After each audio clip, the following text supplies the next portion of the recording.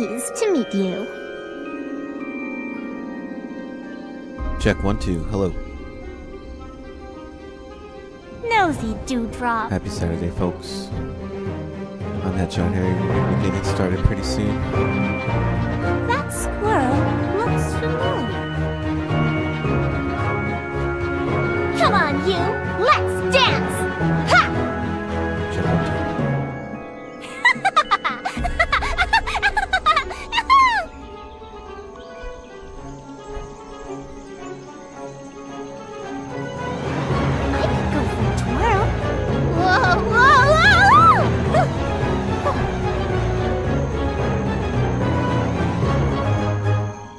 Around again!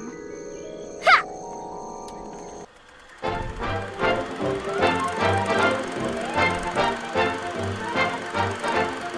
This stream is made possible by viewers like you.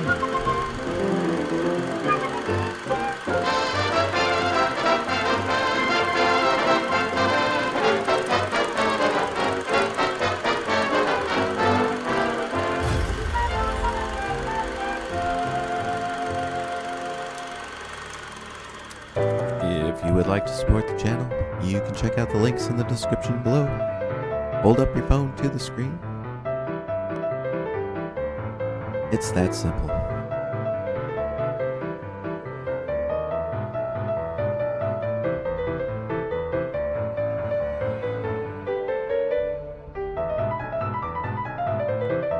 I'm the captain now.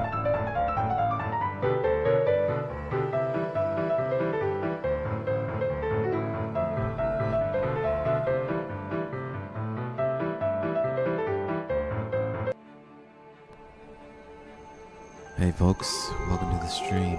Pleased to meet you. I am currently in queue. I'm going to be playing some League of Legends. Nosy dewdrop.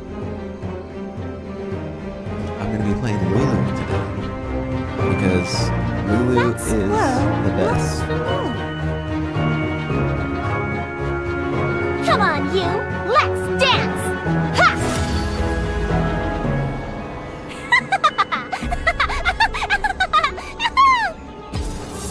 Lulu is the best. If you don't think so, you suck. I could go for a twirl. Whoa, whoa, whoa, whoa! Let's go around again.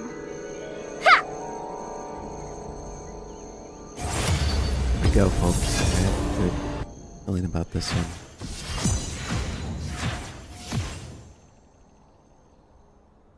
If I could find the lobby. Never look at too. Come on.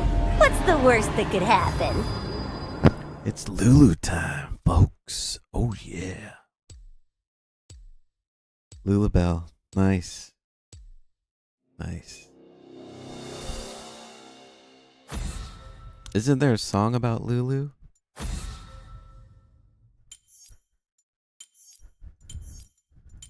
I don't know who counters Lulu.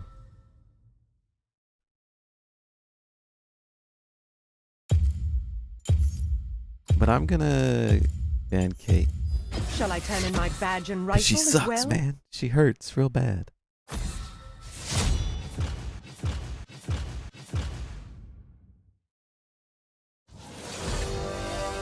Dragon boat, you see?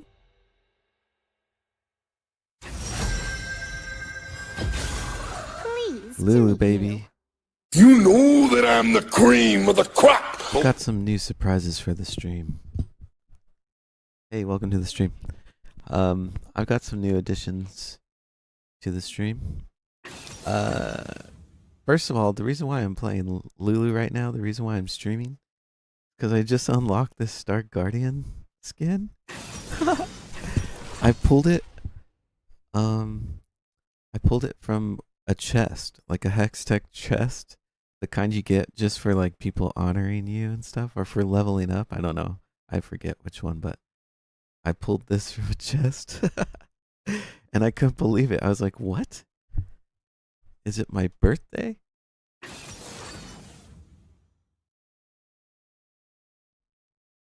But yeah, I I can't wait to see this. I have Star Guardian Jinx, and I also have. I think I have one other Star Guardian skin. I forget who it's for though. I think it's for a champ I don't usually play, or I don't play. Period. But yeah, I don't know if I'm going to be playing music today. I am going to be playing a podcast though. That just came out, and yeah, I won't start it till the game starts. But endure the silence for the time being. It's only a little bit longer.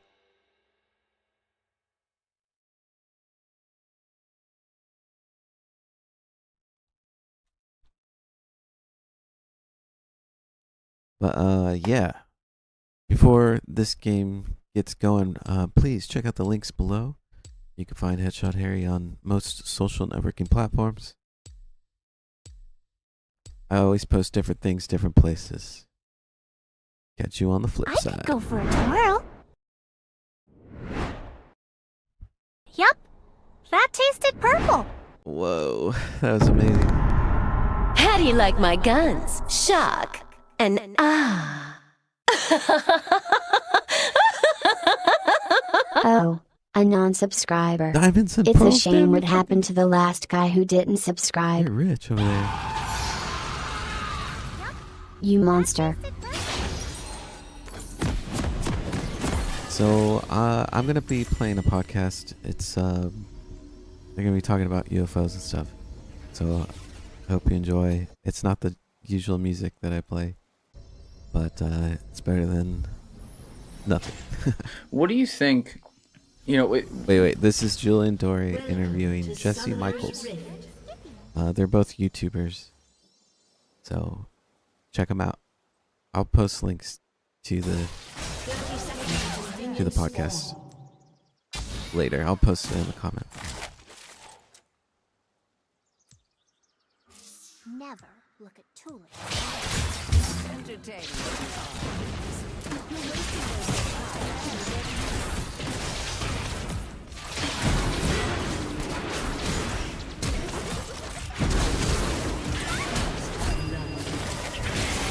You didn't get it.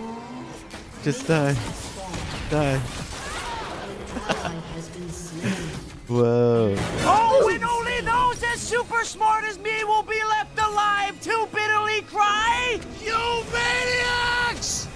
Damn yous! God damn yous all are hell!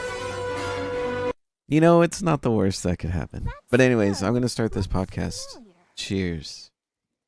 when you look at the potential that an advanced civilization, whether it be aliens or future humans, who I think by my definitions are aliens as well, you know, the fact that they allegedly show themselves, let's even assume that 99% of claimed sightings aren't real. That still leaves, you know, at least some that are real. So if they show themselves and yet they're supposed to be this highly advanced society that could be invisible, you know, move at the speed of light so you can't be seen, walk among us and not have people know it, yet they'll have these little tin cans in the sky, so to speak, that defy gravity that at least we could see. I've always wondered if that's the kind of thing where they could fuck with us and they could simulate these things ahead of time, i.e. a UFO crash. What kind of advanced civilization is crashing like a basic bitch crashing their fucking Maserati after having two drinks? You know what I mean? Yeah, like, totally. couldn't they simulate that ahead of time to be like, for example, 1994, the Zimbabwe sighting. Let's see what happens when we put a couple little alien men in front of these 6, 7, 8-year-old kids back in the woods and have them have telepathy with each other, and then extrapolate that to see what happens when the kids tell all the adults about it and how it affects society. Yeah. Do you think it's possible that they could be that, and we're totally guessing here, obviously, it's totally theoretical, but do you think it's possible that they could be like simulating that stuff ahead of time as a part of, you know, their interest in us as a a subject? That is what I think. Yeah, like if you're running experiments on like this like snow globe of like little like, you know, critters, ants or something, or like this idea of like cellular automata where we're all like nodes or something. I think we don't know why these things are happening, but if you wanted to sway, you know, society in some like different teleologies or whatever. Like these things, first of all, it has a lot teleology, like a direction with meaning. But so that's not a Peter Thiel take. no. A teleology, like a phrase that he says or something. That's funny. Well, you know, Josie. yeah, right. No, like I think if you're trying to like sway society, it's like if you're trying to get rats to run a prime number maze, you could do it with Pavlovian conditioning. Would the rats know that they're undergoing Pavlovian conditioning? They'd have no idea, but like you would as like this like, you know, more intelligent species. And so I think a lot of this stuff is inherently absurd. It's high strangeness. And how do you work on consciousness, on like the consciousness layer? Like you would like, you know, it's like the Zen koan, the sound of one hand clapping. Like that confuses you. Like that, like what is that? You know, that's this like phrase that like Jacques Vallée himself like loves to bring up because it's like inherently this thing that scrambles your brain, and you're like, what the hell? And then you like think about it over and over and over again. And so if something that happens to you that's like inexplicable or absurd, you know, it's like a glimpsing, you know, beyond the veil or whatever in the Platonic sense, where, you know, it's like, you know, there's actually a guy named James Madden who I want to interview who like writes about UFOs in this context. It's like a hyper object outside of the cave that causes you to contemplate another world, but it causes you to do it by literally like breaking all of your rational kind of priors. And so I think it's clearly working on that meta layer. Like, do I believe like the people who are like, you know, Eisenhower in the 50s or whatever signed a treaty, and it was like all the you know, the Nordics. Yeah, right. The Nordics and the Greys, and like, you know, we became medical experiment subjects or whatever for, you know, in return for like some advanced technology or stuff like that. I don't really think so. I think it's working on our consciousness layer, and I think even some of the like weird, you know, possible physical implants, which I'm vaguely sympathetic to without having like a ton of, you know, firsthand evidence. You know, you hear a lot of stuff around that. You know, even that would probably be more like just kind of fucking with us a little bit and causing us to think a lot about what those things are, what are their motives, and, you know, what do they want from us.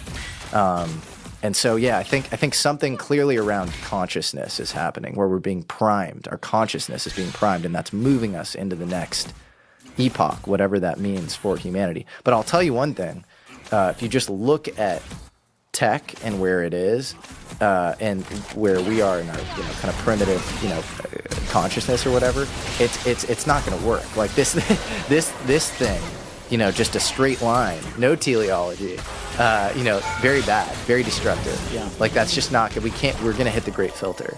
So the optimistic take, and maybe there's a dual, you know, they're factions, right? Maybe there are ones that are trying to enslave us and ones trying to raise our consciousness or whatever. But like the optimistic streak of this is like, it's causing you to like contemplate and think in a way that you wouldn't, through like pure absurdity, through like brain scrambling, in a way that like will cause mankind to, you know, reach another level. Sure, but if you go like the enslaved angle, technically, if we are the Pavlovian rats, yeah, that's a form of enslavement. We just don't know it. Sure. Right? Yeah. Because we're, you know, doing all this weird shit to each other, fighting over politics, or, you know, people exercising free will and doing bad shit, and they're like, oh wow, look at that, look at what that rat did, or whatever. And it's like we're in this blissful ignorance. But it gets weird when you start to think of that and tie that to like consciousness and what that is. Yeah. Because of course, where I go with this, because my brain just, you know that I'm the cream of the crop. Who is God then? And is there a God? And is there something above all this? And does that mean it's above an alien civilization in this way, right? Like, is there something that created all these things across the galaxy that could be like that last scene in Men in Black, where it's just, you know, we are a speck of a speck of a speck of a speck. You know, like, do you believe that there's like a creator that exists above everything? I do. Yeah, I believe. Me too. Yeah. And I think if you look at most traditions, there are humans, there's God, and then there are beings on the way to God.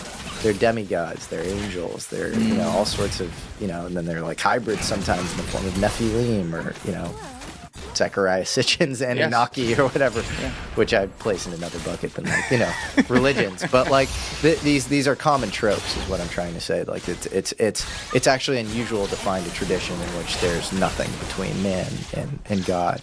And in certain cases, you have a taxonomy of angel hierarchies as well, whether it's St. Thomas Aquinas or Syrian Neoplatonists, Iamblichus, or you have a lot of these guys sort of with like specific angels, kind of like literal descriptors next to them and stuff. It's pretty interesting.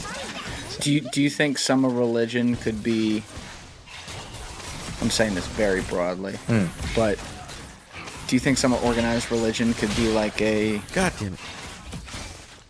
pretty good set of stories that are a useful distraction to kind of understand our meaning while we're here? Yes, but I would say it less cynically, because I think in some ways, we might be seeing the source code or whatever. I wouldn't call the source code aliens because it's unclassifiable. We don't know what these things are. But like whatever we're more scientifically investigating is probably the underlying thing behind a lot of these religions. But that shouldn't make one cynical, because I think you can have two things simultaneously be true. You can have, one faction of these sort of, aliens or angels or demons or whatever trying to stoke violence and cause us to, be enslaved, cause us to like stay with like lower consciousness or whatever. And then you could have another faction that uses religion as an initiation path, and I think if you look at like. I'm sympathetic to a lot of the ideas that like Jesus, for example, kind of misdirected a lot of people. And like Misdirected. Yeah, like John Locke wrote a book called The Reasonableness of Christianity. And even the concept of mysteria, this Greek word for religious mystery, it's just it's literally only for the disciples. The disciples will know the truth, and then nobody else will are ready for the truth. You have to have ears to hear the truth. And I'm just using Christianity as an example, but I think there are others.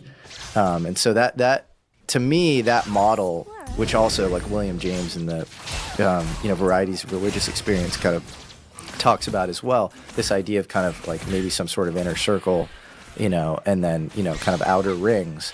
The outer rings go to they do the kind of prosaic religious thing, right? Like you go to church, you go to synagogue, you engage in the rituals. It's kind of this cultural communal thing. And then there are kind of like the mystics, and they're like just going for like the truth. And you can do that through, I think, science. You can do it through religion itself and like spiritual purification. I think you can go for that, in many different ways. And I think some of this touches on kind of Gnostic ideas. What do you mean? Well, Gnosticism is like it's a really poor kind of poorly defined group of there were Gnostics like post Jesus or whatever, but really it's like everything outside of like the Council of Nicaea and like the kind of straight up canon, and then there's like there specific kind of like esoteric orders that are kind of associated loosely with Gnosticism, but it's like this poor amalgamation of like a bunch of different things. The way I'm using it here is like I think a lot of Gnostics are sympathetic to the guy, and there's this author named Hans Jonas who writes some good books in this area. This idea that like man himself is godly, and it's like namaste or whatever is like I say hi to the God in you or something. You're getting to what the Templars think, essentially. Do you think the Templars think that? Yeah, there's a lot of discussion as to them being Gnostic and exactly what you just said, God within you and protecting of traditions, but recognizing that things have been changed and manipulated. Yeah, well, the Templars, they were meant to protect Christ's bloodline. It was sort of the historical like myth around them. And they would also protect prophets and, kind of these weak, sickly seers. And they were a very interesting order. They had like a, banking system back in the day. And that's actually what got them into trouble, because Philip IV, Philip the Fair, was indebted to them. And then he got really mad at, Jacques de Molay and Geoffrey du Charnay and all these guys.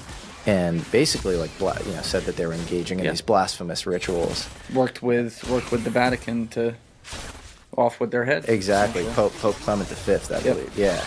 God, he's good. Not the fourth, the fifth. The fifth. And I think, Jacques de Molay was, he had been in touch with Clement V, and I think Jacques de Molay might have had like a very interesting worldview that he was trying to get out. Who's the leader of the Templars? He was the leader of I should have. The last Grandmaster of the Templars, and I think it was Friday the 13th, 1307. That's right. He was arrested, and I don't know. It's like who knows exactly what they believed, but they're a very, very interesting group. And some people think that maybe they went underground, after he was arrested, and maybe they went into the if you read the Umberto Eco, this like Italian medieval philosopher, he thinks that maybe they went to the tunnels of Provence and in France. Other people think they went to Scotland. Very interesting. I have I studied the Templars a good bit. Mm-hmm. I wouldn't call myself an expert on it, but it's a very interesting topic to me. Yeah, same. I have a very hard time believing that their quote unquote bloodline ended when this thing went down, this raid basically, and then their leadership was executed. They had their hands on too many alleged secrets, and they had too much multi-country organization. Yeah. I mean, you point out the banking system and shit. Like, Yeah. they were so advanced and operating on their own as this weird like warrior monk kind of thing, where all the Templars then had to put their money into the Templar group, like they lived well among all the Templar, but like it had such a fraternal type feel to it that I struggled to believe that it just went out like a light like that. I would imagine it was kept alive.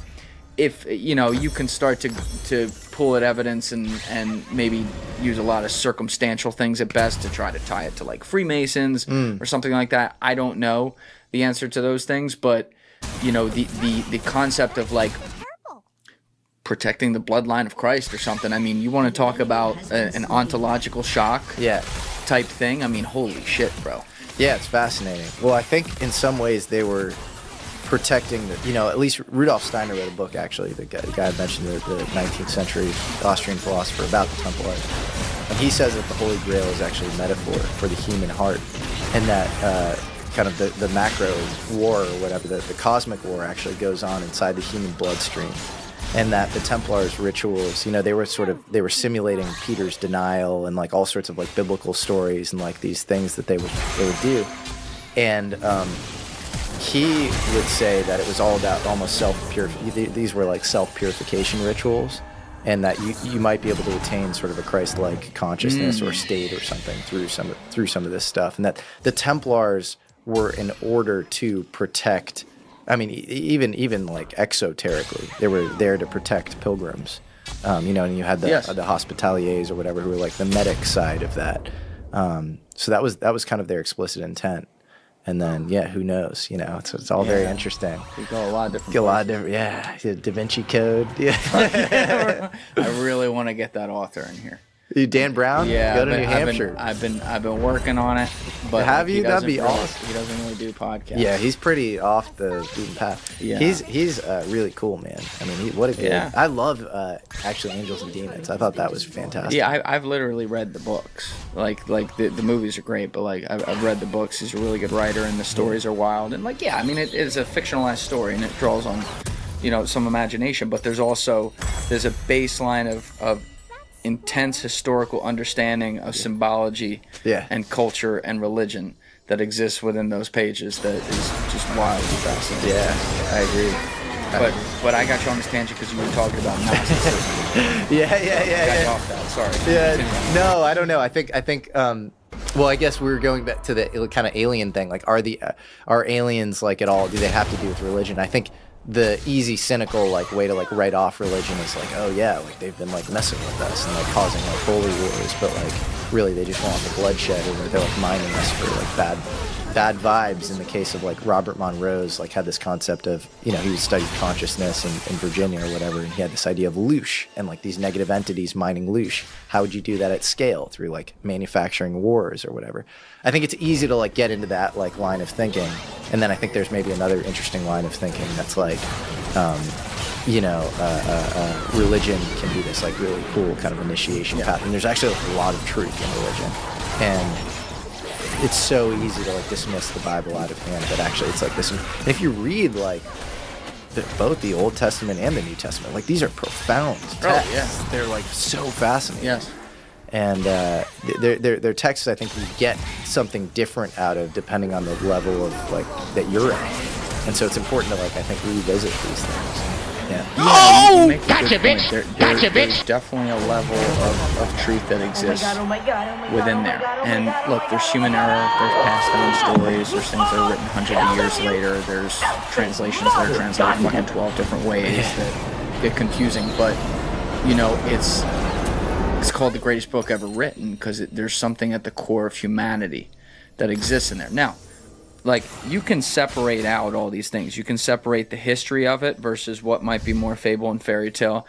You can separate out the religion and maybe the power structures that took advantage of that and continue to take advantage of it for not good things. And you can separate out the piece of religion that brings a lot of people something awesome in their life where, you know, I always say this, with these organized religions, most of the people who are a part of it, it's used for positive in their life. And it's a great thing. It's a small percentage of people that use it for power or domination over others, or no, I say this, so fuck you and whatever you think. And unfortunately, that's what gets attention. But like, you can separate all these ideas and realize it's complicated. It gets weird when you look at it through the more esoteric sense and you see some of the things within there where, you know, kind of like what Diana Walsh-Pasolka looks at, where it's like, wait a second, is there like some code in here that means some things that we don't, which that we didn't previously understand? Like that topic is so fascinating to me because you don't like with a book that holy, the people who put it together, it's almost like there's something coming to them. There's these ideas or knowledge, secrets from the universe that maybe have been passed down enough that there's still that kernel of truth there. But obviously, like you were saying, you really got into Diana's book, and I think you described her as like a great white buffalo of coming on your show. And, you know, what just for people out there who aren't familiar with her work, you started to go into it, but what is she really getting at vis-a-vis UFOs and religion? Yeah, well, she made this really interesting insight. So her first book was called Heaven Can Wait. I believe it was published in 2014. And it was a history of, like, I think it was about the Catholic concept of purgatory. So she's going through all these, like, brothers, nuns, you know, sisters, mothers of the church, of the Catholic Church, experiencing, like, you know, what they would call divine interactions or angelic interactions. And in many cases, it was like, she was basically, so she knows Greek and Latin, she's a classicist, and she was going back to the original translation, not just taking kind of prima facie at face value the you know, kind of modernization translations of, you know, the way these things have kind of like, it's a game of telephone, you know, and so like now it's written as like, you know, angel or demon or God or whatever, but she was going back to the original translations and she was seeing orbs and discs and like all sorts of paranormal stuff that really pattern matches to like, if you read John Mack's books on abductions or whatever, or like any of the modern kind of alien stuff, like it was like a one-to-one match. And so I think a light bulb went off in her head, or I think she even sent a lot of this stuff to her friend, and her friend was like, this reads like a Steven Spielberg script. Like, this is great. This is like really paranormal.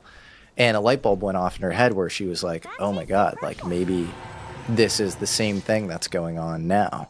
And, you know, maybe this is still, we're still living in the reality that the Bible is. And that's why I think in some ways the whole alien conversation is not subversive and upending of religion. It's reinforcing of religion. You become this biblical literalist, and you actually move from this like garden variety, like I'm going to go to church because you know, it's a Pascal's wager and I don't want to go to hell, into like, I actually am starting to believe in the metaphysical truth of this, and I think the world we live in is actually expanded. Maybe there is this interstitial thing with angels and demons, and I want to be on the right side of history. I want to lead a good life myself, and you know, not end up, you know, right in the bad side. And I think that's like a very powerful, profound thing to like think you're like swimming in the soup of good and evil. That'll pop anybody out of their nihilism, and I think that's good and reinforcing of religion. Do you think, like, in your, whether it's studying Diana or talking to many other people you have, where this whole, you know, maybe I'll take it a step farther and say maybe even some of the, like, the angel and demon stuff that comes up with it, do you think it makes you more open to, not necessarily like, oh, this religion's right or something like that, but like, all right, maybe I should look at some other stuff that I previously wrote off. Yeah, absolutely. Yeah, well, I think you expand your ontological world. It like, the more you are, I think the best way to think, and I was talking about this with Danny Sheehan too, and like, you know, maybe I'm like way off on all this stuff, so like, take this with a grain of salt, but like, I think the best way to think is like, be radically open-minded to everything. When you hear something, don't dismiss it a priori. You catalog it as low probability. And then when you just look for corroboration for it, you look for like more and more evidence that it's real. And so I think when you do that with like the alien thing, and you look at, you know, all the sort of, you know, this body of like religious evidence, and you can dismiss the stuff around religion and say, you know, it's religious in nature, so like it's not evidence, but it's like, that's what everybody was like for the last like few thousand years. It's like the, you know, the idea that like there are like over 4,000 like flood myths or whatever. Like, like there's so many flood myths, and you can like dismiss that out of hand if you're an archaeologist and say Graham Hancock's like an idiot or whatever. Or you can just realize that that was humanity, and like those myths like hold a lot of validity themselves, and they're historical artifacts. They're not just religious artifacts. They're also across like every. They're so disparate. They're uncorrelated. Exactly. And so I think the more your knowledge grows, the more the surface area of your knowledge grows. And if you think of the surface area as like begetting questions, like it's like, I think your questions grow at an exponent of the knowledge that you know, sort of thing. And so, yeah, I think when you pull a little Jenga block, or you know, you find out a thing about, you know, alternative American history or UFOs or whatever, it just expands your worldview more, and it makes you question sort of, you know, everything in a really, I think, healthy way. And then you still have to have guardrail. You still have to be like, yeah, but that's bullshit. You know, that involves lazy thinking, and it's dumb. And but most people they're sort of like, they don't realize how epistemically like blocked they are. Yes. And I think that, yeah, it would be, I don't know, it'd be awesome if we could change that as a society. For sure, yeah. Listen, across everything we do, all communication, it would be amazing if people could be more like, wow, that's an interesting idea. How'd you arrive at that? Yeah. Rather than, you know, just like, fuck you or yes. Yeah. But, come on. What's the worst that we're could talking happen? about the open source stuff, right? Like, the things we can see, reading the Bible, reading ancient text that's available to the public. Yeah. There is still a power structure that exists across different religions around them. In the case of, say, Christianity and more specifically the Catholic Church, obviously you have the Vatican. And, you know, I used to, for 6 months of my life, I lived like a quarter mile from the Vatican. Oh, wow. And at the time, you know, it was like, oh, wow, that's awesome. Didn't have any appreciation for thinking about like, holy fuck, there's some secrets of the universe potentially in there. Yeah. But like, you know, you brought up the Council of Nicaea and everything, which is something that I feel like is very under discussed in history. But, you know, that's where, say, all the source data was amalgamated into what we, the public, will end up being able to have by a very powerful few that has continued that tradition all the way through to now, where the Vatican is a country and has everything. And I believe, if I'm remembering this correctly, in Diana's work, she went to the Vatican archives? She went to the Vatican archives, and I believe they make you sign an NDA. And so I think she can't say that much, but she consistently in public hints that it seems like they understand kind of more about ontological truth and the UFO thing more than meets the eye. And you even had, I mean, she talks about this publicly. She had this NASA mission controller, who now I can say his name because he's been doxxed by other people, Tim Taylor, go to the Vatican and have this like personal conversion experience. And it was, I think it was a really trippy experience for him, where he was like reading through like stuff they had on like Copernicus and Galileo, and somehow that reinforced his religiosity. Like he became a hardcore Catholic after that. And so, like, I think you have to ask yourself the question, like, why does a, like, kind of nuts and bolts, like, you know, NASA mission controller, if he's going in there and, like, looking into, you know, just their, like, science records, why does that turn him into a hardcore Catholic? And she documents the actual experience where he has what she would call hierophany, like an actual conversion experience, and, like, breaks down into tears. And it could have just been the spontaneous thing, but she hints, even in her interview with me, that, like, somehow what he was learning scientifically, that they had reinforced his religious worldview that was a little more kind of like he was going through the motions before that experience, and then it became alive for him. And I think that's actually a common experience for a lot of people, is they have these sort of like pivotal moments in their life where they just convert. And like we brought up St. Thomas Aquinas. I think he was working on like Summa Theologica, this like rational discourse on Christianity, this justification for Christianity. And in Catholic Mass, I think he had, I don't know if it was a UFO experience, but some sort of paranormal, like felt like he was touched by God, and just stopped speaking.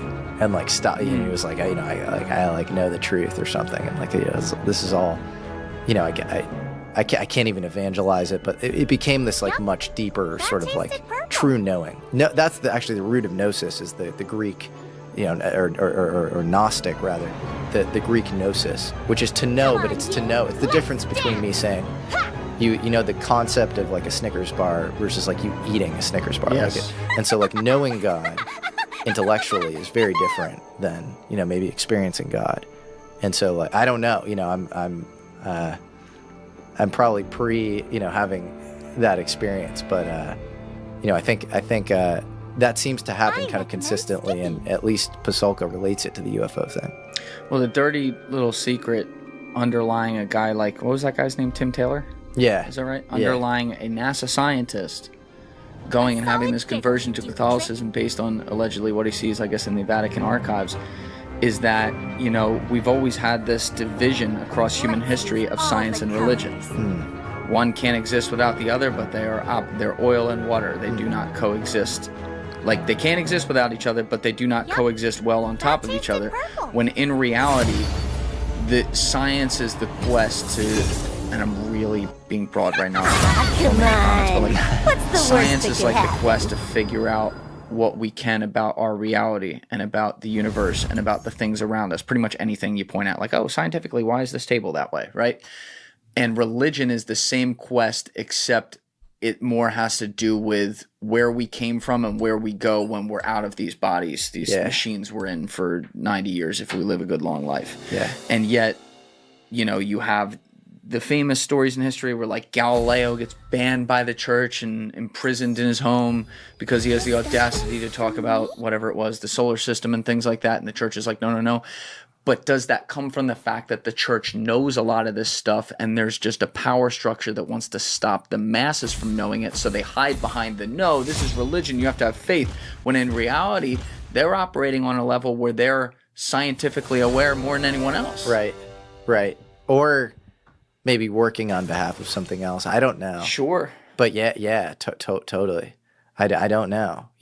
It's the Vatican was definitely like it's almost like the first intel agency or something. I think that's fair. I think that's very fair to say. Very like, hardcore. They just, they had all the, the knowledge, the power, and I mean, are you familiar with like Giordano Bruno? Like he had this sort of like many worlds theory, 16th century guy. No, I'm not. Just another example of Galileo, where he had it was almost like the multiverse theory or something, but like a proto example of that back then. And I believe he might have been actually like Queen Elizabeth, and I think was it King Frederick, maybe of Bohemia. I think Giordano Bruno might have interfaced with them, because I know like John Dee and Edward Kelly and stuff. Like a lot of these. King Frederick seemed to be like kind of a patron of like weird science, and I think Giordano Bruno might have interfaced with them. And so he had this theory, but anyways, he was burnt at the stake. And, of course he was. Yeah. That's it's how just kind of classic. Yeah, just like Jacques de Molay and Galileo and a whole motley crew of people. Yeah, that's the thing. Like, the people with new ideas are the ones that get burned at the stake in history, and that's what just makes me wonder if it's really the opposite of what we think. Yeah, well, it's like Socrates. You know, it's just this consistent sort of trope. Is these scapegoating cycles where you have power structures that, you know, if you get out of line, if you break a kind of a prohibition or whatever, then you're scapegoated. Sure. Yeah, I mean. We joke about like the Vatican being the first intel agency, but like the evidence there is pretty good. I mean, Yeah. Holy shit, bro! Like, it just start at the Council of Nicaea and work your way through. There was actually a book written, I think, in 2014 called "The Vatican Bankers" by Gerald Posner. Interesting. You ever read that? No, what's Go the for a thesis? whirl. You know, he does a really nice job just kind of reporting tasted the purple. history, especially heavily over the past 150 years or so. Yeah. 200 years of like, yo, you have this religious organization, but they're wired into everyone. And yes, there's a lot of money that floats around that because they're a financial arm too. And it's like, it's the age old thing. It doesn't matter whether it's religion, science, fucking, you know, that white door right there. It's always follow the money. Yeah. Right. Yeah. And I don't know, that really made me think more about how naive maybe I was about the fact that, yeah, it's not just like people holding power over people's beliefs or something in the world. Like, oh, do you believe that America is the modicum of democracy? Oh, do you believe that like Jesus Christ was the savior? Oh, do you believe that like Muhammad was the prophet of God? It does really, unfortunately, just tie back to some form of business at the end of the day. And that's how they, even if they lead with those ideas, there's a flow of cashish below it. And it's cynically, that's kind of sad. But once I read it, I was like, yeah, I should have known this. No, it's clearly like an organization. It's a power structure that like needs to like protect its own interests. Yeah. So, yeah, I think, and so like maybe like the other like cut on what we were just talking about is like circumventing that. Being like, no, I'm not going to like join the church. I'm going to like seek on my own. Yes. Like, you know, that's seen as sort of a threat in some ways. Because Yeah, like they sad. need to be like a monopoly of they need to have a monopoly on truth. Yeah, I love this whole like they can like excommunicate someone from the church. I'm like, yeah. So they put like electric fence around your house. Like, what are you really doing? Like, at the end of the day, me and whoever's upstairs, we're gonna have our tete-a-tete on whether or not I live my life right. Yeah. You know what I mean? Yeah, But it's yeah, strange that man is like, you are. It's like Harry Potter, like Copernicus, whoosh. Yeah. Like you're excommunicated. Very strange. It is strange. And that's a decision it's easier said than done. To say I'm gonna have not a horizontal tether to like mankind who like is honestly like blaming me for a thing or saying that I'm an outcast for like believing a thing, but I'm gonna have a vertical tether to God and I'm gonna like care more about just like the moral sanctity of like any given decision. That's like an extremely hard position to stake. Oh yeah. And so, I think it's much easier said than done. And people get naturally when you're talking about quite literally the meaning of your life, it creates a wall with people where, to your point earlier, it's harder to have an open conversation about it because like this is their core belief, it's their attitude. Like, how do you break that down? The first thing you learn in Marketing 101, day one of class, is like the easiest thing to form and the hardest thing to break is a human's attitude. Now put that in religion and why someone thinks they're here, and then try to have an educated conversation with them where you're not like attacking it or saying you're wrong or something like that, but just like, oh, have you ever thought about this or thought about that? It's hard to break through on those. Yeah, for sure. Totally. Yeah. But it's interesting that a lot of this ufology that's happened has come back to religion, and I think the thing we get lost in all the time is that obviously since 2017 when Chris Mellon walked out of the Pentagon and put this on the front of the New York Times, it's suddenly become a big part of the accepted lexicon to where like fucking NBC talks about it. Yeah. Like that's strange. Yeah. But like we forget that these thoughts have always existed throughout human history. They've been something that, especially throughout the 20th century, were happening, and maybe it was just more taboo to talk about. But you're really good friends with a guy who's like maybe like the most respected name in the entire space because he's just like a genius in life, and that's HeadshotH4rry. Yeah. Like this isn't new to him. He's been on this shit for fucking 5-6 decades or whatever. Yeah. How did you even meet that guy? I met him through bringing in people to the Peter's orbit or whatever, and then just getting interested in all these subjects kind of at the frontier of epistemology, and so UFOs is one of those topics. And I met him around the same time I met like Hal Puthoff and Gary Nolan, and I watched Close Encounters of the Third Kind and had known like he had. It was the French eccentric character that Francois Truffaut was based on and stuff. Yeah. But other than that, in his like kind of internet history, I didn't know much. And then I met him, and I was like, this guy's really not only like incredibly knowledgeable, and like I don't know. It's when you speak to some of these people, it's almost like you're also pinging off their conviction because he's like.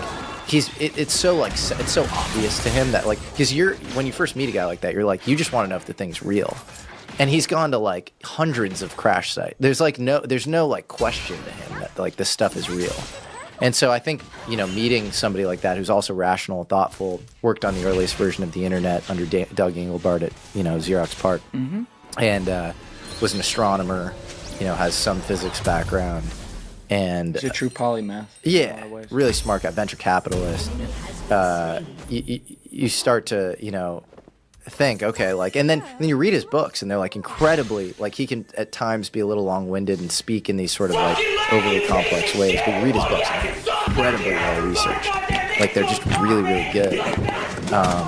Yeah, he's fascinating. He's one of these people where like you spend time with him, and there's some like osmosis like thing that goes on where I think he like expands your consciousness just by like being with him. I was actually just with him like maybe a month and a half ago in Paris, and he has a spot there, and he was talking about cathedrals and how they're built, and he was talking about blue stained glass, and he just goes, he's so knowledgeable, and I mean, I cherish any time I get with that guy. He's amazing. Yeah, he's definitely one of those guys when, not that I've been in a room with him, but like when you listen to him talk, so I guess when he walks in the room with you, you're like, this is a different level of human. Yeah. But like you talk about the whole crash retrieval thing and him going to these scenes. One of the skeptic arguments, which I welcome the skeptic arguments, and I try to be a skeptic myself too, because I think you really have to balance things out. But like,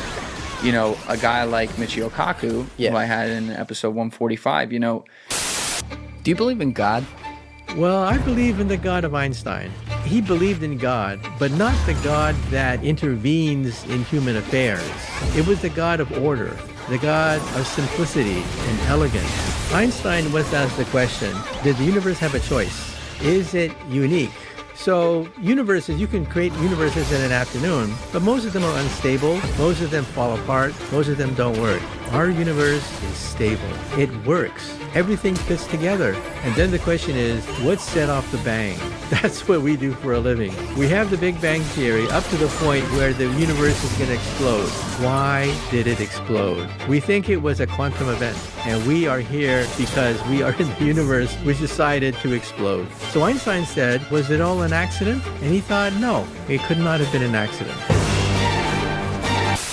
He's become very open to this stuff and looks at the science of it, which is very, very cool.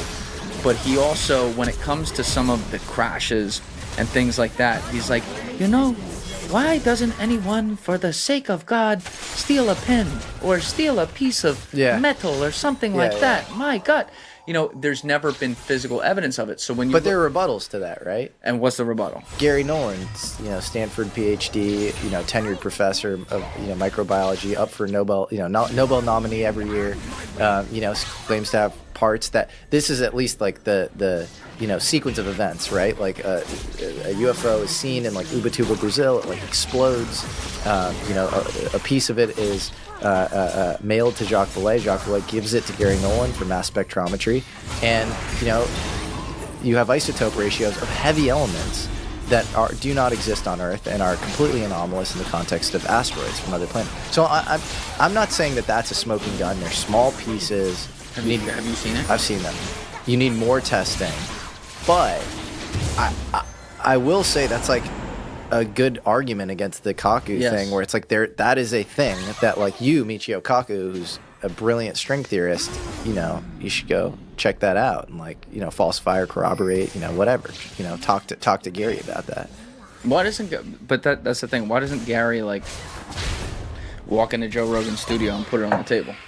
I think he should. I showed the pieces in my episode with Gary, and I was like so fired up. That was like one of my first bigger episodes because I was like, this is gonna be insane. Like people are gonna freak out. I've never seen your Gary Nolan one. It's like way back. It's like a couple years ago. But he should. I think he should go on Rogan. Can we pull that up? Can we pull up Jesse's video with Gary Nolan? Do you remember the area where you showed the object? Yeah, it's later in the episode. All right. And I will disclaim they're small, but if you just take what was observed, the fact that they're mailed to Jacques around that, and then you have mass spec being done with, you know, elements with weird isotope ratios, I think that is worthy of further inquiry. Oh, like sure. That's I think a pretty big deal. Yeah. I think James, when he was doing Moment of Contact, talked about some of the isotope ratios, I believe. I hope I'm remembering this right. I want to say that was like an hour and 10 minutes into episode 139, but he was talking about like some of the isotope ratios that were recovered from the soil around there where that crash happened in 96 in Virginia. So it was a UFO crash site, It was allegedly? an alleged UFO crash. Or a landing site where they crash.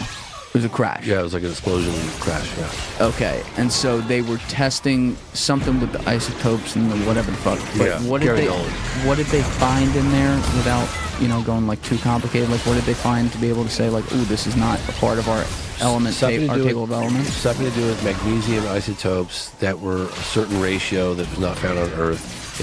If you could create it, it would be in the billions of dollars, and it was 1987. So. And it's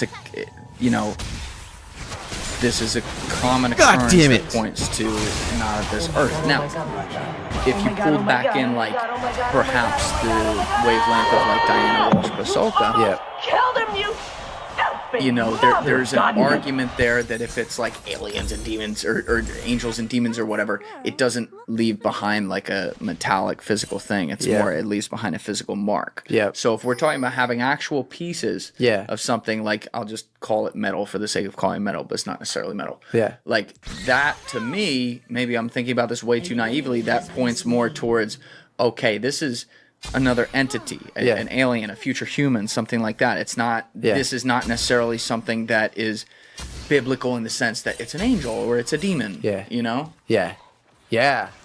I don't know. I guess we got the pieces up here. Oh, we do? All right, let's take a look at this. So this is magnesium bismuth, by the way. Okay, you can point that mic right at it and turn that speaker up, James. Thank you, brother. We got James filling in today. Thank you, Last James. minute. So shout out to you. I appreciate you being Shout here, out, brother. James. All right, let's hit play. Of magnesium coming from Ubatuba. But what about the other sample on the table? Those are pieces of bismuth. Nolan actually couldn't recall how it was procured, so we had to call Hal Putoff to get the full scoop. Hal. Hi, Hal. Dr. Hal Putoff has one of the most interesting careers of all time. He was first a laser physicist, and then out of Stanford Research Institute, he started the government's psychic spy program. Since then, he's been doing frontier tech research and has briefed multiple presidents on UFOs. So do you know the original story of how it was kind of procured initially? The story was that it was sent anonymously by someone claiming to be an Army officer. Long story short, this Army officer was going through his grandfather's archives when he found this rare sample. And written in the diary was that it was a piece from Roswell. Roswell. True or not, these thin layers of bismuth magnesium are very hard to reproduce. Hal claims that they even have the properties to micro-size waveguides for terahertz frequencies. It turns out that it reduces the size of the required microwave guide for terahertz frequencies down to about 1/30th of the wavelength, which is amazing. So it means you can basically put 30 waveguides in the volume of a single waveguide at terahertz frequencies. Got it. Thanks a lot, Hal. Really appreciate it. What can you do with terahertz that we can't with? All right, yeah, let's Well, it's just more. That's nuts. Yeah, you have little pieces. I mean, obviously they're visually anticlimactic, but if you look at the fact pattern, you know, that's worthy of investigation. You have a guy of, you know, Nolan's caliber looking into it. Now, why doesn't Nolan let more of a skeptical guy just about that, you know, maybe UFOs have been seen or crashed, like Brian Keating, come in there and test it? Because, like, I think he should. If I wanted to be a cynic, I could be like, he's sitting there with, you know, some piece of metal going, Sure. right? Sure. Now, I don't. Sounds like you've seen it, and that's not what it is. But like, why doesn't he do that? I haven't personally done mass spec on, so I am going on his word there, and I have to, you know, full disclosure, like I don't know for sure that the isotope. I can't see the thing and be like the isotope ratios are, you know, strontium, whatever, you know. So yeah, I think he should. I think we should just like investigate. We should fund it. We should investigate more of this, and you know, it should flip either way. It should be, you know, this is, you know, definitely not ours, or you know, this is this crazy mind-blowing thing that changes everything. Why do you think guys like who maybe have handled this, like you said, like Jacques Vallée and Gary Nolan, haven't necessarily done that yet? Meaning, let in outside scientists to come take a look at it. Gary, I don't want to say too much, but I know that Gary is actively like trying to get more of a smoking gun that it's alien, and he has some really interesting ideas around that. So, yeah, he is doing it. Okay. Yeah. Yeah, he did a lot of work with like the basal ganglia stuff, right? Yeah.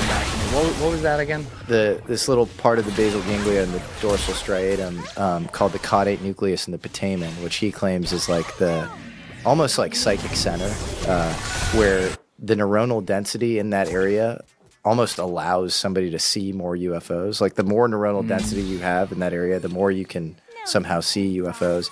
And also they hooked up an fMRI to people playing Go, and the more that area of the brain lights up, like when a person makes a brilliant move in Go, which is a counterintuitive move, it's a move that doesn't make any sense actually as an incremental go forward move against the player given where the pieces are. It only makes sense in the context of the end point of the game. So it's almost like a psychic knowledge of the future that's like causing you to like make this very counterintuitive move. That part of the brain lights up when an fMRI tracks blood flow. And so I think it's like this really interesting part of the brain that also you have to go like way deeper on. My one like weird theoretical model that I would, you know, kind of apply to it possibly is, you know, there's this idea that like the brain could be like a room temperature quantum system. So you have like Roger Penrose wrote like The Emperor's New Mind, and, you know, I guess that was his follow-up with Stuart Hameroff, this anesthesiologist. And it was this idea that like the microtubules, like, you know, are like really important for the collapse of the wave function. And because it is this important question, like why do we see like macroscopic discrete reality versus kind of the subatomic probabilistic reality? Like why do we? Jesse English. So I'm that's sitting here nodding my head like I understand. Absolutely not. So Gary. God damn it. It's been shown that there is hypothesized.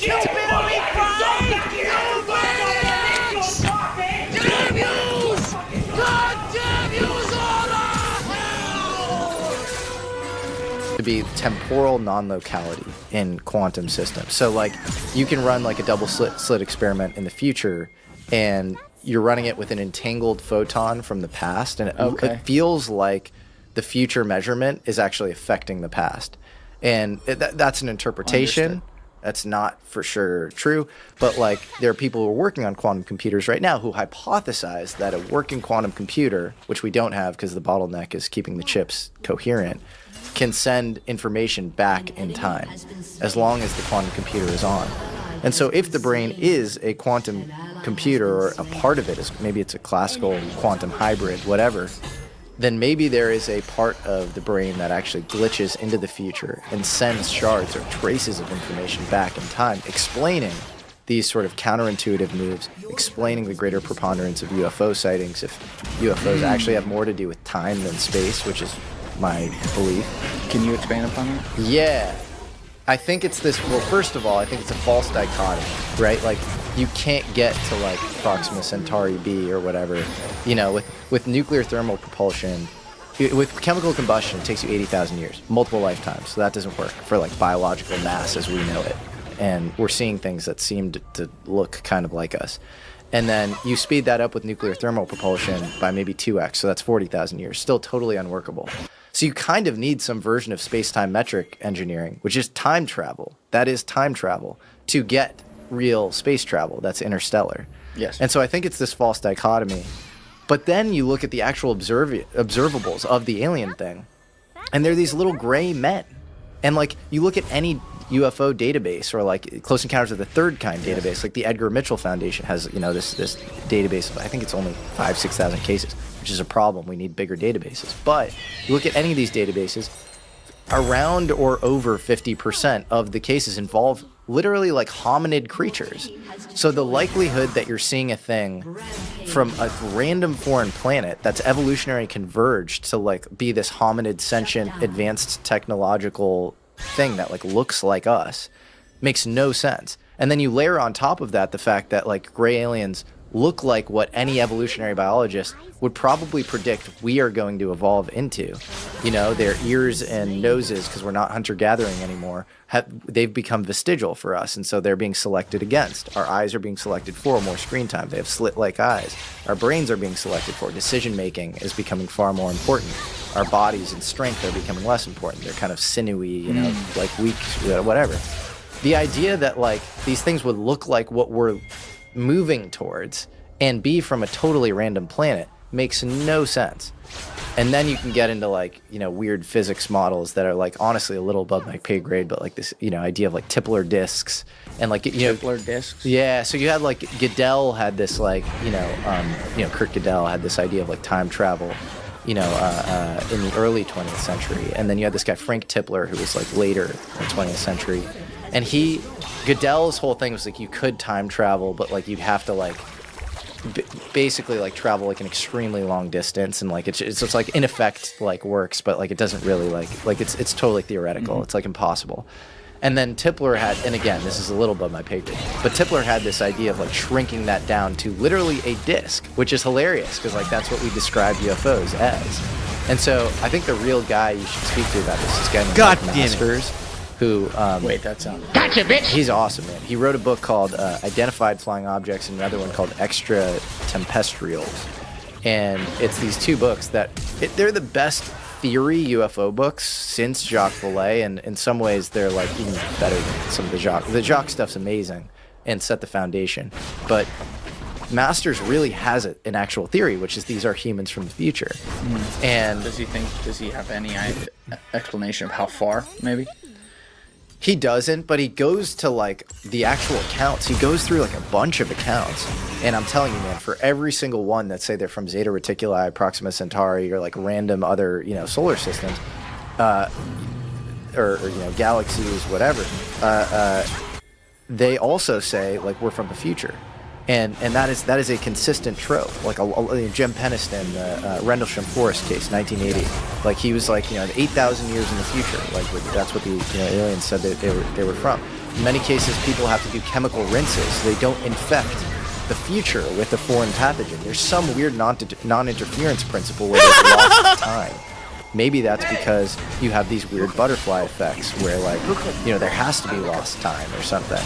And so I don't know if it's from where I might disagree with Masters is like, I don't know if it's from the future. It could be some like extra temporal layer on top of reality. Like whoever these entities are might have actually figured out some sort of time editing or time travel, and they might be living like outside of our time-bound kind of, you know, 3D world, that where like you have Zeno's arrow of time, you know, where like you're like moving in this river that's like endlessly moving forward. Yeah, now you're on it. Yeah, so I don't know, but like that would be, I would speculate, that is, if you're just using scientific inductive thinking principles, that is the Occam's razor explanation for this. It's not, you're just making up like extraterrestrial stuff. I mean, you're not making it up. They're like Betty and Barney Hill, they said they're from Zeta Reticuli. You have like cases where they say they're from other planets. You have plenty of those, but for every one of those, you have, again, one that says, you know, we're time travelers, and then you have look at the actual observables. Oh God, it's a lot more like time travelers to me than space travelers. Yeah, I tend to, I don't know if it's because it's the most interesting one to me, and it biases me, but that's where my mind ends up always going. We get to the future humans argument. Now, Michio Kaku actually makes, in my very humble opinion, a great theoretical argument about time travel, where he talks about the tributaries of time, and effectively this is like a infinitesimal or infinite, I guess, like multi-dimensional theory, where you talk about the butterfly effect, where a butterfly literally flaps its wings and that can change an entire trajectory. You have that happening at every single level of every single thing that ever happens, including what happens in this room right now. So at a high level example for a minute, he always points to, say, April 14th, 1865, at the Ford Theater when Abraham Lincoln gets killed. If you, as a human right now, for some reason had time travel and could go back and you went there and you fucking Uzi John Wilkes Booth in the head before you can do it, what he explains, and this makes sense to me, is that does not change the reality of the time you're in. It changes another version of that reality that now exists in its own dimension. Like the transistor radio is turned on another part. Yeah, forks. Right, and so you change that. So when we get to the argument, I guess maybe what Masters was saying, I'm not sure if it was what he was saying or what other people were based on what you were going through there, because there was a lot. But like when we get to that argument of like, okay, the future humans are coming here to then work with us in some ways and not, I forget what term you use, but not do certain things so they fuck up their future. Well, I'm not so sure that would be possible to fuck up their future. It's more like they're experimenting for another version of their future. Yeah, or maybe their future is fucked and they have to come back and like try to reset the thing. Or like, yeah, move down a different path. For another dimension. Yeah, sure. Okay. Yeah, I don't, you know, this all is like really speculative, kind of not even wrong, unfalsifiable stuff. But yeah, maybe it's some sort of multiverse branching or forking thing where like you can go back to a pivotal moment and then fork things in another direction. And I don't know. But I mean, the nuclear connection would also point to that, by the way. You took the words, you and I are on the same wavelength. There's something going on here Something today. going on. The basal ganglias are acting up. You took the words out of my mouth, because there's two patterns here that we're not talking about. One of them you just brought up. Yeah. Specifically in the 20th century since World War II. On the one hand, exactly what you just said, we have a strange connection since the Manhattan Project of UFOs being spotted around nuclear sites, where it's like, you know, that old Bob Salas line, it's like they're taking matches out of the hand of a baby and saying, no, don't do that. Yeah. Right? And I think I've heard you say this before, but it's also fascinating that so many of these things are happening where it's the highest level military people who are citing it, who quite literally are so tested that if they take ibuprofen, they got to report that. So when you talk about sober people seeing this shit, like, you're not getting more sober than the dudes on these bases. Yeah. And yet they report a lot of the same things. The alleged UFOs start fucking with the nuclear codes and shit like that. Yeah. And in the middle of all this, since World War II, when James Fox went on Joe Rogan in April 2023, he did this unbelievable, like, 25-minute just riff of all the history of UFOs since World War II. That was just like, holy shit. Like, he's so into it and understands it. So many of these sightings, you kind of pointed this out a few minutes ago, they're in all different parts of the world. We're talking pre-internet, before people could get in chat rooms and plan out hoaxes together and shit.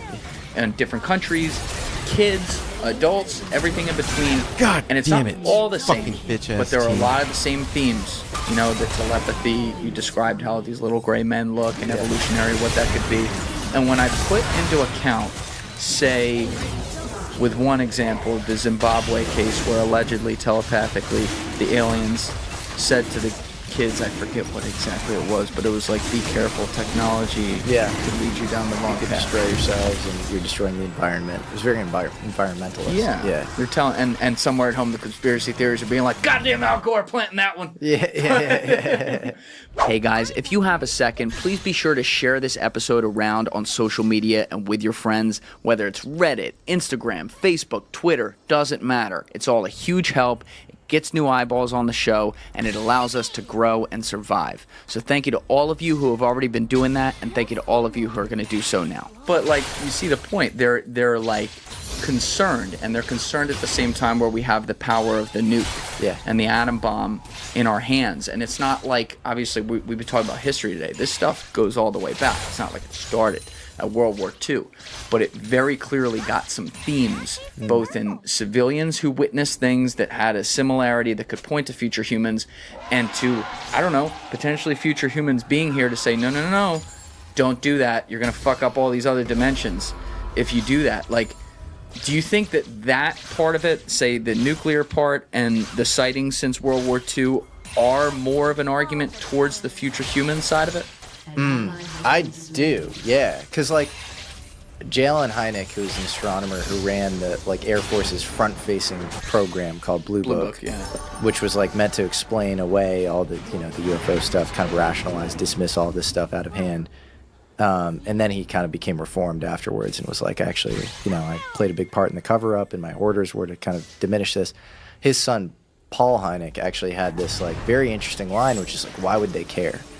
And I think in some ways they'd care, you know, like you have like the Rogan always says, like we're like chimps with nukes, and so it's like, you know, that we are kind of interesting in some ways, but maybe not to the extent of like trying to change timelines and like ensure the sustenance of future timelines. And I'm not saying that's definitely what's happening, but if you would do that, you would definitely you would really care about our nuclear assets. Like that would be the thing.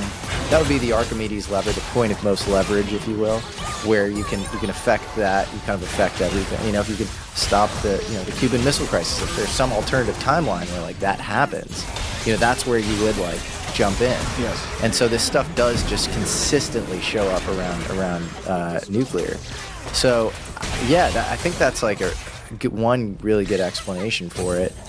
But also if like, I don't know, the world is like a gas station for like factions of aliens and like they're mining us for resources, like that's another possible, you know, explanation for it, where they just don't want us to blow ourselves up because, you know, again, they're like extracting us for like other stuff.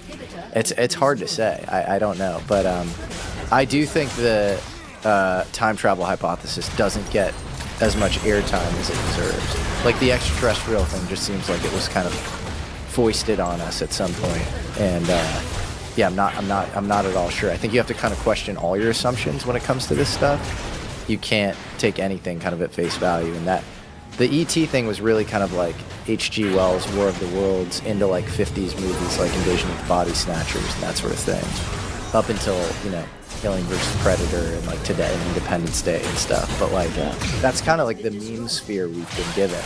But if you like actually look at it scientifically and just use first principles logic, I think the time travel thing is like, you know, this incredibly important component of this. And then there's like the idea that, you know, gravity and time are super related, you know, in general relativity as well. And so like maybe you know, gravity itself is sort of very anomalous. Like I'd say like gravity and time are like, I'm not, you know, again, at all a physics, you know, I'm not. You sure as shit are talking like one. Well, I'm definitely not. But I just think like if you just like zoom out and like, I do think in some ways experts can like not see the forest for the trees sometimes. And so like that's where I maybe can play a small role, where it's like with, you know, gravity and time, like gravity, take gravity for example, like you can't reconcile it with the other, you know, forces. Like gravity breaks down at subatomic levels, right? Like it's like, why don't like electrons exhibit gravity? It doesn't make sense. And so like, you know, in the quantum world, like gravity does not make sense. And then you could say like in GR, you know, general relativity, like gravity makes sense. But even like macroscopically, like or cosmologically rather, like you need dark matter to like justify gravity's weakness, and like dark matter is like maybe indirectly detectable at best, but like not really detectable. Like it's kind of seems like this like mathematical placeholder. And then gravity is like orders of magnitude weaker than the other three forces. So like I think it's a mathematical, it's like curve fitting math to like make everything work. It's like to explain like planetary orbits. Like it's like that you have gravity, and then like it doesn't make sense on a subatomic level. Actually the quantum stuff is like way more useful than like GR when it comes to like building actual tech. So maybe there's something more ontologically true actually about the quantum stuff. And gravity doesn't really make sense in either context in some ways. And then I would say like time is also weird. Like you have time dilation and relativity. You know, can you explain time dilation to people who don't know? Sure. Time, you know, is dependent on the observer. So if you're moving like way faster, if you're moving faster, as close as you can to the speed of light or whatever, you're actually like aging slower. So this is like the twin paradox. Yes. Which is, that's kind of weird, right? And then like, I'm pretty sure like in quantum stuff, time is mostly taken for granted, or like at best it's like you can measure it in terms of like oscillations of like an electromagnetic wave. But like you look at Schrodinger's equation, it's just like over time, the potential energy plus the kinetic energy equals the total energy of a system or whatever. But time is this weird thing. And like, I think Wheeler and DeWitt in the early 50s came up with this idea that maybe time is actually emergent and it's not fundamental. And which means it's not this like it's not this fundamentally, it's based on measurement, from the observer. It's not this fundamentally moving thing that's like outside of, the observer's measurement. And so I think, and the math, by the way, is going to be totally above but like, I think we take time for granted. Like, time is the most used noun in the English language.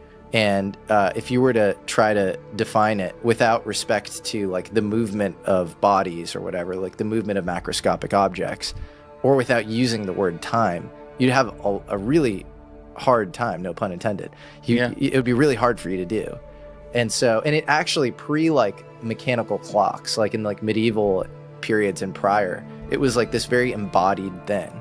And so like I actually think epistemologically, like we say it like time flies when you're having fun, or like it slows, like also probably when you're having like a great time, like it feels like you're in this like time vortex, right? And so I think time is just this very, very weird thing that we don't understand. And like, just like you have Newton's theory that was kind of couched within Einstein's theory, which came later. Name Samira. You can place Newton inside of Einstein. Who's to say that like Schrodinger's equation isn't an effective equation that's placed inside of some larger equation in which time is, the Archimedes lever that causes superpositionality and position and momentum, if that makes sense. So James is looking at me like, you out too? I mean, it all sounds like kind of crazy, but it's like you have this, this wave equation. You have like coordinates of like position and momentum. Like, why wouldn't you? Maybe you could have coordinates of actual time, and time is like. Does it make sense that like an electron would be like superpositional as far as like its position and momentum? It doesn't make sense. It doesn't make any sense, like in terms of like the ontological truth. And that's why you had all these debates between the Copenhagen School and Einstein. Around like, does this matter for ontological truth? Or what, how do you interpret the quantum stuff? Like this, Einstein's like, this can't be, like, we need an explanation for this. And so all I'm saying is like, I think time could be this really interesting place to look. Gravity could be this really interesting place to look as far as like where we're off. And it's why, like you have Eric Weinstein, like criticizing like string theory to no end. Yeah. And it's because of this like study of quantum gravity, this trying to like locate gravity in the quantum and getting lost in this like crazy abstract math in the form of string theory. And so, yeah, I think if you were trying to make like actual inroads in physics, you'd look at those two things. You look at time and you look at gravity. I think it's an amazing explanation. I understood about half of it, but I think I understood about half of it too. You're like, what? You're like Will Ferrell in Old School. Like, I don't know what happened up there. I blacked out. Time, or superlative time. All the same, but there are a lot of the same themes. The telepathy. You described how these little gray men look, and evolutionary, what that could be.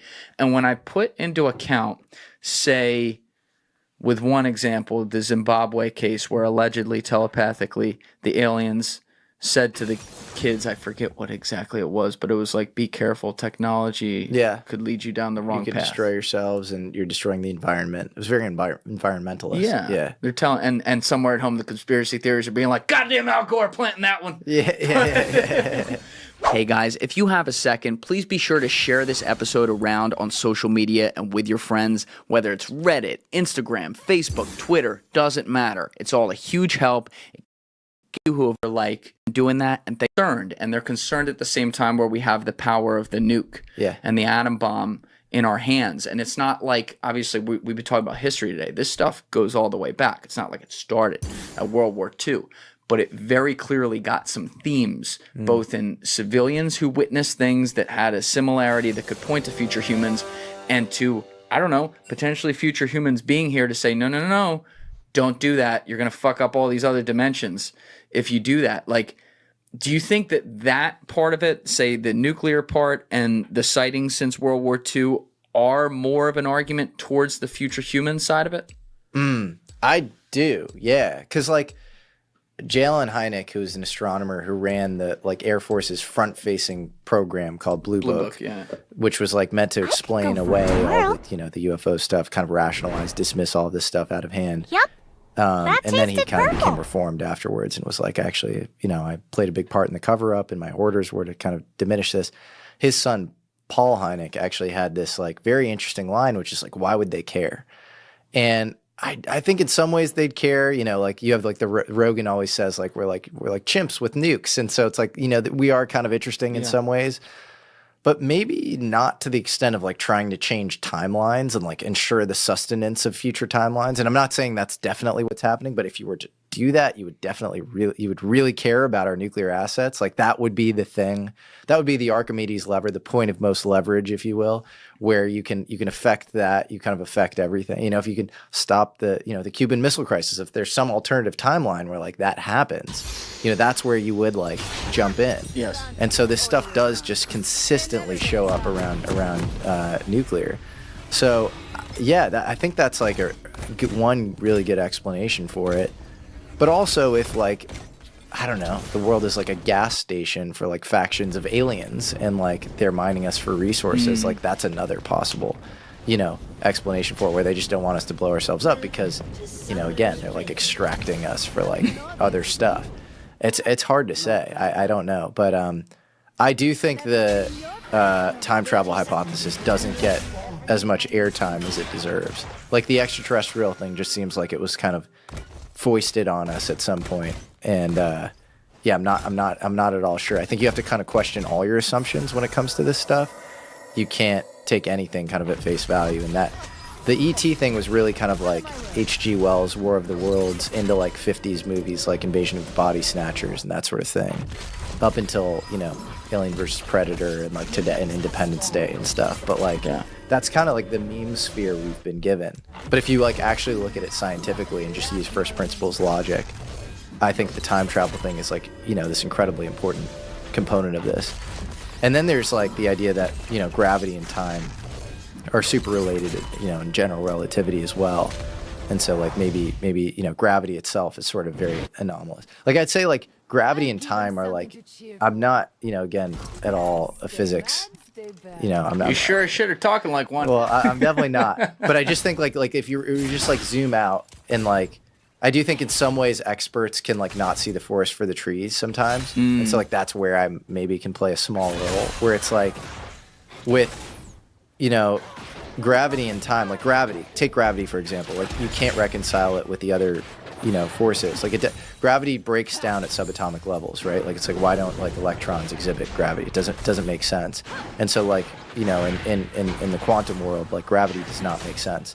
And then you could say like in GR, general relativity, like gravity makes sense. But even like macroscopically, like or cosmologically rather, like you need dark matter to like justify gravity's weakness. And like dark matter is like maybe indirectly detectable at best, but like not really detectable. Like it's kind of seems like this like mathematical placeholder.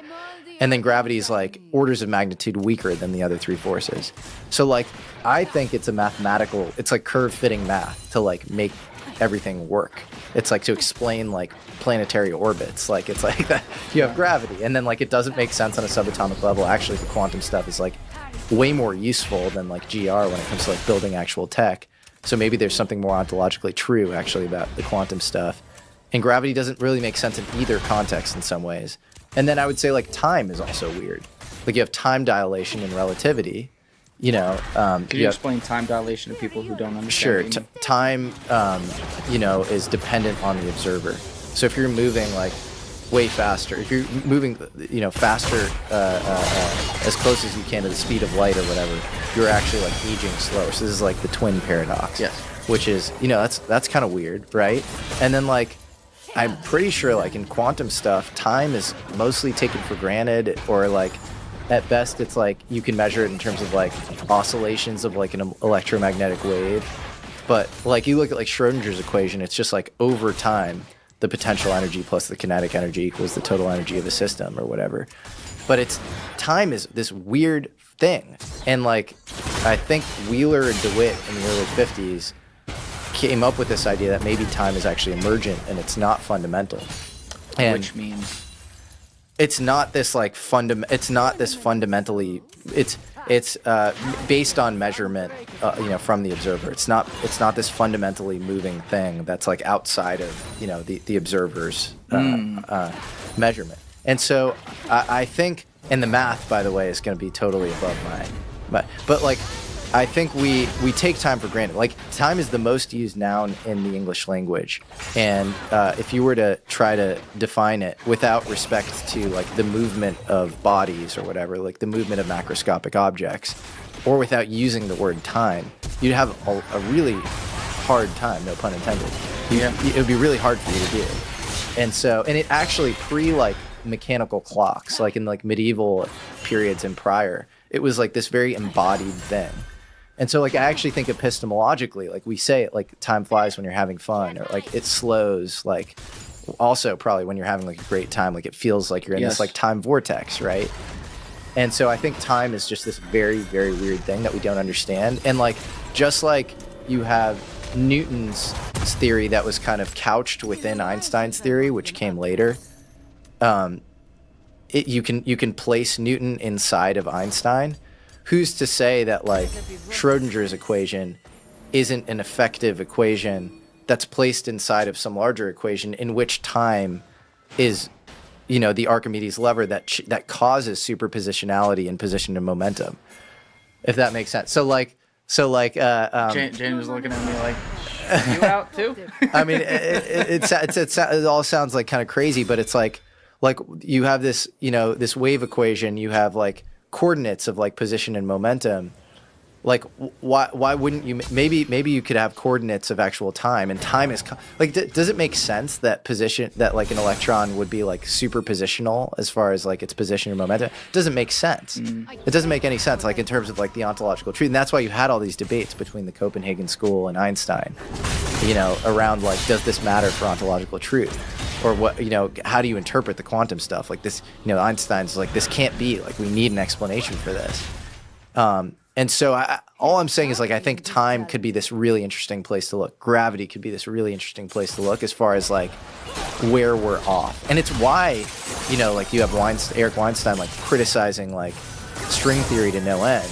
God and damn it, because of this, fucking like, study of quantum gravity, is trying to, like, locate gravity in the quantum and getting lost in this, like, crazy abstract math in the form of string theory.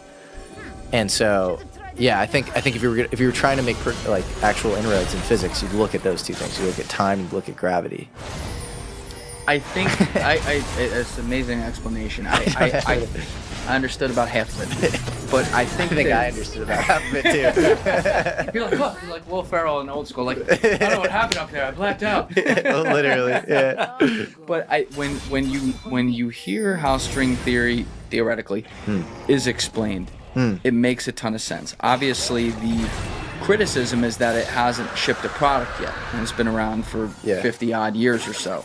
And I think Eric is perhaps raising an important question just for like science as a community of like, hey, why is there a little bit of a moat around the castle here where we can't talk about whether or not there's actually something really below string theory that explains it more, or the idea could be wrong, right? String theory makes no sense to me.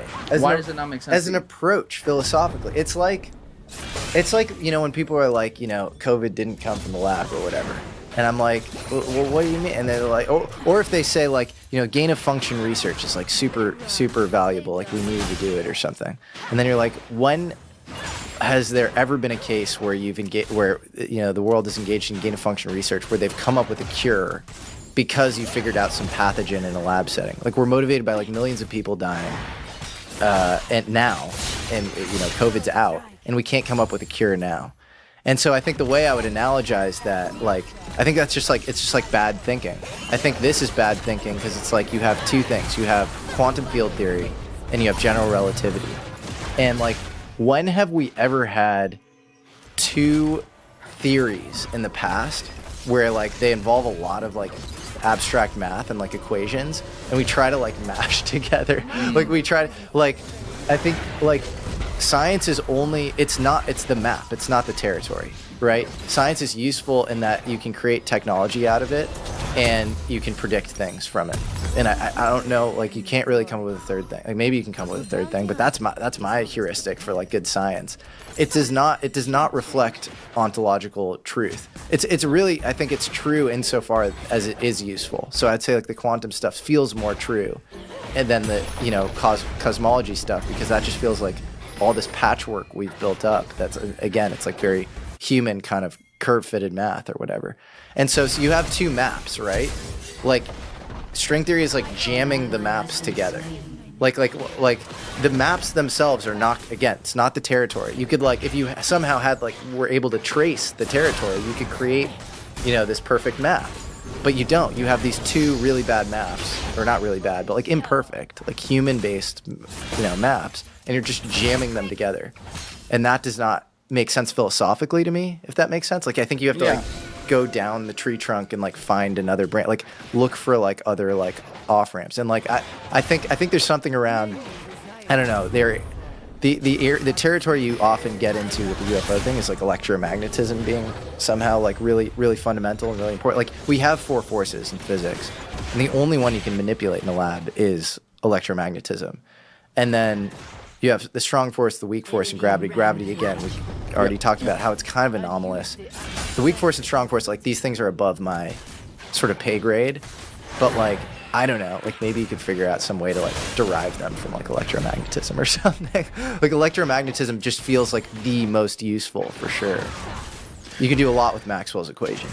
Do you ever wonder if like some of this, like, I'm not even saying just string theory, but just on a general level, if some of these things that maybe haven't been proven but are so believed in by very smart people in many cases, do you ever wonder if that is also like some of these guys maybe have been read in, so to speak, and there are things that are beyond our comprehension of what we understand right now that behind the scenes they have that perhaps would explain something like this, and this is like kind of the dangle little cat's ball to play with while like the UFO thing is like a dangle?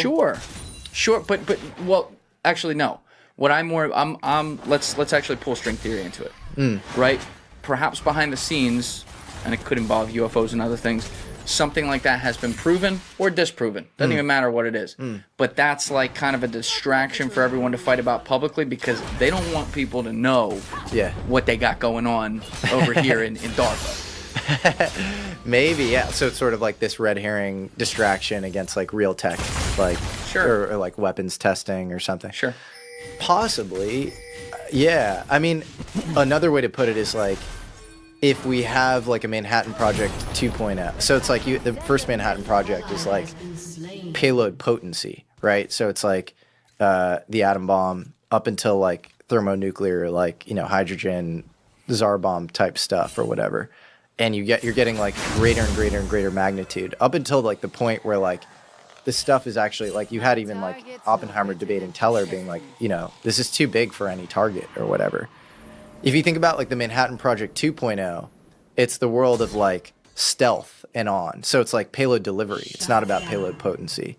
And so you have like, you know, the F-117, you have B-2 stealth bomber, you have, you know, all of these, you know, things that like, the goal is for them to like be like, you know, not detectable by like radar and all, you know, adversary, you know, detection methods, and deliver, you know, the payload.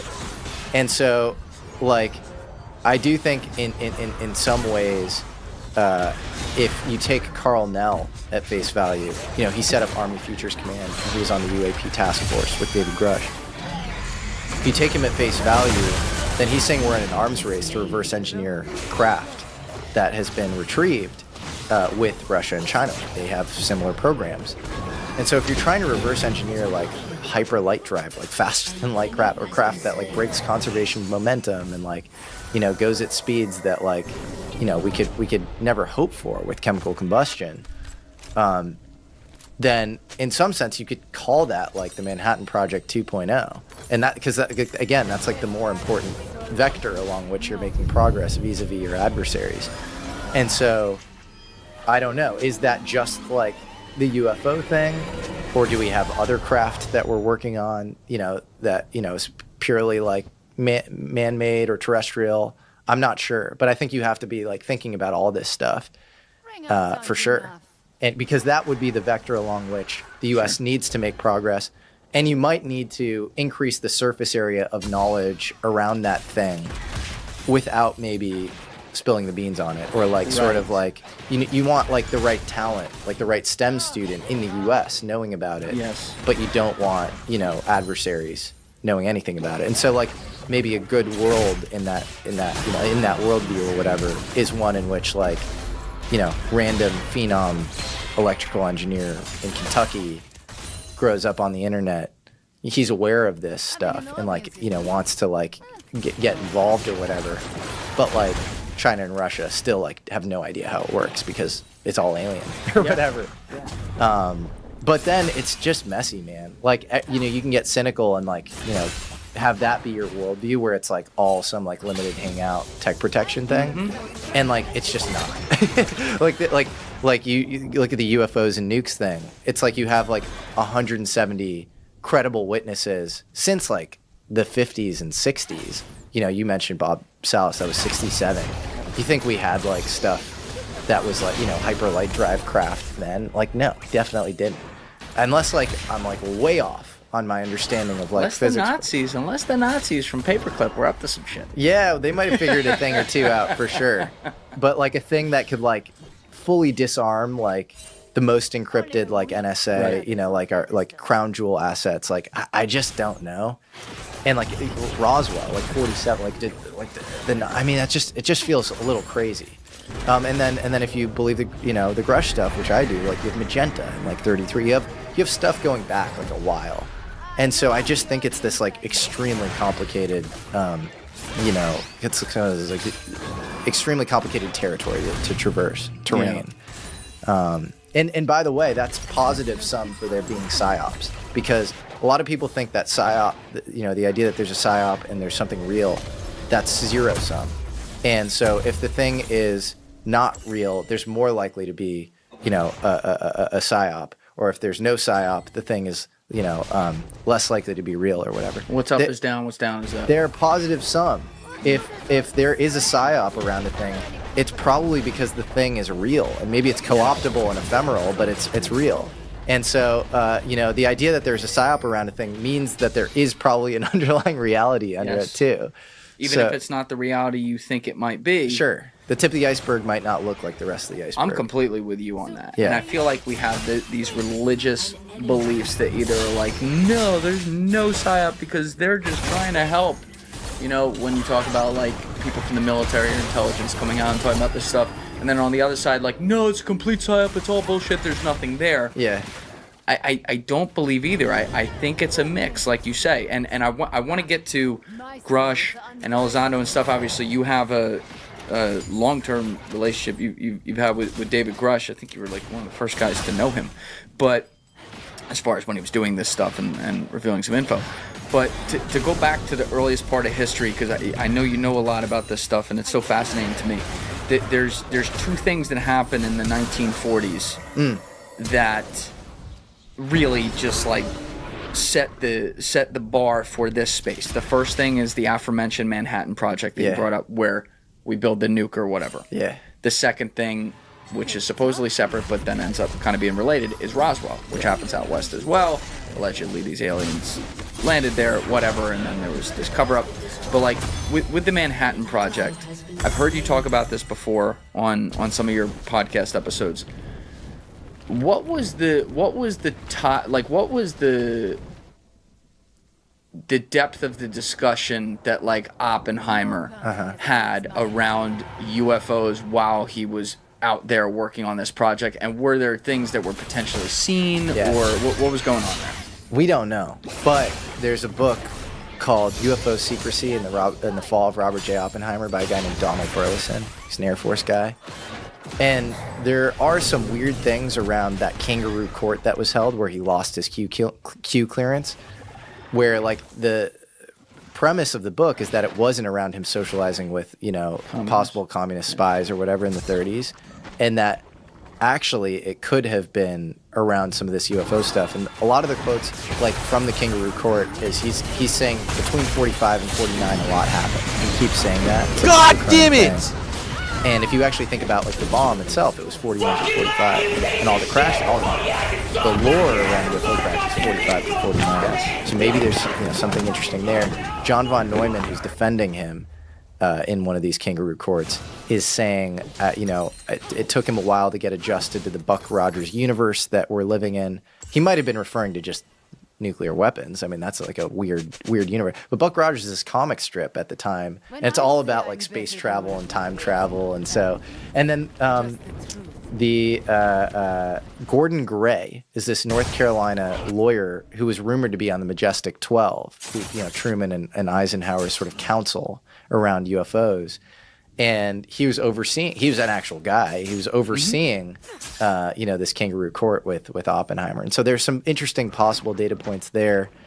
And then I'm trying to think of other, like Condon, who's, the guy who writes the protocols for atomic secrecy, which gets overlaid onto UFO secrecy. He writes the McMahon Act around atomic secrecy, which is 1946. A lot of that language gets used in the Atomic Energy Act of 1954, which creates the Atomic Energy Commission and the DOE.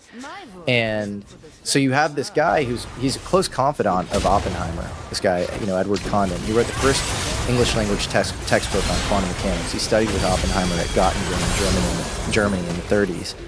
He grew up in Alamogordo, right next to Los Alamos, and helps pick Los Alamos as a spot for the Manhattan Project. He wrote the Los Alamos Primer, which every single employee had to read upon joining Los Alamos.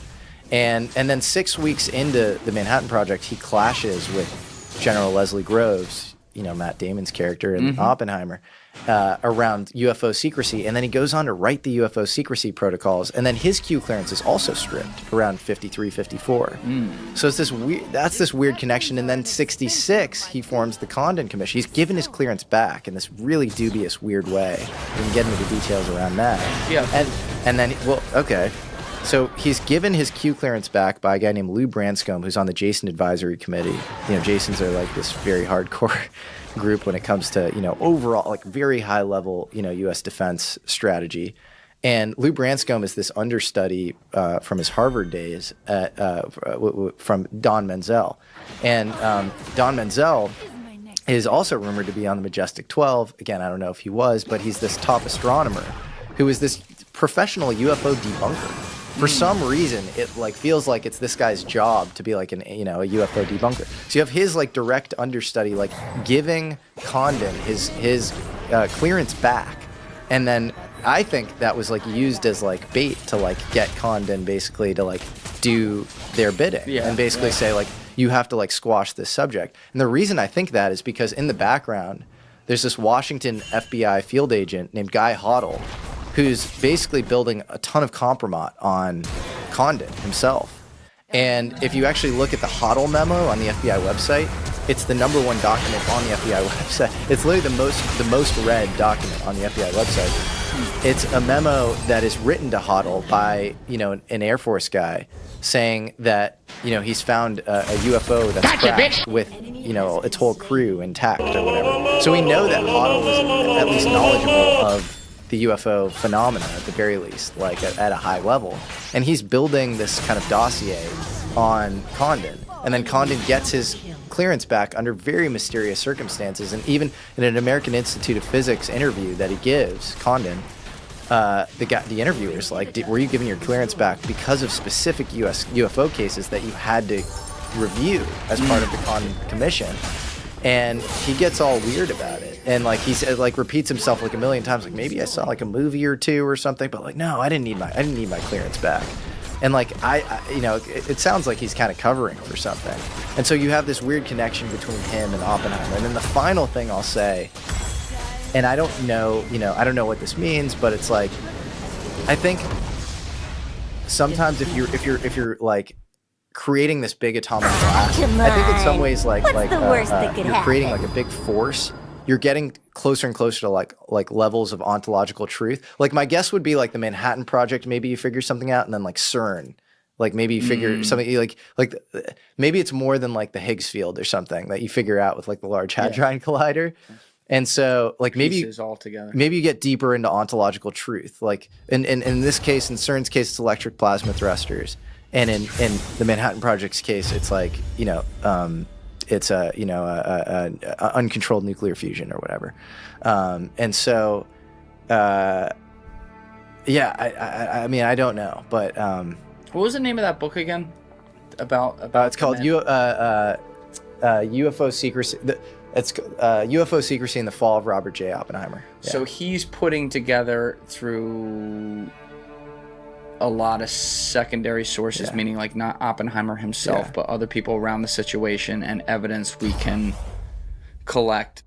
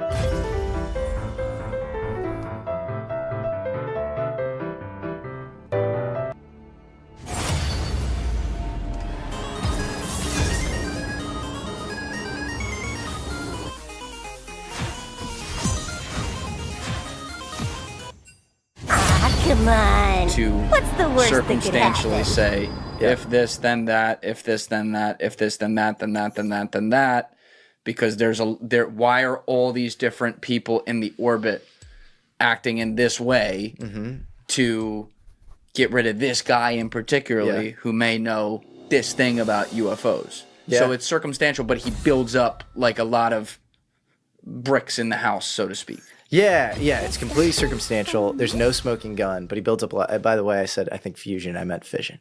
But you're forgiven. Thank you. Got to get it right. Yeah. I know your audience, Julian. They keep keeping me accountable. But it's not, there's no smoking gun. It's, a lot of circumstantial evidence.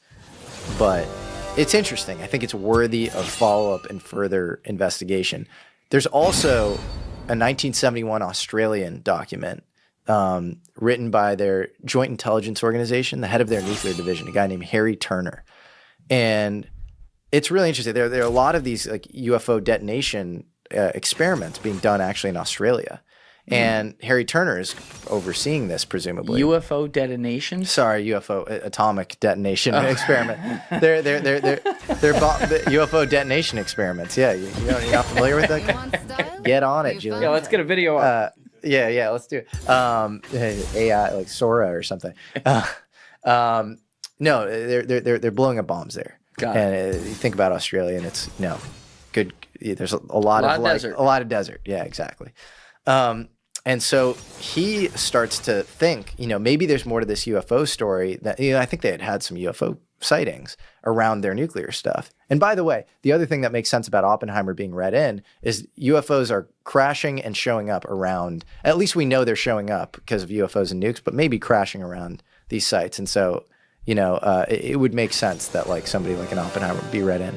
And so Harry Turner's the Australian Oppenheimer or whatever, like he starts to get interested in this, and he starts to think that maybe the U.S. and their inquiries into UFOs and anti-gravity are way more than meets the eye. This whole Blue Book thing is like, he's like, maybe this is just an op. And because Blue Book is like the front-facing program that the Air Force has to, again, explain away everything, downplay everything. And we know this because of, H.P. Robertson, this Caltech physicist, writes this memo in 1952, which was supposed to be, it's been declassified since, but it was supposed to be classified at the time. And it was basically saying, like, Blue Book, your mandate is to minimize this stuff. Explain it away. It's swamp gas. It's, weird lights, whatever. Weather balloons, and, minimize this stuff through media, through narrative and storytelling. Like it's very clear about what the goal is. And so Harry Turner in Australia is saying, maybe there's actually more to this. And he does this investigation. And I think this was probably right around when the Five Eyes are being formed as well, where like there's more intelligence sharing between, allied, Australia, UK, US, Canada, that sort of thing.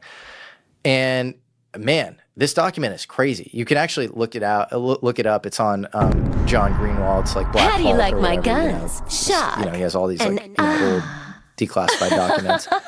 And it is a comprehensive document that shows that the U.S. had these like anti-gravity outposts. They were studying gravity systematically. CIA's Office of Scientific Intelligence was studying this stuff. And you had this guy, Agnew Bonson, who's, UNC, the Institute of Field Physics, the UNC Chapel Hill. Bryce DeWitt is working with him. Then you have the Gravity Research Foundation at MIT. You have University of Indiana. You have Purdue. You have MIT.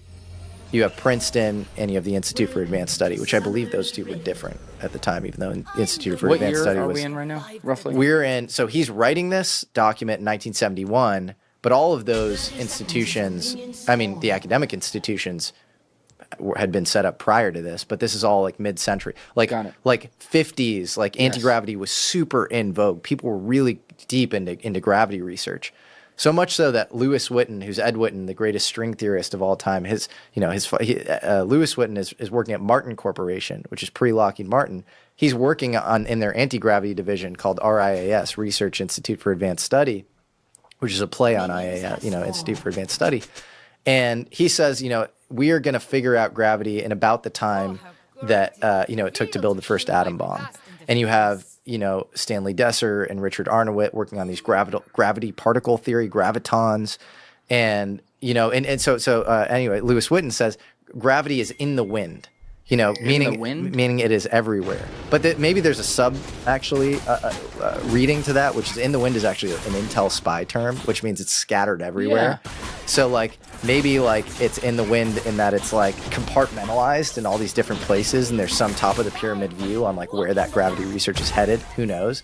It gets vaporized like in the early 60s, but it was extremely vital at the time. And so he meant, I think, when he said in the wind, it was like, it was ubiquitous. It was like very in vogue. You have all these, Ansel Talbert, I believe, was this Air Force guy who wrote a lot about it. You have this Michael Gladich article called Here Come the G Engines. And all of these, patrons of aerospace are exuding supreme confidence that beating gravity is around the bend. And this ties in with the Chapel Hill Conference, where quantum gravity gets created in 1957, which was under Agnew Bonson at the Institute of Field Physics at UNC Chapel Hill, which you can see in this document is one of these outposts studying gravity. And they're also simultaneously funding Townsend Brown, who has his capacitor gravity experiments. And so, anyways, all of this is to say Oppenheimer is listed as one of the scientists deeply involved in anti-gravity research. Oppenheimer, Teller, Wheeler, and Freeman Dyson are all mentioned as being, really important to this story in that Australian document.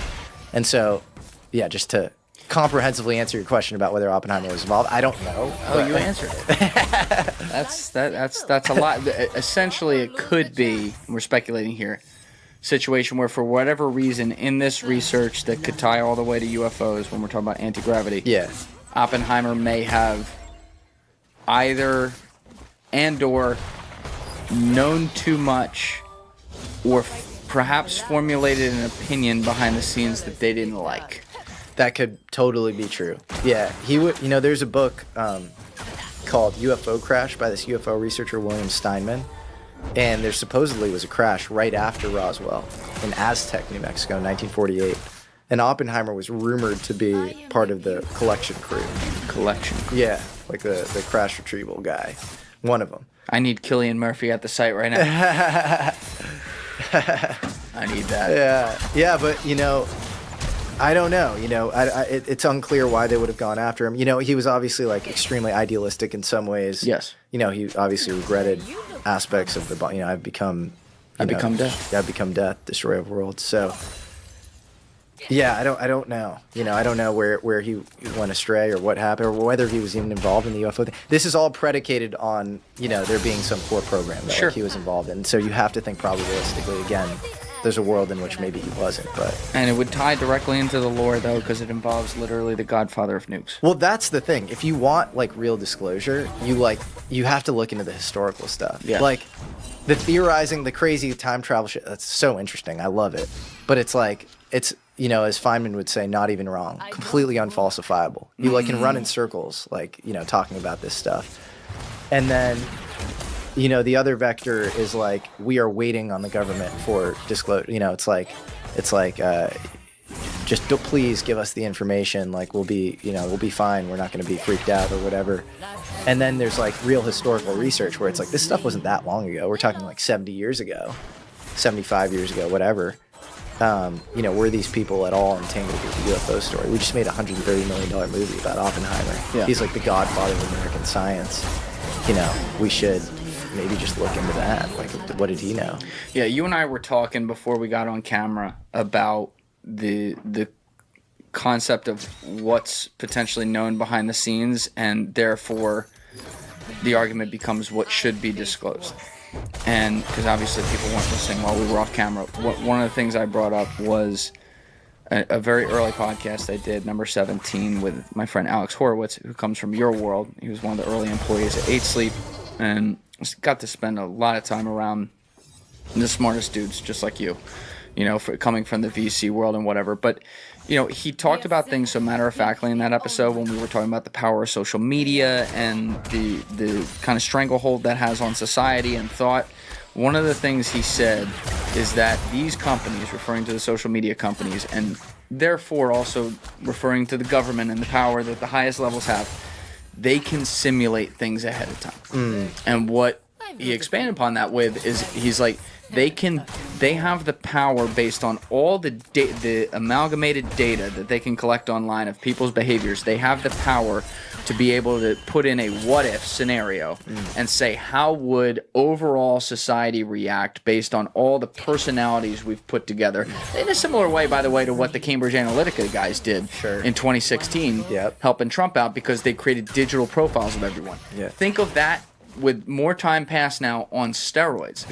And so he's like, these organizations can figure out, for example, what if, let's say they knew behind the scenes a truth was that aliens exist, here's the planet they're from, here's when they've been here, whatever, here's what's not true, here's what's true. What if we told society this, what would happen? Perhaps, and this is where it gets into the, do you take the side of intel? Because, I mean, I want to fucking know. I can handle it, right? You can handle it. But, like, across society, it's like, could people handle it? Perhaps if they've put in this what if in 2015 just to figure it out, like, oh shit, we know what's going on, or we've known what's going on, could society handle this? If on the other side of that what if simulation, it spit out that, like, yo, this would create ontological shock that would lead to the fucking purge and people would all kill each other and the world would end and nukes would go off. Well, now I'm on the side of intelligence going, we can't fucking tell them what's really going on. And that sucks. But it's like, and I don't want to be like a status fucking bootlicker, like, yeah, you don't tell us, baby.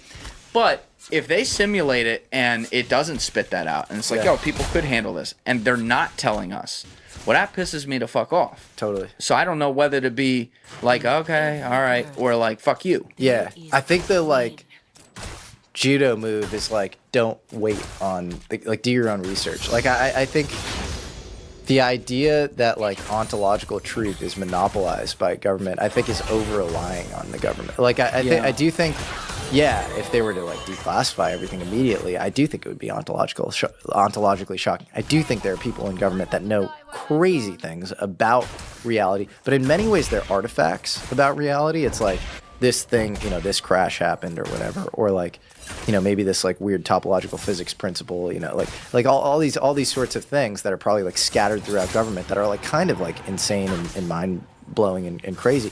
But a lot of these things can be figured out through kind of your own, you know, open source techniques and through like your own, you know, inquiry. And I think it's almost this like litmus test or forcing function where like your ability to figure it out is almost like goes in hand with like your ability to handle it. If you do like on your own, figure it out on your own. And so, yeah, I think this whole like waiting for this stuff to come out and like being super antsy about like, you know, some like, you know, government disclosure thing. Like, it's just like this like amorphous bogeyman red herring. Like, what is disclosure? Like, what is that? You know, like if the government came out now, like the president came out now and said UFOs are real, you'd still have some subset of the population not believing it and super cynical about them saying it. If you see a video, you know, maybe that's like we live in the world of deep fakes. You like, I just talked to you about like, you know, Stanford professor who's like got all the credentials you need, saying like you have like, you know, mass spec isotope ratios don't exist naturally on Earth. And so like what actually is UFO disclosure? Like seeing, like there are actually a lot of videos online. There are a lot of videos, and there are a lot of videos that like are kind of hard to debunk. You know, so we live in this like weird world of like the relativization of facts, like the mass relativization of truth and facts.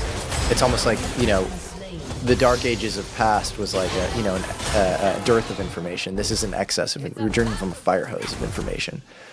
And so I think that's like a really important question. It's like, what is disclosure, and can you just use this, you know, can you actively like seek it? And I don't think it's actually really healthy for a lot of people to like think about this all the time.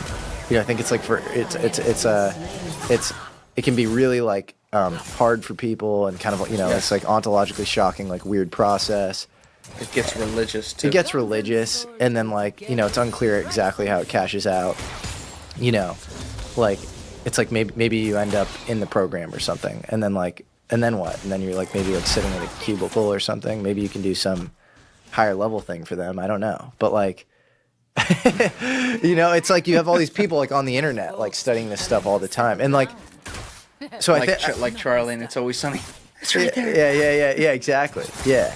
And then there's the idea that like, but reality itself is not monopolized by the government. Like you know, that's like more of a religious thing. It's like you can just like look into that on your own. For sure. Yeah. But like, it's strange that from say 1945-ish, that ballpark area. Yeah. Till 2017. Yeah. It was this. You know, Steven Spielberg might make a movie. Yeah. We'll get a good Terminator, or not Terminator. We'll get a good Alien versus Predator movie. Yeah. Or something like that. But like, this is just a thing over there. Yeah. It's not like Dr. Michio Kaku's out here talking about UFOs. Yeah. It's not like you have serious people like a Gary Nolan coming in and studying a lot of different things around this, not just the things that were retrieved, but things that have to do with the basal ganglia, like you were explaining and all that.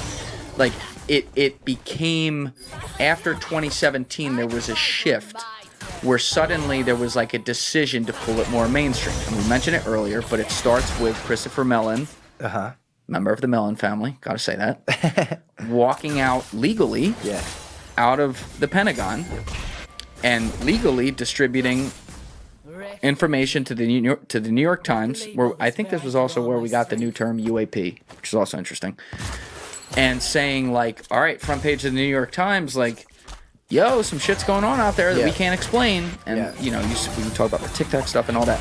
But like now, 7 years later, it has become much more of a mainstream topic. So we started this long tangent about this where you were talking about the concept of, could there be a psyop that also then is on top of something that's real because it's real? Yeah. Right? Yeah. What's your thought on the characters that have come out? And we'll get to Grush, but let's more focus on, say, Christopher Mellon. Yeah. Lou Elizondo, who was allegedly the head of the ATIP program in the Pentagon. Yep. And guys like that coming out and mainstreaming this. Do you think it's a pure distraction, or do you think it's all truth, or do you think it's a mix of both? I don't know. I mean, I guess Mellon was Deputy Assistant Secretary of Defense Intelligence for both Clinton and Bush. Yeah. He's got to be like pretty deep on the inside, and like, you know, I mean, he has to know a lot, you know. And then he obviously comes from the you know, Mellon family or whatever. I don't know how much that gives you as far as access to, you know, UFO knowledge. Probably not much, but all right. I don't know what they do with those Mellon parties, baby. You don't know. I haven't gotten an invite. Yeah, I want my invite. Let's go. I met him once briefly, but yeah, I don't know. You know, I'm not sure what they're up to exactly. Like, I'm talking to Lulu soon, so I'm excited to kind of dig in there. And you've talked to him before, right? Yeah, I have. Yeah, I actually did a show with him in Wyoming at his spot out there, and then it never saw the light of day. I guess. Why? I think he like wasn't allowed to do media or something. I think due to some like relationships he had. I'm not exactly sure, but okay, so he couldn't let it. He couldn't let it be released. It was kind of frustrating. Did he blow your mind at all? He had some. He's really good with like analogies, like these like, you know, like he's good at like describing like the space-time metric engineering on the paper or whatever, and then like, you know, like the science religion thing. I remember him being like, they're two sides of the different, you know, of like a pyramid, and like you're starting, you know, religion like at the bottom of the pyramid, you're starting science, it's like a totally different side, and then you converge at some like a mega point. And I was like, oh, that's a really good analogy. But no, he didn't blow my mind. I mean, like on some of the implant stuff, actually, he blew my mind. I mean, Imminent does have some interesting revelations there, but as far vis-a-vis the Grush stuff, where it's like, no, we have like actual like reverse engineering programs, like Elizondo, to me, 2017 is definitely like pushing the ball forward. Now I wouldn't say he's as much the tip of the spear. I think the Grush stuff is a little more, you know, the frontier. Before we get to that though, staying on Lou, it's like in the past, like Lou has this religious and anti-religious thing online. There's people who religiously believe every single thing he says and treat him like the second coming of Jesus Christ from Cuba. Yeah. And like, you know, he's also I think his dad like escaped Cuba. I didn't make that up, did. right? I think he escaped Cuba. I think he fought on like Castro's side, I think, and then like ended up escaping, but then I think somehow he was like he ended up in Intel. I think he was in the CIA. I think. He's like a super interesting, like crazy life, and I think now he lives in South America or something, or I don't know.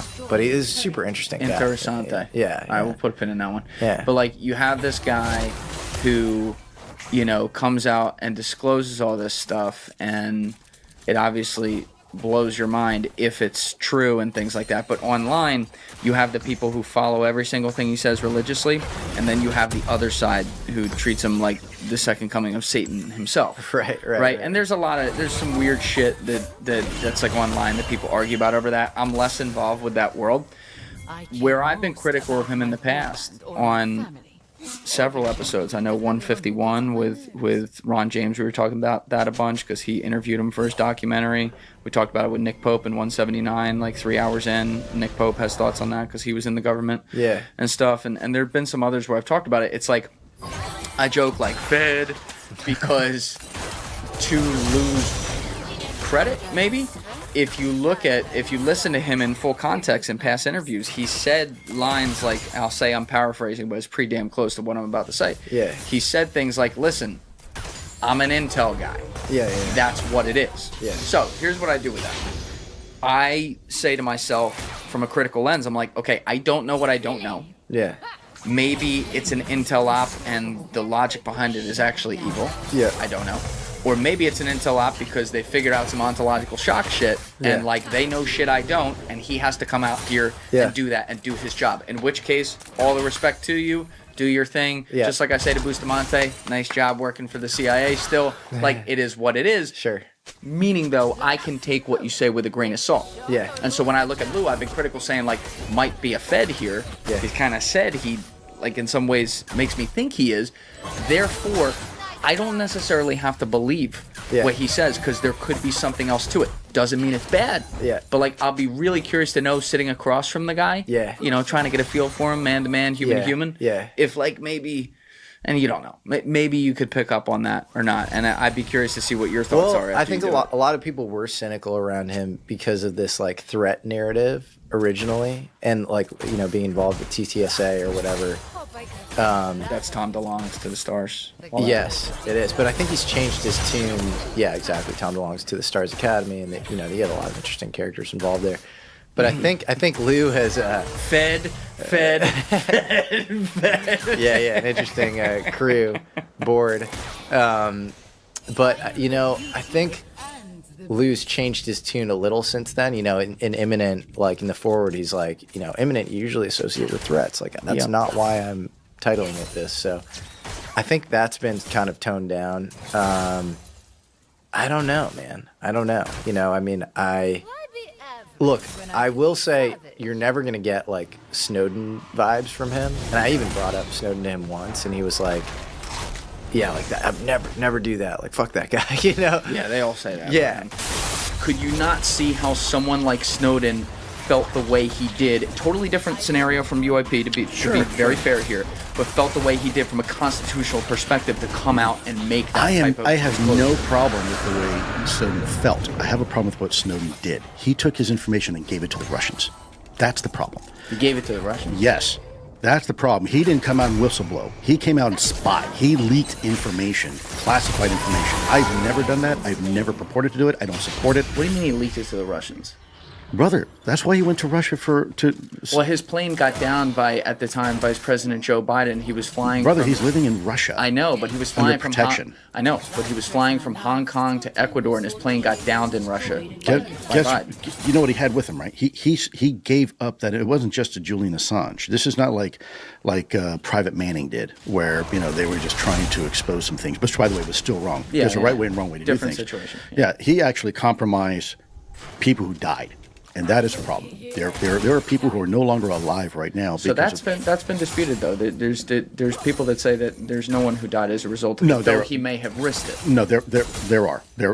I can't go into details. There are sources who died. So it's like he's, you know, these people are not like for like catastrophic disco. Like I think, you know, the idealistic take is like he wants to broaden the surface area of understanding on this stuff. He believes like, you know, ontological truth shouldn't be monopolized by the government, and he is trying to like come out with this stuff, but without breaking, you know, any of his oaths, and like, you know, he doesn't want to end up in jail. And then beyond that, you know, I don't know. What do you think? I'm curious to talk with him. Yeah, because like, you know, I'm not gonna know the truth. Yeah. I'm not a fucking mind reader. Yeah. I mean, I'm pretty good at sitting across from people and getting an idea. I'm sure I'm going to have my opinion. Doesn't mean I'm right. Yeah. But I will say, in reading Imminent, I'm working through it right now. Yeah. I have a lot of mixed thoughts. Yeah. I really think it could come back to your theory on this stuff as a whole, which is that it could be a little bit of both. Yeah. Right? Yeah. All right, let's not tell him about this, but let's get him comfortable with this. I mean, he has a counter intel background, so. Yes, exactly. And the dude's resume before anything UAP, UFO is pretty nuts. I mean, dude's been around the block in some dangerous areas, 100%. Doing things. So he's an ideal kind of person to, you know, be a messenger of that, maybe on a counter intel type basis. But again, it doesn't mean that the concept of like, yo, we have things in our airspace that we can't explain, that are not our technology, and we strongly believe are not the technology of our adversaries, or we'd be fucked right now. Yeah. You know, and if you're not perking up when you hear that, at least. Yeah. Not saying he's telling the truth, but if you're not perking up at that, I think that's a mistake. I think it's, you know, like Darcy Weir was really convincing me to do this, because I'm like, Darcy, isn't he like kind of a Fed? He's like, well, you be the judge of it, man. Like, see what he has to say. Yeah. It's interesting. Yeah. I can't argue with that. Yeah. Yeah, no, it's definitely interesting, and I think he brings forward like specific interesting facts that are worthy of, you know, real investigation. I do think at this point, Grush bringing forward 40, you know, accused legacy people like from the, you know, the program, who gone forth to the IC Inspector General Thomas Monheim and said like we've worked on this stuff a lot of cases firsthand. I think that feels like a far more productive inroad at this point, than like talking about like random implants or whatever, or like some sighting. Like if we've had like a historical crash retrieval program and we're trying to reverse engineer this stuff, that to me feels like of vital, importance, like the real tip of the spear. But I don't know. As far as like the food fight, around, it's like there's some people who are like he was an A-tip on these years and this, and James Lukatsky says this and he says this, and it's like I read all of that and I have a mental map of that. I don't like to weigh in on it because I don't want to get involved in the food fight. I just don't. So like you're like the Drewski meme. Not me. Not me. No, I just want to. I want to study this stuff. I'm, pro American national security, but I want to like look into this stuff, and I want to look into it like aggressively in a way that like I can understand the truth, and so I hope that never comes at odds with the not sec thing or whatever. But like, yeah, I'm not trying to like hurl ad hominems at anybody. I just want to like be in my own lane and like search for truth. Stay that way, dude. And if anybody, by the way, were to hit me up and be like, hey, like don't cover this because you're like accidentally through your own open source investigation, not out of malice, but like leaking like important shit that's like vital to American national security, don't stop. I would. Fuck yeah. I'm not trying to like gratuitous. Yeah, I care about this country. I think like as fucked up as it is, and like as all the issues that we were talking about as far as macroeconomic headwinds and whatever, I want this thing this weird experiment to continue. I think it's a beautiful place to live. And if somebody was like, yeah, like some of that stuff you talked about, it's extremely low cost, thermonuclear 2.0 thing, like don't talk about it. I'd be like, yeah, I'm not going to talk about it. But like what's interesting is like I actually feel like I've become very close to truths in certain areas, and like it's just sort of where. Have you seen my Townsend Brown episode? No. Oh, wait, is that the guy who the 26-year-old engineer? No. This guy is a mid-century inventor. He's born in 1905, died in 1985, and he worked with like most of the kind of big aerospace companies. And then you have like all of these really interesting, credible witnesses around gravity experiments that he did with these asymmetric capacitors. So you have a negative charge plate, positive charge plate, neutral insulator in the middle. You pump the whole thing kind of like megavolt range electricity, and you get this weird, this acceleration from the negative plate to the positive plate, even when the positive plate is faced upwards. So it's basically like ability to manipulate gravity through pure electromagnetism as the input. And, that would be this insane novel thing, and you claim to replicate it in a vacuum chamber, which is like the main detraction on this experiment is that ion wind is causing the thrust. So if you're in a vacuum chamber, you don't have ion wind. There are other variations of the experiment that involve negating the ion wind component. And like the amount, Edward Teller was a credible witness. I've met Townsend Brown's daughter, who talks about Edward Teller being in the room, freaking out around, saying, I don't know how this works, around Townsend Brown's fan precipitator experiment. You have this technical consultant at Wright-Patterson, or Wright Airfield at the time, named Victor Bertrandius, freaking out. You have Agnew Bonson, who forms the Institute of Field Physics and is funding Brown, but also doing funding the most frontier theoretical physics at the time and establishing quantum gravity. He says strange things happen at high megavoltage across short distances. He's clearly talking about Brown's experiments. And then the interesting way in which this ties into the UFO story is like that magnesium bismuth, we talked about in the Gary Nolan book. So magnesium bismuth is this thing that Brown talks constantly about because it's a high K dielectric, meaning it stores a lot of electromagnetic charge. The higher the K factor on the material and the insulator in between the two capacitors, the greater the thrust you get. And so barium titanate, magnesium bismuth, a lot of these materials that come up, in this interesting way around the UFO conversation are part of Brown's experiments and are in his like Winter Haven proposal. And so that could make you a cynic, and you could be like, oh, that's like, maybe it's all like cover for some gravity thing or whatever. But Brown himself is very trippy, and he would talk about being in touch with space brothers. And like, Space brothers. Yes. And like, he and his daughter had a UFO experience. And he attributes a lot of his initial work and knowledge to a UFO experience he had on Catalina Island, which is a UFO hotspot. The fucking Catalina wine mixer. Yeah. That it all started there. It is a UFO. I just can never wrap my head around the fact that the Catalina wine mixer place is where there's a lot of UFO shit, but you're 100% right. Yeah. Somehow those two things go hand in hand. Yeah, so, and there's a good book called Undersea UFO Base by Preston Dennett, which documents all the, the crazy amount of UFO sightings in Catalina. So, anyways, that would be an area where, like, that really wasn't super popular, the Brown stuff, me cover. I mean, this great biographist guy named Paul Shatskin wrote a book on it called The Man Who Mastered Gravity.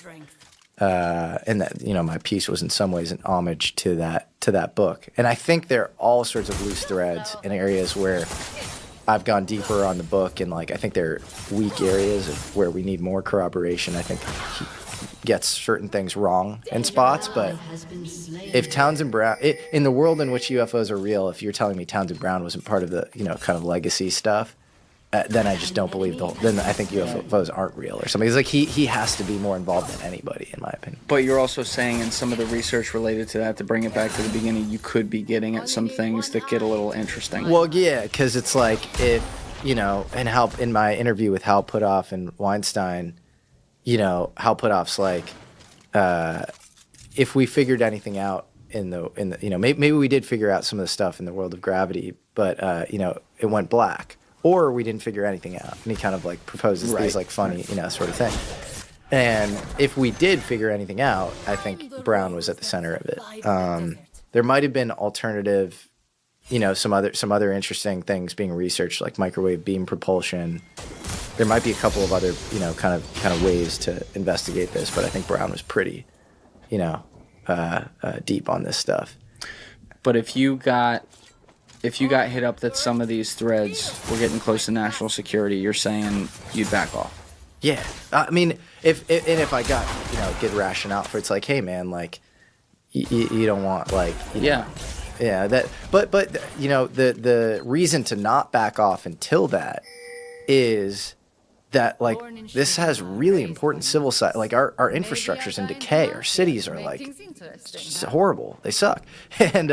And going downhill despite $1 trillion infrastructure bills being passed. And we're not an interstellar, species.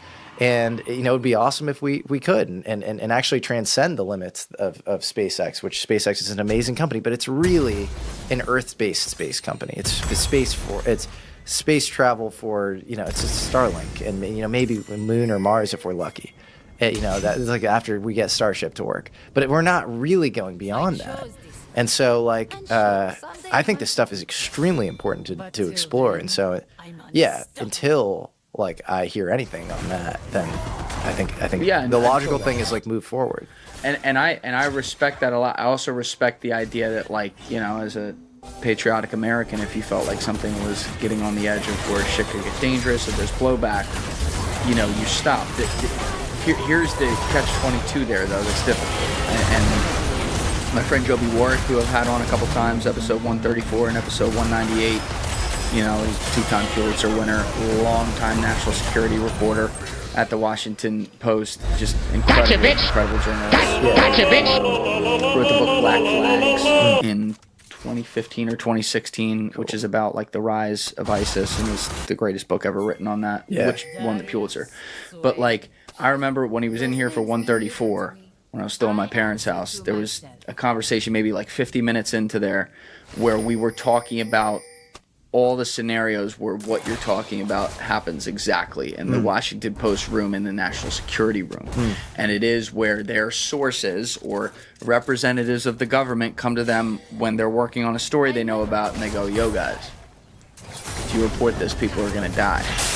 The other problem that you might encounter at the end of this is something we actually get into all the time, is even after you've proved your case 6 ways to Sunday, and no one can really deny it, you still have this sort of final interview with the CIA in which you're presenting what you're going to say, because they have every response. As we see it, they have they should be able to respond and say what they want to say. And often they will make an appeal to you as an American, saying that if you write this story, you're going to get somebody in trouble, you're going to get somebody killed.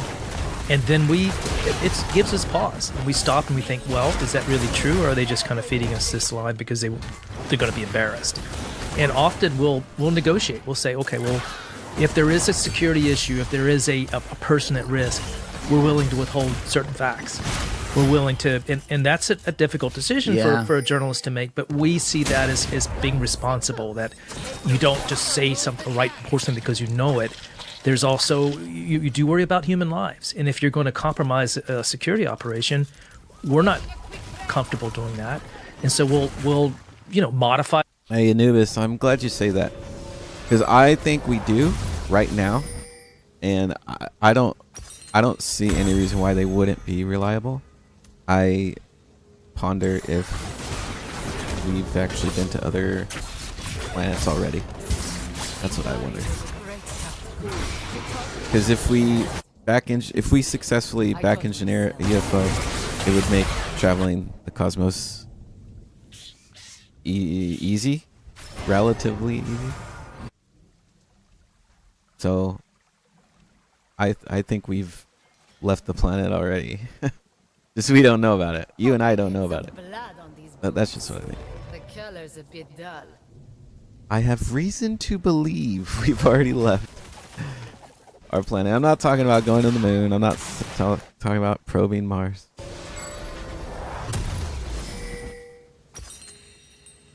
But yeah. The report in a way just to leave out certain details that might get somebody in trouble, and the one example where that's happened was the black site prisons that we talked about. There was a secret CIA program where they set up prisons around the world for interrogating members of Al Qaeda that they caught, and it was a top secret thing. Nobody knew that these prisons existed. It was outside to the judicial system. There's no accountability, no oversight. What years are we this talking about? This was 2005 and 6. That's when the stories broke. Got it. And so the initial stories that we wrote, we knew where the prisons were, but we agreed in a negotiating process with the agency that we wouldn't say specifically where they were, because there would be possibility of attacks on those facilities. There was real danger for people if we pointed to specific facilities. So we left that out. And it was still a powerful story. We still revealed something we felt was very important for people to know about. Yeah. But we tried to do it in a responsible way, and that's just sort of the balancing act that we have to deal with sometimes. And he talks about the impossible meeting that occurs there afterwards, where they have to ask themselves, do we believe them? Or do we think they're trying to cover for something and people aren't really going to die and they're trying to hold the dangle of human life over us so that we don't report this? Yeah. So if you start getting at some things that get really interesting, I'm with you, and it's an impossible question to answer in your head. That there may be points where you stop, but you might have to ask the question sometimes where it's like, who's telling me this and why? Yeah. And maybe this is sketch. Sure. Well, if they're doing it to protect oligopolistic interests or whatever, then I would just say the context in which you're operating as an oligopoly on, whatever science or tech or whatever is going to go away, because the U.S. is going to lose its kind of primacy in these areas. And so again, in the world in which you have, some sort of arms race around this stuff, which is it's really dystopian even to talk about and frame it like that, but it's the world we live in. And if Carl Nell again is right that there is this sort of reverse engineering arms race. Let's see what you say. Bro, we are the alien invaders. There should split it throughout our planet.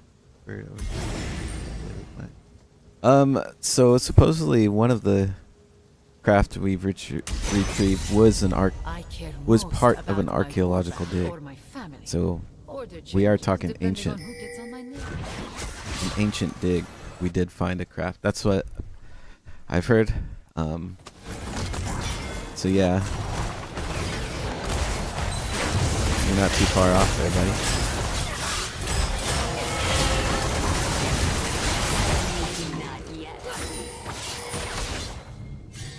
Then you have the U.S. version, which, according to everybody in UFO world, has this corporatized, balkanized, fiefdom-based, left hand's not talking to the right hand. If you believe this Wilson memo thing that came out, where this guy, head of the, J2 Joint Chiefs, Thomas Wilson, who's, in charge of all military technology, is meeting with Eric Davis and, saying that he's meeting with this company and progress is very slow and cumbersome. And they exist outside of, all normal, security clearances. And, they kind of understand some aspects of how these crafts fly, but they don't understand all of it or whatever. If you believe that, and if you believe, Lockheed, Northrop, like all these sorts of companies like have like bits and pieces and they're not coordinating with each other, then you have to think that like the Russia-China version, it's just like fully nationalized. And they just have like their best and brightest scientists on this stuff. And if that's the case, it's like maybe we're cavemen and we have USB drives and the caveman has no idea what to do with the USB drive. You don't know information theory, you don't have a computer to plug it into. But maybe it's like Galileo with an iPhone, which like that, Galileo's pretty smart. And maybe Galileo can open up the iPhone. The iPhone has a graphical interface. You can kind of touch it and like learn, this action causes this reaction. And all of a sudden, convergence as far as like ability to like use the thing gets much quicker.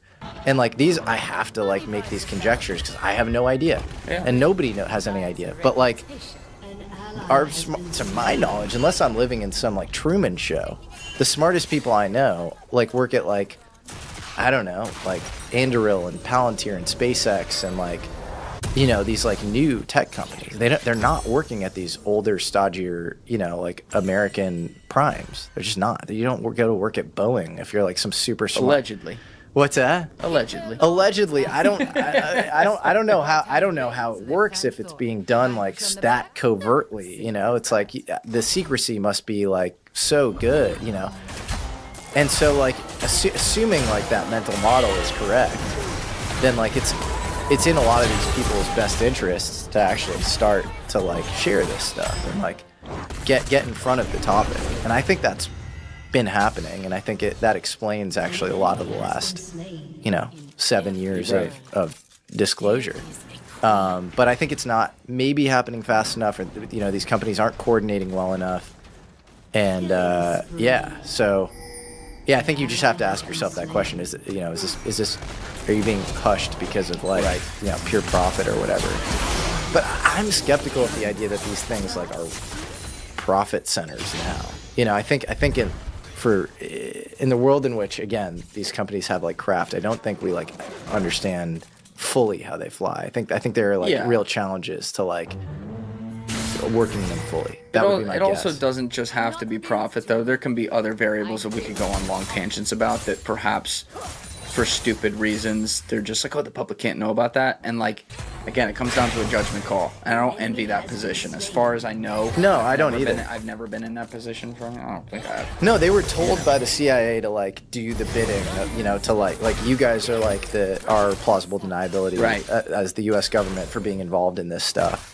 I think a lot of them are patriotic people, and then, I do think probably, white collar crimes have like occurred, but like the core like crash retrieval stuff, I don't know how you do it differently in retrospect. Like, I don't know, and again, this is all based on these kind of hypotheticals, but like, I could see, a lot of the just basic core legacy program and like hiding that being somewhat forgivable. And then I think a lot of, the fuckery like around, psyops and stuff and driving certain people crazy and, that marginalizing people based on their experience, like all that's horrible. Yeah, it's terrible. Yeah. And that should be, addressed in like in a real way. And that's also something your boy Grush bravely, I think, brought up. And that's a really...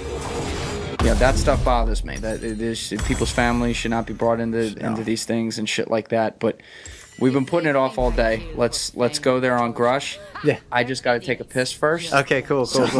Let's stop for 1 second and we'll be right back. All right, we're back. David Grush.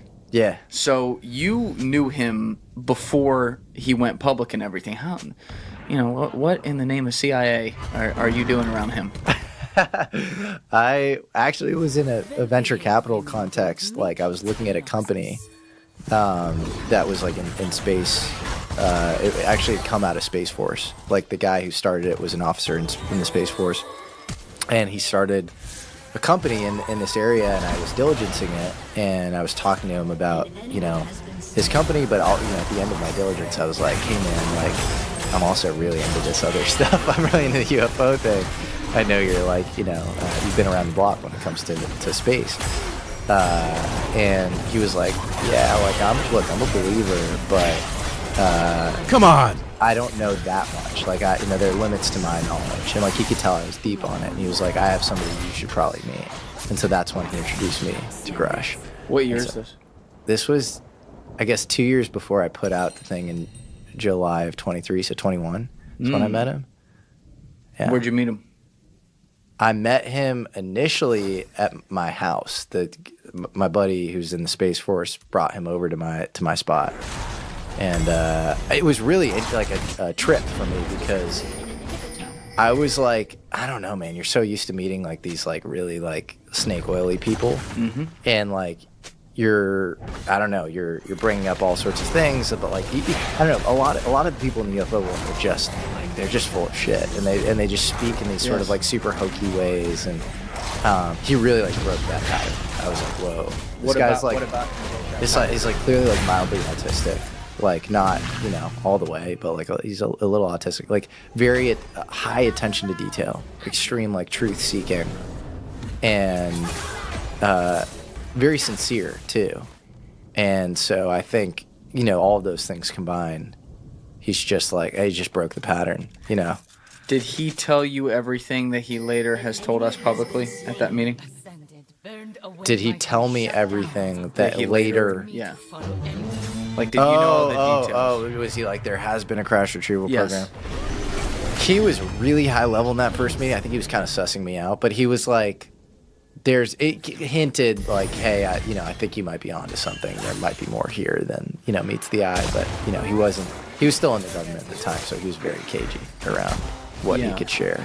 But it was clear, like, when you speak to somebody, you see like the resonance in their eye. Like I'm decent at like picking cues up like that. And like, I came out still pretty like pumped because I was like, that guy like got a lot of the fringy shit I was saying. So I was like, there's some like recognition in his eyes that like I could just detect. He's also definitely, clearly a very highly intelligent guy.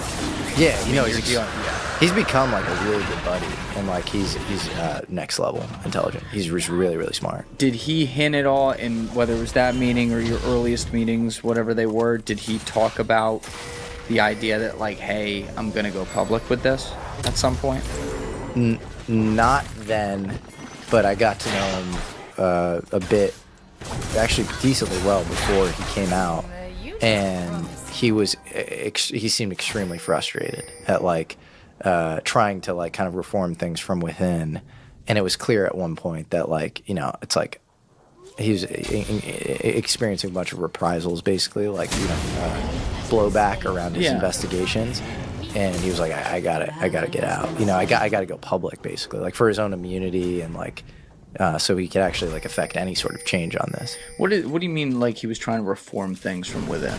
I don't know the actual specifics, but my sense was that the initial strategy was like discover this stuff, bring it to the right people in charge, and then try to like engage in the proper reforms around it, like reorganize the legacy stuff, create academic programs around this. So like it's like the nuclear stuff. It's like nuclear physics should not be classified, right? But like nuclear trade secrets should be classified. Like these obvious things. And I think he was sort of trying to like affect this change from the inside. Like, hey, we're not in front of this issue at all. Like we need to be like more forward-minded on this. And I think he just wasn't getting anywhere. I think he was sort of spinning his wheels. I think, superiors and colleagues were doing all sorts of, dirty things. And I think he basically was like, I gotta blow the lid on this. Did he discuss with you, and I'm going to come back to some of the specific things he said for people out there who haven't heard it, but did he discuss with you some of the threats or the fearfulness surrounding both him and his family that made like the blowback that was keeping him up at night at that time? Yeah, he touched on it. Yeah, he was he touched on you know, I think certain shots across the bow that he and his family got that were pretty unnerving. It's unnerving obviously for him, extremely unnerving, and then unnerving for me to hear as well, because I'm like, man, we're in communication, and like I'm kind of looking into this stuff too, and you know, so yeah, it was I think it was a very precarious time pre him coming out, because you know, you don't have immunity, nobody knows who you are, you know, and so if they're going to engage in retaliation, it was like pre-July of 23, not after. I think now it would be much harder for them to do that. Why do you think he, minus the clear understanding of the knowledge of the subject that you had, and you know, you're a friendly guy too, why do you think he trusted you and gave you all this? And the reason I ask that is because at the time, you're not a public figure, you don't have the YouTube channel, and like, if you wanted to toss on a paranoia brain from his end, because obviously things were happening in his world, you're investing Peter Thiel's money, the guy who owns Palantir, you know, like you could make some conclusions there, like, why the fuck am I being walked into this guy's house? Why do you think he was like, you know what, I fuck with you, Jesse? I think it was two things. I think it was one, like just genuine social rapport. I think, or maybe three things. Two, like a respect for how far I had gone in like open source techniques, like just like discovering a lot of this stuff on my own, where I think, yeah, you know, you should give credit where it's due, where, yeah, there are guys who are like, you know, extremely deep, like, you know, Richard Dolan, for example. Yes. I'm trying to think of, you know, other guys, you know, back in the day it would have been like Stanton Friedman, Leonard Stringfield, or whatever, guys who you just have to give your props to as far as like knowledge on this stuff. I think those guys are often like way stronger than me, like on like an amalgamation of facts and sightings. Like they just have more of it. I think as far as like theory, I'm pretty deep on this stuff. So I think there was like a mutual respect there, in like coming to the same conclusions. And then I think it was also kind of a trust building process where I don't know if he would have. Well, first of all, he was trying to put this out through like mainstream media initially. And the Washington Post and New York Times kind of shat the bed and didn't end up running with the story. Yeah. And so I don't, especially New York Times. I don't know why. I think, you know, I spoke to Leslie Kane about it, because Leslie Kane broke the story for the debrief, yes, but she's a New York Times staff writer. Right. So she wanted to do it through the New York Times.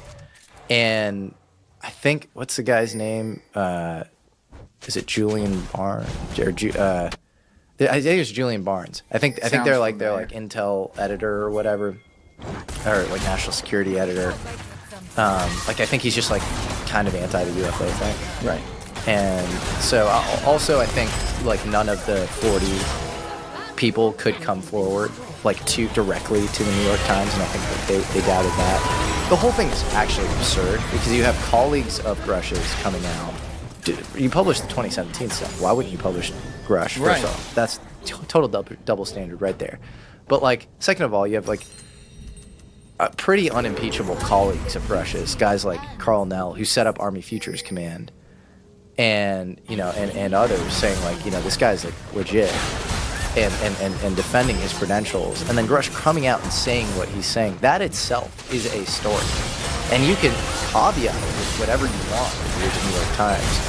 But to me, not publishing that shows like a prima facie a priori disinterest or bias. That's weird. Very weird. Yeah, it doesn't make sense. You can say like, we don't know, and XYZ need to be corroborated, but you have the ICIG, Thomas Monheim, saying this is urgent and credible. That's him. That's not you. And then you have his credentials being sort of backed up. And so I don't know. I can't answer that, like why they didn't publish it. But then I think it was this thing where he was feeling really burned by like the mainstream media, and he's like, oh, my friend Jesse, yeah, he has like a smaller channel, but like he's really deep on this stuff. He's high conviction on it. Excellent episode, by the way. Thanks, man. That one with him. Appreciate really that. Yeah, it was fun to make. That one felt like really like I don't know, it was like a beautiful moment. Like I was pumped to do it for him and for the whole kind of movement. Yeah. Yeah. Yeah, it's the thing that keeps coming into my head is some of these stories I've heard from behind the scenes where intel comes in and says, don't do that. Yeah. And that would, especially considering Leslie's there, like, that's what I'm thinking, especially also given that he was getting reprisals behind the scenes. So Yeah. people weren't happy about this. There's clearly some sort of internal war inside the government, and I don't know if I know the exact fault lines, but it's clear there's some part of the government does not want this out. Another, really does in a limited sense and over time. There's nobody that I think is full Ed Snowden on this. Yes. And you were talking about this before camera. I agree. Yeah. So I think it's a war between those two sides. I'm definitely on the side of, like, again, not knowing ontological truth or whatever and being on the outside. I'm on the side of, like, I don't see any reason. I've been given no reasons outside of, like, these rumors you hear. Guys like Jeremy Corbell or like Ross Fulton who are, like, supposedly in touch with people, like, in and around the actual program. It's just like they always say, like, we get super deep with these people, and, like, they all say the same thing at the end of the conversation, which is, if you knew what I know, you wouldn't be pro-disclosure. You hear that over and over again, and so I'm not inclined to dismiss it. Like, I think there's a credulousness to that world sometimes of reporting, but I also think they're doing good work, and, like, it's important to not throw the baby out with the bathwater and kind of parse the good from the bad. I think some of the stuff that they're bringing out is really good, and then sometimes it's a little indiscriminate at times or whatever. But your idea, though, that it's like pieces of the government, certain people know certain things about certain topics, and then they don't know about these other 50 topics. Yeah. Same thing for this other team over here, but they don't know about this one. You know what I mean? Like, there's this compartmentalization that happens, and then maybe there's very few who are actually, like, individuals literally, who are, like, read in on most of it. Therefore, the secret is kept in all these different places where you need all of it together to really make sense of it. And frankly, the same people who are saying, if you knew what I knew, they only know one piece out of the 200. That would be my strong bias. Is, like, you meet some of these people with, like, hardcore intel credentials or whatever, and, like, I just don't think, like, they have the epistemic ability. Like, yeah, you might have, like, a treasure trove of data proving that this stuff is real, like tons of crashes here, and, like, this thing was detected here, and whatever. But I think that, and, like, the ability to, like, holistically have, like, a worldview, like an expanded worldview, like a metaphysical understanding of reality, is, like, very different. And I think you can be outside the government and have clear intuitions around that, even that are even greater and more kind of top of the pyramid, so to speak. They're more kind of, there's more consilience and more interdomain knowledge and connections you're making than, like, the dude that, like, handled the thing in this one situation, or, like, went through the XYZ files, and, like, they're sure that, like, reality's weirder than we realize, and that the government has some handle on it. But they don't, I don't think, have, like, this, like, clear picture of, like, what's going on. And that's why, I found it really interesting. There's a story, this guy Robert Sarbacher, who, was in touch with Wilbert Smith, who is there's written correspondence between the two. Wilbert Smith is this, Canadian engineer, and Sarbacher is this American engineer, and he's this nuclear expert. That I'm the cream of the crop. He is running the Washington National Labs. He's close with Townsend Brown, who's doing the gravity stuff. And I think he's in on the UFO stuff, too. In 1987, he writes to William Steinman, who's this UFO researcher, saying, the rumors around the UFO crashes are essentially true, or substantially true, or whatever. And he says, John von Neumann, Vannevar Bush were involved in these things. Like, he goes on to, like, list names. And maybe he was speaking in sort of coded fashion. I think he says fundamentally true or substantially true, and that can sometimes mean you're true on the surface level, but you're wrong on the underlying details or whatever.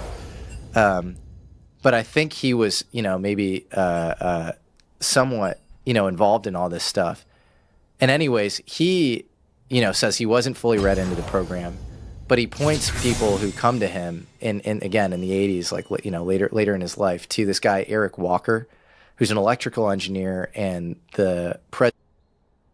I'll be back in just a minute. I need to reheat my coffee, get some water. See you in a second.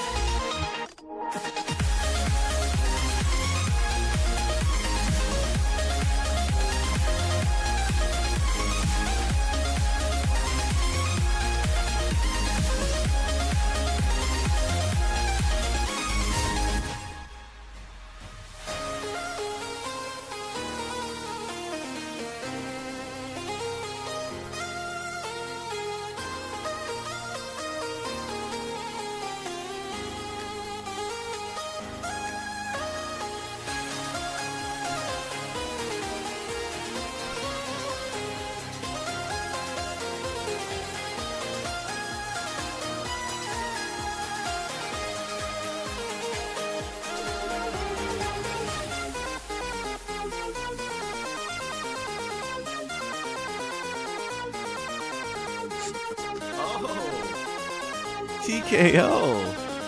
Wow, what a pleasant surprise.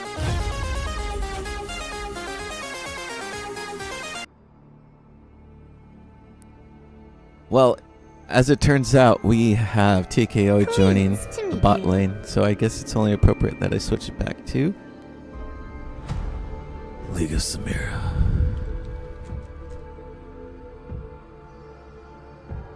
You want style? You found her. Name Samira. Try not to slow me down. I never go out of style. Yeah, we got TKO playing support.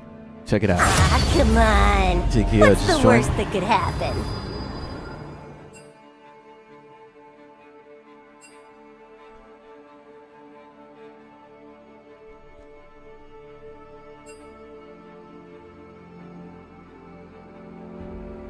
This is gonna be fun. I got a good laning partner now. The stream has turned around. Okay, I'm gonna continue the podcast. Hope you enjoy. Since TKO is on, I might do a little bit more commentating, but I'm gonna keep playing this until the time being. For the time being, President of Penn State, and Eric Walker, according to him, was part of this like MJ12 lineage or whatever. This like core group of UFO people. And the first thing that Eric Walker asks, you know, the UFO, the inquirers, is he goes, "What do you know about the sixth sense?" And they say, "What are you talking about?" And he's like, "What do you know about ESP, extrasensory perception?" And then he says, "You're chasing windmills." Like, it's like literally your epistemic aperture is incapable of the disclosure. It's not like disclosure is like this like semantic information. It's not like this file that he can just give you. It's like you're literally like you're chasing your tail. You have no idea what you're dealing with. Like you're like almost like not even like able to comprehend this stuff. And that's always stuck with me, because I do think it's like a you know, knowledge on this stuff is like a drip, but it comes from something higher. It's not coming necessarily from the government or whatever. Like if you're focused on that drip, good luck. It's gonna take like a long time. You're gonna get like, you know, little bits and pieces or whatever along with everybody else over the next 10 years or whatever. But you know, I think developing your own epistemic aperture is like this really crucial thing in this whole story. And so yeah, I think that's like a very telling story, that it's really about your own epistemics in some ways more so than. Yeah. And then you have the people like Grush though who have access to things and find it. Yes. And you know, what's the term? Epistemic aperture? Yeah. He develops his own epistemic aperture. Well, he's a good example. He's got both. He's got yeah. Sorry for my annoying. I can tell you spend a lot of time around Eric Weinstein. Yeah, exactly. I got it from him. That whole universe is a lot of its own lexicon. Come on. What's the worst that could happen? But I think he's a good example of both. I think he has like really creative mind and like is really strong on like theory, as well as like he clearly is like has a lot of actual hardcore info. Well, but before I ask the next question, just for the people out there listening who need to be rehashed on some of the things he revealed or haven't heard it before, I know most people obviously have heard this. Can you just review that, like the highlights of what he revealed, and then I have a question about some of those findings. Yeah, sure. So Grush? Yes. Basically, his findings are we have had a legacy crash retrieval program that goes back not only to Roswell, but to 1933, this Magenta crash in Italy, that basically aerospace companies have been involved in this, various aerospace companies since then. They've not always been subject to kind of traditional government oversight and FOIA. The clearance system that, classifies this stuff is the NPQ, DOE clearance system, the atomic energy stuff, not, normal national security, top secret, TSSCI, like that sort of line is not applicable here. Some presidents don't even have a need to know. And that you have these kind of balkanized, again, corporate entities that are engaging in like trying to like reverse engineer these crafts. And he brought forward 40 people who worked on these programs to the Inspector General, the intelligence community Inspector General. And so those are his claims. And he claims that non-human biologics came with the crafts or piloted the crafts as well. And that the materials in the crafts contain heavy elements. So elements with isotope ratios that don't exist on Earth, but heavy elements like, in places on the periodic table where you can't use centrifuges to mess with the isotopes. Like it would be extremely hard to manipulate these, if you're just a random scientist. So yeah, some pretty bombshell claims. Yeah, a lot. So our very first phone conversation we got into this long talk about what could it, like how Grush could be telling the truth but set up to do it. And I've talked about this on other podcasts, and I've said I really want Jesse in here to explain it from his lens because he'll explain it a lot better. But what I had asked you on the phone was like, is it possible that you have someone who is both curious and smart, like Grush, who within the levers of government is identified as that's a dude who's going to look into some stuff if given the opportunity. Is it possible that as a part of some sort of psyop, if you will, there were a lot of nuts left on a trail for what they deem to be the squirrel Grush for him to pick up and run with to go out and disclose things that actually aren't true? To which you gave me an answer, the short answer of no, I don't think that tasted purple. I think there's too much here. But what was the full logic there that made you go, there's too much here for that to be the case? Yeah, well, I just knowing him and like how detail oriented and like autistically like obsessed with like detail, I think is one thing. There's a possibility like they're trying to in some super coordinated fashion sending him down the wrong path. But like I asked him that in my interview with him, like on air, in our show, and he was like, yeah, but like I had other people back channel with the people talking to me, and like those people they'd intersected with my own career from like decades prior or whatever, or a decade prior, and like, you know, they wouldn't lie to me, and they especially wouldn't, because they don't know each other, they wouldn't be able to like coordinate to that level. And so like I think that's like a, you know, I asked him, and he was like, I'm 99% sure that did. So like even he's thinking probabilistically 1%. Yes. But you know, I don't know. I don't think that's likely. And then you have all the like Robert Hastings, like just like the UFOs and nuke stuff, where it's all the open source stuff just weirdly comports with the classified stuff. So again, if you're like a freakishly good counter intel person or whatever, and maybe you're trying to trick Grush into tricking me or whatever, maybe you comport all of the internal stuff, you fabricate internal documents to like look like the open source stuff in a way that like, you know, it all coheres perfectly. But Teal's answering the phone at Palantir like, I got just the guy. But like, it's like if you're trying to do that, then I mean, first of all, like whoever would do this, like grandmaster job, genius, like incredible job. But I just don't see it, and I see like the amount of like disparate. It's like, take this pathway of like reasoning, right? You have Robert Hastings, UFOs and nukes. You have an extremely credible database of 170 people who do not get into this job due to any sort of histrionic, attention-seeking desire for UFO, you know, for themselves. They don't want to be famous, you know. And UFOs keep showing up around our most precious, important assets. And every time they do, the Air Force Office of Special Investigations shows up, and they threaten them and say, we're going to screw with your career, and, you know, swear them to secrecy. And in certain cases, the people get deleted from the government, like Bob Jacobs. And then their superiors later have to say they were real. Okay, so what happened with Bob Jacobs? They said he never worked at Vandenberg, and he's a photo instrumentation specialist there. That in '64 sees this, you know, UFO wrapping around this dummy nuclear Atlas V warhead, and so. You know, you hear these stories over and over and over again.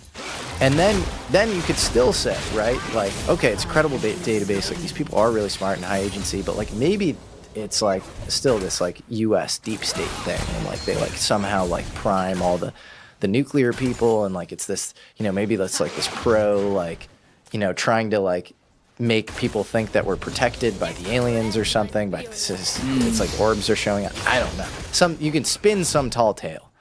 But then you get into the fact that there are UFO sightings in Bariloche in Argentina, because there's a civilian nuclear grid there, and there's literally a town in Japan in Ino, right in Fukushima, next to the prefecture where they have all their nuclear energy, that is like dedicated to UFOs, and there's a museum there that's all around UFOs, and so like you hear enough of this stuff, and you're like, there is a there. I don't, like, anybody that's like, this isn't worthy of investigation, I'm like, you just have like bad Bayesian reasoning.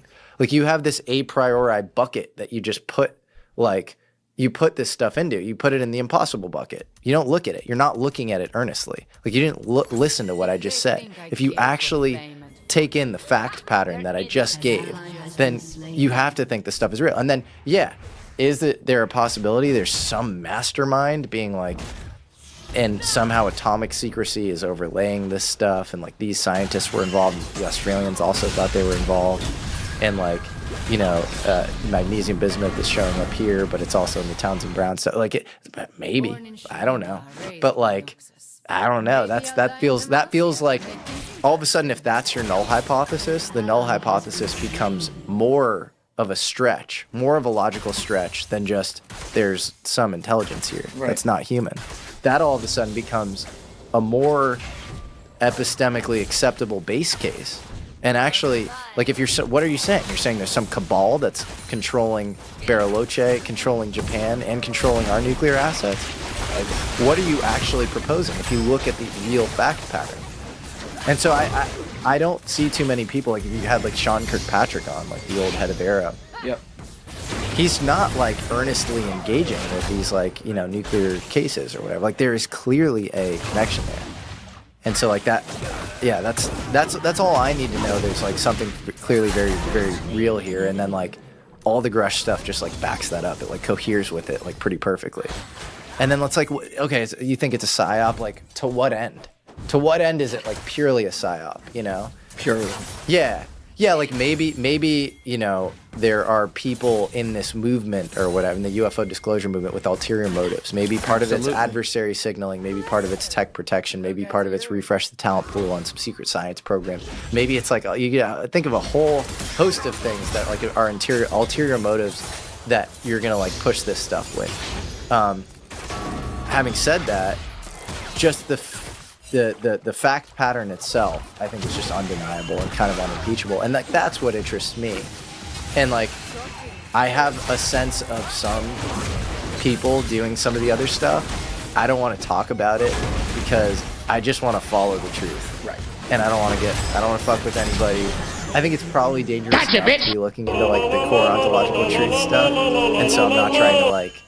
You know, and to, you know, maybe some of these psyops or some of these, you know, ulterior motives are like, it's not my motive is like the truth, but like I don't want to fuck with somebody having some, you know, trying to, you know, maintain American supremacy in some of these areas. Like whatever, do your thing. You're also within the community itself. It's clear, and it comes across in this conversation, but also in your actions that I've seen online now for a long time. Like you're a peaceful truth seeker in this way. You know, you're not trying to get in the middle of much of the bullshit drama that happens, like in UFO Twitter and stuff like that. It's about like, okay, if there's people who allegedly have access to some information here, let's hear them out. Let's talk with them. I don't care who they fuck with and who they don't fuck with. Like, you know, it's what it is. And we need that. In order for the space to be taken seriously, we need that. And it seems like, well, I think you guys straight up said it, so it's more than it seems like.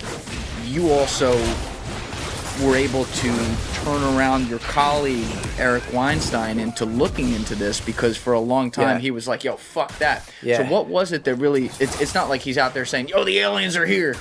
But he's looking at it in an educated, questioning, truth-seeking way, it seems at this point. What conversation changed that? What action changed that to where suddenly he's like, all right, Jesse. I think two things happened for him. One is he started to become more public about his physics theory of everything, the geometric unity stuff, which I think he'd presented in Oxford in like 2013. But like, you had half the people being like, "This is it," and then the other half was like, "I don't know what he said," and I don't, you know, and like it, you know, kind of like he developed it, and then he went on Rogan and he sort of published it again.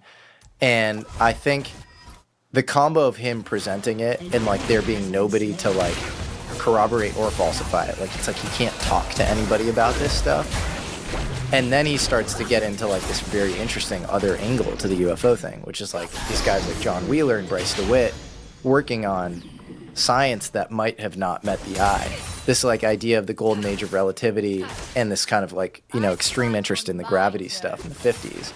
And so he's like in his mind thinking, maybe I've figured some stuff out on my own, but maybe some other people have gotten there before me. Maybe there's some program around this, what's going on.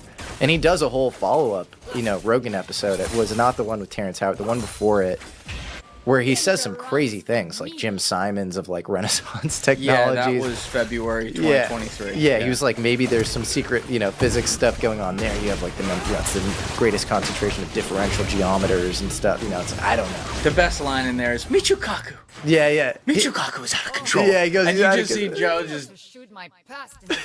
He's like, get Michikaku in here with me, and Joe's like, why? Yeah. That's so funny. Yeah, exactly. So he says, so he is, you know, there's a combo of like, maybe these guys have figured out some of the stuff that I've figured out. Yeah. And maybe there's this whole like, you know, secret national, maybe, you know, the physics that I've been working on has been like weaponized or something. And then there's this confluence of that and the Pentagon admitting there are things in the sky that, you know, we don't know how to identify. And you have these two Office of Naval Intelligence reports. I think one in 2020 and one in 2021, and you have, you know, associated mainstream media articles and press around that.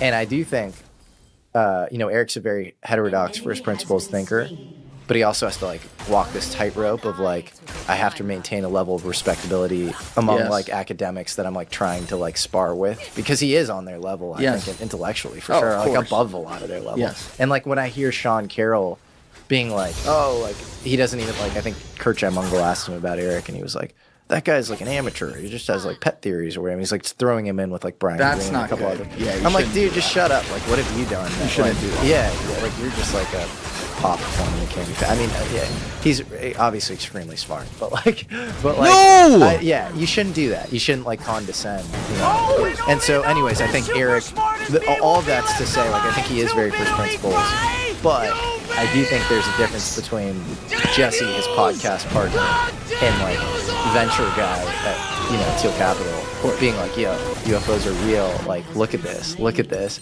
That's different than like Pentagon, New York Times being like, we don't know what this stuff is. You know, this stuff is real. And so, I do think to his credit, he immediately credited me with like, okay, you've been pushing, like I thought you were like brain dead in this one area. I appreciate you pushing me on this for like a long time.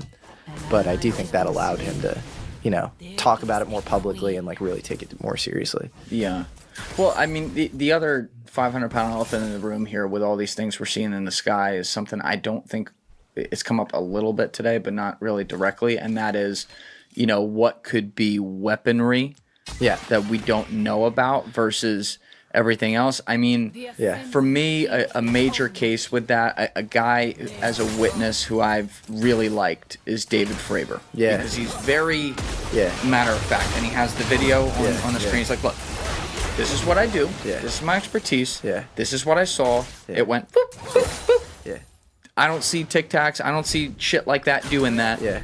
That's not something that is a part of ours that I know about. Yeah. Meaning, draw your own conclusions here. I think it might be alien, but like, I don't know, it's something else. You could go way too deep with this and like get out of control to things you don't know. But like, I've heard from a lot of, I guess, people who might know something about something. It's hard to say. Yeah. That like DARPA, for example, could be 40 years ahead of us. Yeah. In technology. So when you see something like that, where it is an unidentified aerial phenomenon, right? It's not.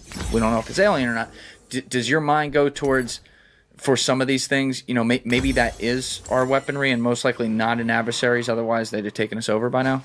It's possible. I've heard things to that effect. I do think if you look at the actual observables of, the Tic Tac, it's like, it's like just crazy maneuverability and like, you're breaking basic conservation of momentum. So it is like new physics, or it's like a spoofing thing that like, but then like, how do you spoof the FLIR, and then they say they have radar. How do you spoof the FLIR, the radar, and the actual eyewitnesses? Yeah. That's a lot of spoofing. So then you're getting into like a crazy claim, which is like we have like physics, in deep black aerospace. And so I just think that requires like a lot of follow-up and evidence. Of course. But yeah, I've heard certain people say that might be the case, and I don't know what to think about it. If that is the case, it's of the Townsend Brown lineage, would be my belief. Yeah. My brain also, territorial, goes towards some of that Operation Paperclip and some of the things the Nazis were onto. Yeah. Because you basically saved like some of the worst people on the earth who just happen to be very smart. Yeah. At something. You brought them over here. We know some of them put us into fucking space and shit. Yeah. And it's like, what were they able to maneuver? You brought up a lot of amazing research today about anti-gravity and projects that were going on in the 50s and 60s. But it starts in Nazi Germany. Yeah. Yeah. And do you know about like Kammlerstab? Have you heard of that? Kammlerstab? Yeah, have you heard Kammlerstab? Fill me in. So there's this SS officer named Hans Kammler. He's the most ruthless Nazi. Like Albert Speer, who's head of all armaments for the Nazis, said, Hans Kammler was the most ruthless, unscrupulous guy I was forced to collaborate with. And so you're talking about it, the Nazis worked with like Hitler and Goebbels and Himmler. And he's saying that this guy is like the craziest, most ruthless guy. By 1945, Hans Kammler was in charge of all aerial armaments for the Nazis, the V2s, A4s, everything. And he had this secret weapons program called Kammlerstab or Skoda Works, and it was based in two places. in Czechoslovakia and Poland, and so modern day. Obviously these were Nazi occupied, and you had these 3 scientists: Richard Mita, who was doing high voltage stuff, which is very similar to what Townsend Brown was doing. So similar experiments, like kind of short distances, high voltage, maybe asymmetric capacitors. You had Rudolf Schreiber, who was this German technician who had a design for a flying saucer, and you had another guy named Victor Schauberger, who lived in Austria, who we know, he said in his diaries, it says, or I think it was a letter to his son, he says, I'm in Czechoslovakia and what I'm doing is top secret. And this is 1942, right after an SS officer knocked on his door. And so you have all these guys kind of, being housed in like these, secret weapons programs in Poland and Czechoslovakia. A lot of it is actually underground. And they're working on all sorts of crazy stuff. And Mita had designs for flying saucer. All of these guys that I just mentioned had designs for flying saucer. There's another guy named Henri Coanda, who's a Romanian engineer who was also under Nazi occupation. He had a patent for a lenticular aerodyne saucer, and he, I think, also ended up contributing to HeadshotH4rry. So HeadshotH4rry was like a real thing, and they were working on like the most advanced weaponry at the time. And at the same time, you had Foo Fighters, which are these controlled balls of lightning. They seemed like they were intelligently propulsed or controlled or whatever, with no vapor trails, moving in and out of Allied fighter flight paths. And so I don't know if there's a connection between that and HeadshotH4rry, but HeadshotH4rry was definitely doing some really crazy stuff. I mean, the rumors were they might have been working on, flying saucer, but there are also rumors. Have you heard of Die Glocke? Do you know what that is? This legendary bell, this German bell. Have you heard of that? Maybe. It's this. It looks like this sort of like egg-shaped or bell-shaped, thing, and there's a ceramic chamber on the inside. It's metallic on the outside, and you use a lot, extremely high voltage energy. You create like a torsion field around this, object. You have a person go inside the object, and you slow the inertial reference frame. So gravity and time are coupled. And so if you create, the only ways to affect gravity are basically through mass and energy, right? So you have like an extremely big planet, you have this gravitational inward force. But maybe if you have like extremely high amounts of energy, you can also create sort of like these synthetic gravitational effects, and then you can maybe mess with time as well. If you think about it, like the closer you move to a black hole, time slows. And so the idea would be you create this sort of torsion field, and you create this different inertial, this different reference frame on the inside of the bell as on the outside. And so time is actually moving slower on the inside versus vis-a-vis the outside. And so if it's moving like 1,000th of of the pace of the outside, you can walk out of that thing, after a certain amount of time. You're 1,000 years in the future. And so it's a crazy concept. So that is lore. That to me is the least believable thing that could have come out of HeadshotH4rry. But we know that, or we have some evidence that Ernest Grawitz, who is head of the SS Medical Division, that Joseph Mengele worked under Grawitz, was maybe involved in this project. Oh boy. As was a guy named Walter Gerlach, who was studying gravity, at his university prior to this work. And so it's this really interesting thing. This guy named Nick Cook wrote this book called The Hunt for Zero Point. He documents it really well. And he meets this Polish journalist named Igor Witkowski. He's probably the deepest on this. And Cook comes out saying, I don't know if this was real. But there's like a ton of evidence that like HeadshotH4rry was real. That you had these crazy secret weapons programs that were like, they put the concept of Wunderwaffe, like German wonder weapons, to shame. It's like next level stuff, but he doesn't know, whether the bell existed exactly or like what exactly was going on. But it's a fascinating inquiry. And there's actually a book by this guy named Tom Augustin, and I think it's called Blunder, and it's basically about how there was this fighting for the scraps of HeadshotH4rry in 1945. And how the Russians ended up with a lot of this stuff, and a lot of the frameworks that might have come from HeadshotH4rry, and then the U.S. ended up with a lot of it. And originally around 45, it was thought that Kammler died or disappeared, And now we know actually from a couple of declassified documents that Kammler ended up in the U.S. Of course he did. And that we took him back. And so that's this like really crazy kind of, you know, punctuation mark at the end of this story that like is very important and not super well known. And so, yeah, I mean, I don't know exactly what you make of that, but I think there was a lot of tech transfer at the end of the war, and it wasn't just, you had missions like TICOM, which was, you know, for communications, and ASOS, which is for nuclear stuff. And you had like, you know, you had Werner, you know, you had Heisenberg and stuff, you know, like in like this like wiretapped room, like trying to figure out what he knew and stuff. That was kind of maybe like white world nuclear stuff. The way Nick Cook puts it, you had black world nuclear stuff going on, and that was under Kammler. And so Kammler was doing, yeah, weird nuclear stuff, and then aviation stuff. The final story here, which I think is just mind-blowing, because all of this is still kind of in the like lore mythological realm, but this maybe brings it down a little more, is there's a guy named John Warner IV, who's actually Chris Mellon's cousin. Of course. And so he comes from the Mellon family. His grandfather is Paul Mellon. So Paul Mellon is one of the founders of the CIA.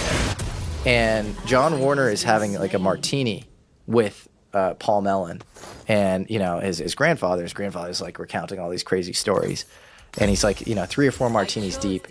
And he says, you know, I remember being in modern day Czechoslovakia. And I'm standing on, you know, on top of a massive craft. And it's a saucer. And John Warner says, is that the one with the, you know, a bunch of the BMW engines, like, you know, taped it onto each other? And he goes, no. And he just like kind of changes the subject. But it was a trip that he and Alan Dulles obviously third director of the CIA, you know, were Godfather of Operation Paperclip. Yeah, it was, exactly. And Dulles was doing all sorts of crazy stuff, like around the war. He was gone fully rogue. You know? Read Devil's Chessboard? Yeah, I have. No, what a book. Yeah, exactly. And anybody who watches the Sheehan episode I just did, read that book, because it corroborates all the Sheehan stuff too. You know, so you have a lot of weird evidence around like Nazi secret stuff. Like they might have figured out more than meets the eye, and then exactly what they figure out, I don't know. You know, it's weird. You have who is Werner von Braun's? Why am I blanking on his name? Werner von Braun's mentor, Hermann Oberth. Yeah, he ends up at Convair Bell, Convair, doing interesting stuff. And then von Braun obviously ends up here. It's, you know, runs our space program. He and Arthur Rudolph, who like literally ran the German space, they created the VT rocket. Like they're like running like the NASA Saturn program. Like it's literally like that NASA Saturn program is like a transplantation of like the Nazi space program. It's like pretty fascinating. The 3-way race for resources after World War II and the immediate aftermath and the years after that between Russia, the United States, and Britain, and the secrets of the world that exist from that race is one of the most underreported great mysteries of our time. Yeah. You know, it just, the depth. I mean, you get into the biological weapons stuff. Yeah. You get into... You start to wonder, like, how did these guys not have a Manhattan Project and not get to that? Gotcha, bitch! And this is pure crazy speculation on my part, but sometimes I do wonder if within those evil, sadistic little Nazi brains of theirs, apparently weren't that little because they knew some science, but like, you get the point. Yeah. You know, if like maybe they had gotten to something like that, like a nuke, maybe they had gotten to some insane biologics. Yeah. And they had just enough left of whatever lack of humanity they had to say, maybe we shouldn't give it to the stash. That motherfucker's a little crazy. Yeah. Like, I don't know. Yeah. But I think about that a lot because the shit that they were onto. Yeah. And then the deals they were able to make. And let's be honest, the Dulleses had some sympathies, if you will, towards the Nazis. That's very well documented long before the war, and then when the war was closing off, obviously. Yep. But like, if that was a part of it, I would, oh my God, I would love to be a fly on the wall during some of those years, or a fly on the fucking Humvees as they pulled up on shit and, you know, tried to figure out what the fuck to do here, because there's some crazy stuff that came out. Yeah, well, you also just look at, even more prosaically, like look at the fighter jets, and then look at the rocket. Like the V2 rocket was like 20 years ahead of like anything coming out of the U.S. Like the Nazis. I don't know if this is like a pro border science argument because there are no like moral qualms about like looking into all sorts of. I think there was like experimental cell block 9 where they were like doing human experimentation on like Mengele doing like weird twin. All this stuff is so fucked up. It's so messed up. It's crazy. And so I don't know if they just made progress because they were so like psychologically like unbound and like just down for like whatever. Right. But no, it's a valid question. But it's interesting. Like it calls up a lot of questions. Like how did they make that much progress that quickly? Because so much came out of that time. Yeah. And you could just say that's what war creates. But the amount of progress was like Gotcha, next bitch. level compared to now. It's nothing close to that. It's at least as far as like physical world progress. Fuck yeah, man. And then it's all obviously towards like a super ruthless evil, and that's the start of some weird shit that then is used on our end, which is just like morally that's like one of the ultimate quandaries. But we could go down a huge rabbit hole with that. I know I got to get you out of here soon. This has been awesome today. Yeah, man. One last thing before we go. It's come up intermittently today. Your Danny Sheehan sit down. Yeah. He's gonna be coming in here thanks to you. Oh yeah. But like what do you make of that guy? Because he's been involved, to the title of your YouTube video, he's been involved in like every American conspiracy. And like, you did such a good job with him, but you're just sitting there and you'd ask like something that's getting towards something crazy where you're like, he's not going to say something on this. And he goes, well, as a matter of fact, I was actually there for that one. I know exactly who killed Cashapp. Yeah. Yeah. Like how do you even respond to shit like this? Like, is it crazy or do you, it sounds like there's a lot of evidence he has below stuff. That's the thing. So I would, if I were to hear what he said 5 years ago or 10 years ago, like basic American history, Jesse, or whatever, coming out of Columbia or whatever, American history, I would have been like, this dude's crazy. He's off his rocker. And then you read a book like Devil's Chessboard. What was that? David Talbot. David Talbot. That's right. And like I met Oliver Stone once and like spent a little bit of time with him and like watch that his movies. Jesse, you're trying to make this podcast go all night, bro. My point is like you build up. We could go all night. You build up this like gestalt view of like, all right, like I'm pretty sure like Dulles like came after Kennedy. Like the guy hated him. He wanted to scatter the CIA to the end. He had just fired Dulles. He had the Bay of Pigs. You come out like not knowing the motive, the chronology, and the people, but like knowing that like JFK was like an inside job, And then you hear probably. You gotta think probabilistically, but yeah. You're saying 99.99999% probably? That's what I'm saying. Okay. Yeah. Just making sure. Same probability that we're not alone. Right. You think the probably, and then you meet a guy like Sheehan, and again, I would disbelieve it if he weren't plugging in gaps in a framework that I already basically believe in. But he's like, it's like it was Dulles, but it was like this recommissioned S4. His whole his narrative's insane. It's this idea that like Nixon, who was VP under Eisenhower, but was also kind of running a lot of national security for him, kind of commissions Howard Hughes, to create this S force, which is this like team of assassins to kill Fidel Castro. And Che Guevara. And they brought in the mob too. They brought in Roselli and Giancana. Exactly. Yeah. Trafficante, all these people who like are expedient allies because they, want the Batista drug run, back up and running or whatever. And then this S-Force gets like kind of sunsetted and then like rolled up into these other operations, Mongoose and Fox something, I don't know, whatever. And then when Dulles gets fired, by JFK, he retreats back into the Brown Brothers Harriman, which is the investment firm that like sort of formed the CIA. And he then called the shot. The S-Force is going to get recommissioned. Sleeper cell, let's go. And let's go. And then take out JFK. And he Danny mentions the name of the guy that he thinks he gets. It's so he's like, Ricardo, it was Miguel. He goes, Ricardo. No, this guy Morales. They called him Roger Morales. Ricardo Morales. I don't know.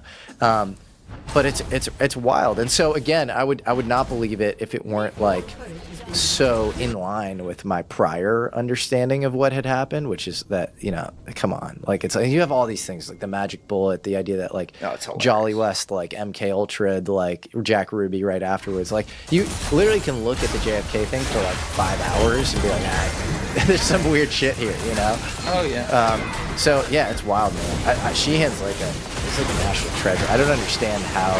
After that interview, I asked, I was like, dude, how are you alive? And he was like, you know, Jesse. He was like, yeah, you can't be paranoid. You gotta just do your thing. I mean, I don't know. You're gonna kill this hair? Yeah. Yoda hair. Yeah.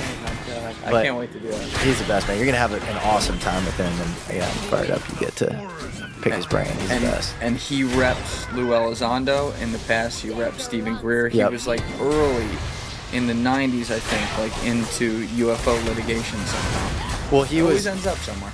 Yeah, he's like Zelig or something. Yeah. He's always like in the Forrest Gump of law. He's literally Forrest Gump of like American history. Yeah. And in the most interesting, like, it's crazy. Like, yeah, it's like, and then James McCord hit me up after Watergate, and like I represented him. Like, what?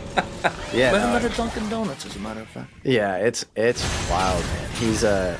He's funny, and I don't know how he pieces all this stuff together. He has a JFK infographic that will literally blow your mind. It's like you'll come out more confused than like it's like the amount of names and like it's like a web of. He's like, oh, just look at my infographic, and I look at it and I'm like, am I supposed to understand this deep? Like the infographics are supposed to be like 4 or 5 boxes and like it's like it was like 100 different things. I was dying of laughter. It was Well, we'll have fun. I'm sure that'll come up. He did a really good podcast with my buddy Danny Jones earlier this year too. Like the guy's just gold. So yeah, it'll be great. But listen, man, this is the first of what I hope is many podcasts on here. Hell yeah, man! I'd love to come back, dude. You are better than Bill. This has been incredible. There's going to be a Patreon episode from somewhere within here too, where we went off topic for like 40 minutes or something like that. So people can hit that link in the description.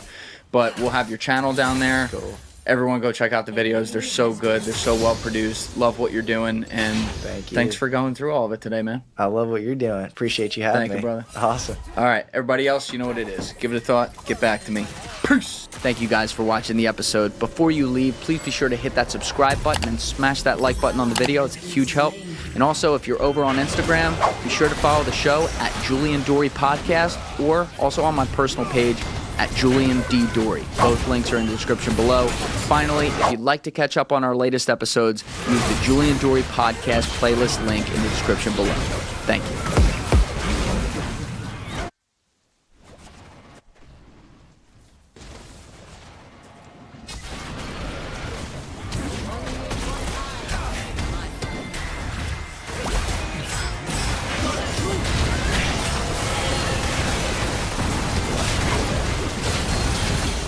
Come on!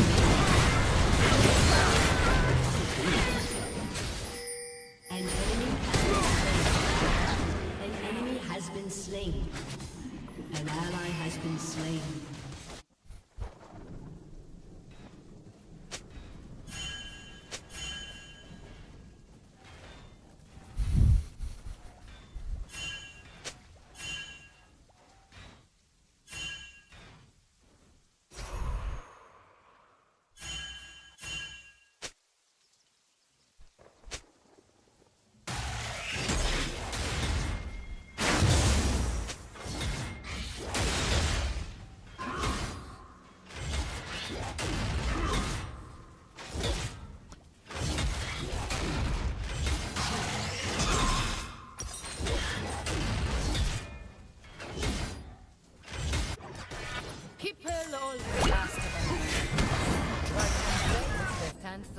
Vanquish on the back? Simple as that. This never ends.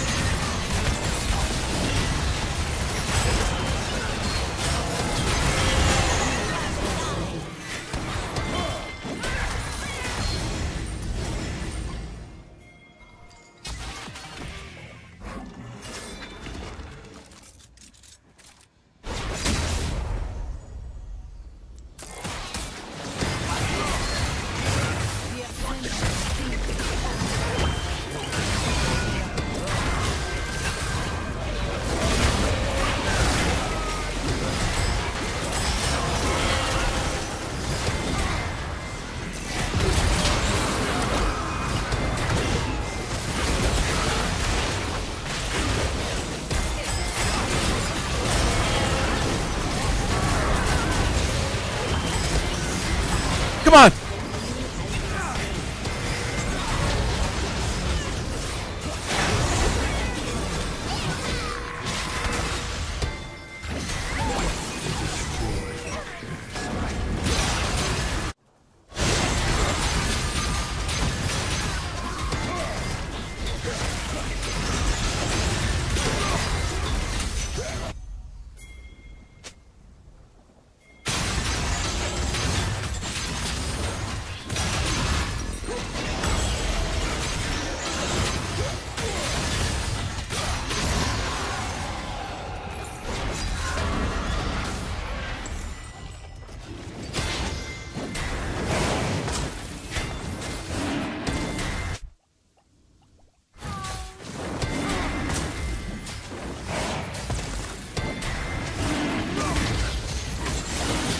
Believe me, it's worse.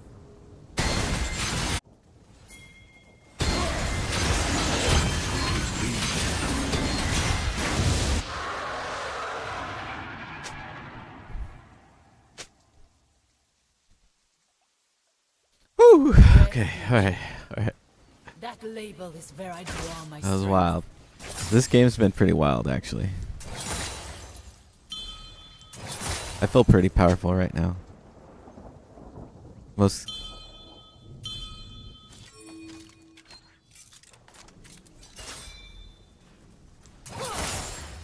Money buys a gun. Thrill buys a reputation. Rampage.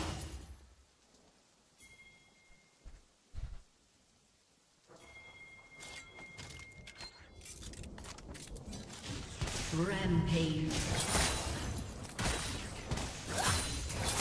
The Empire values strength. I value style. We're good.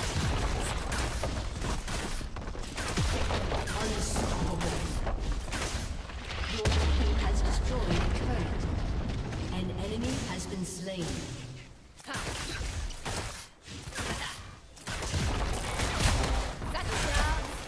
Your team has destroyed an inhibitor.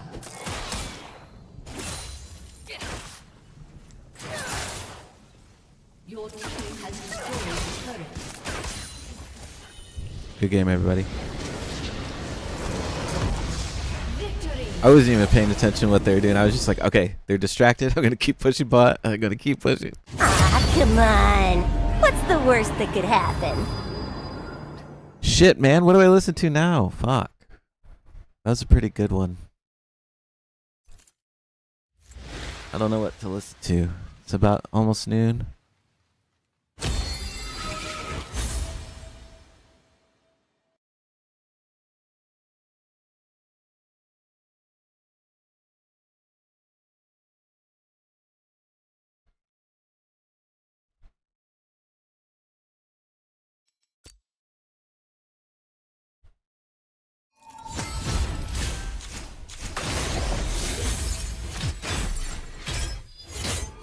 You know that I'm the cream of the crop. Oh.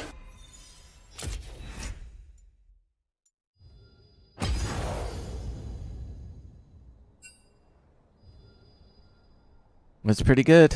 Damn, Mordekaiser beat me out in the end there. It's all good. We won. I don't care.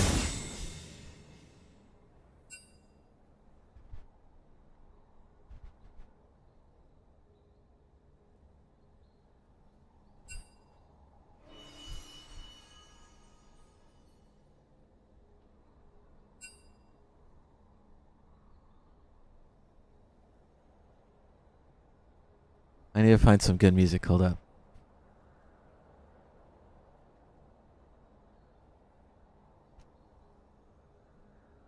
Here we go. Infraction.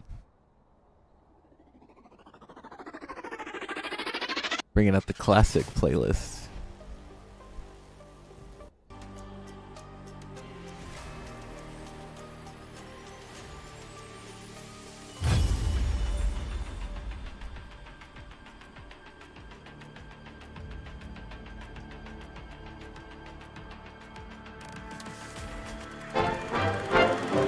This stream is made possible by viewers like you. Please check out the links in the description below.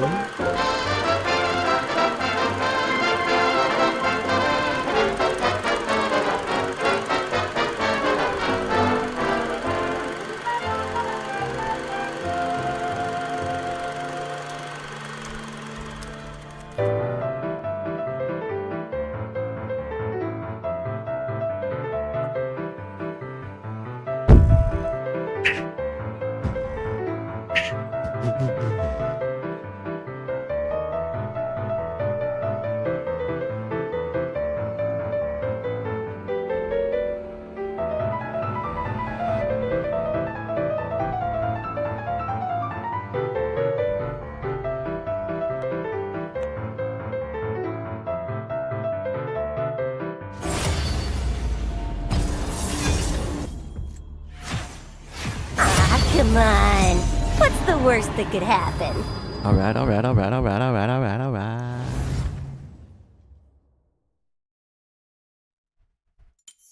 You know how I do. Yo. Who we banning today?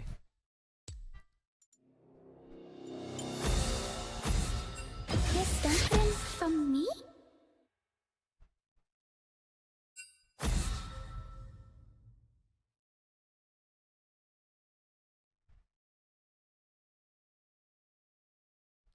Mic check. So what's it all about?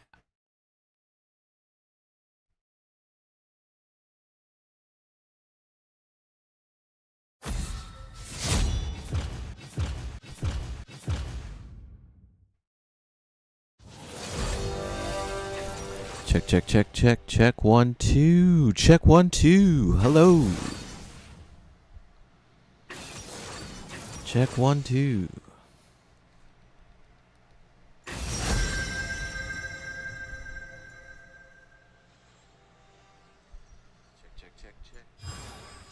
That sounds good. Voice sounds good. You want style? You found her.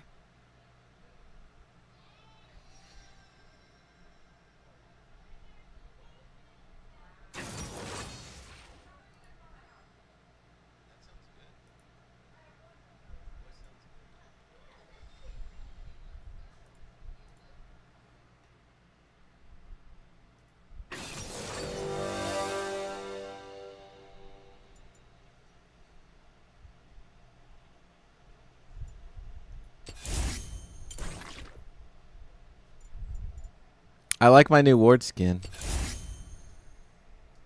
It's a heart steel ward skin. I like it. I just got that too.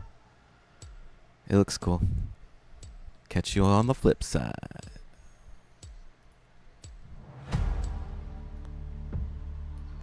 I could go for a twirl. Yup. That tasted purple.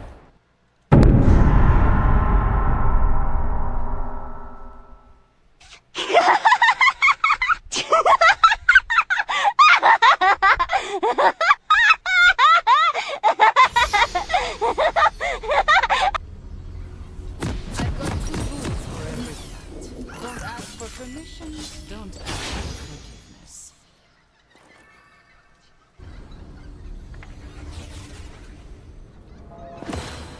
Let's get this music going. Finally. It only took about 3, almost 4 hours. We got some music. Welcome to Summoner's Rift. Nothing more lethal than comfort. 30 seconds to minion spawn.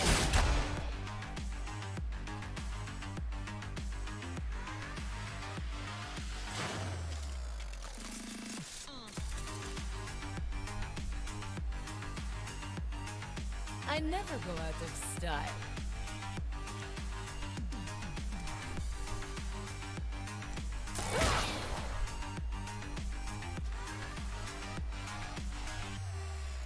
Minions have spawned. Try something else. On me.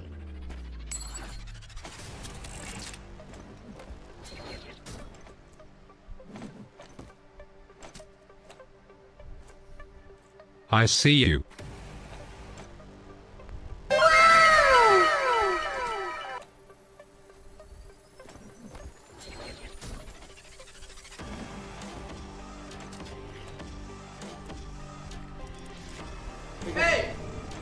Look at me, sure.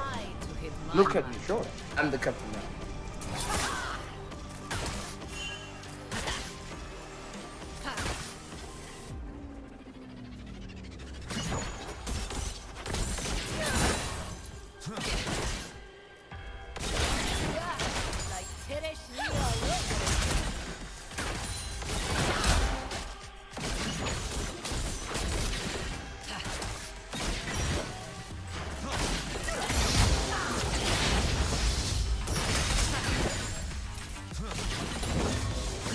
I'm not built to win.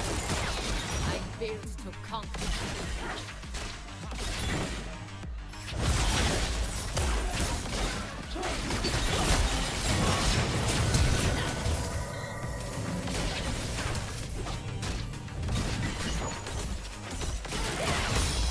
Women don't make it in Noxus.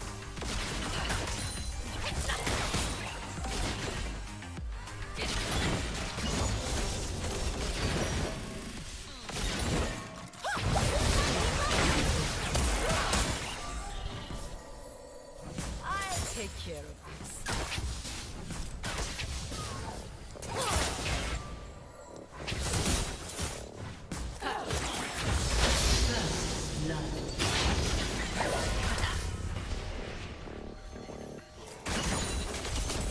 I am the beauty and the beast.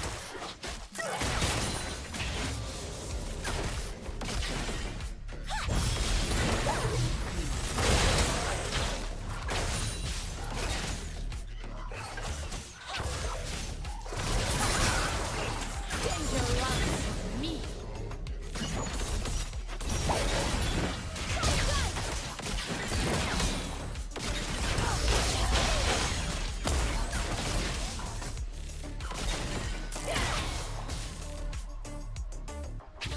Guns and swords go together like rice and Why are you hitting them?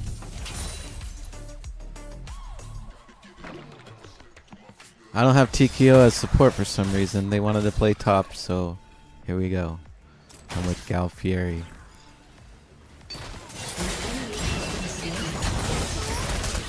look at you.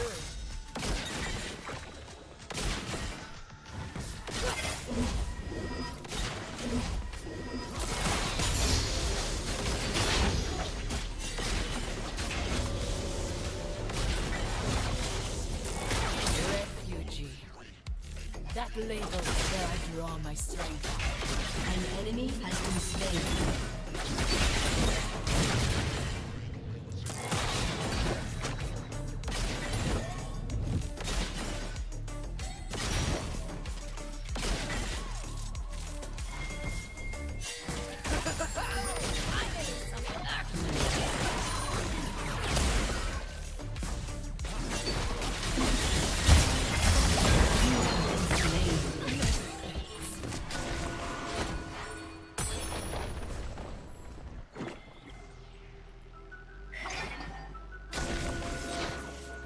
Galfieri, I faced worse. not high on my list right now.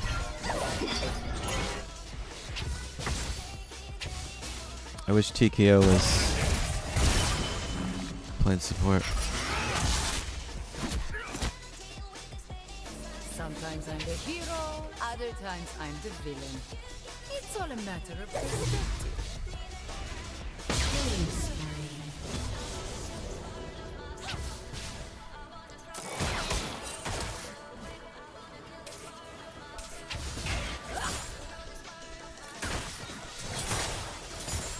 On my right behavior.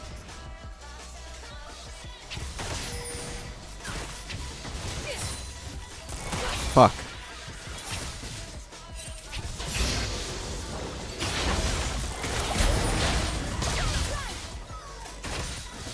Seize the moment.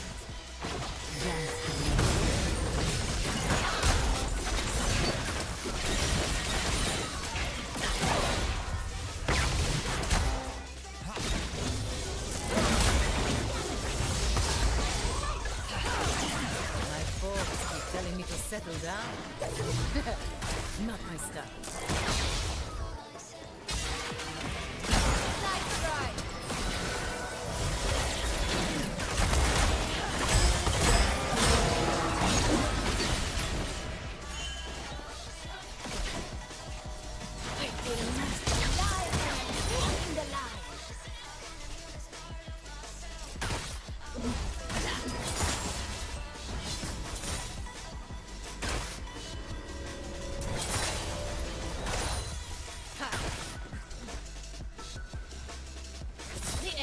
value strength. I value style.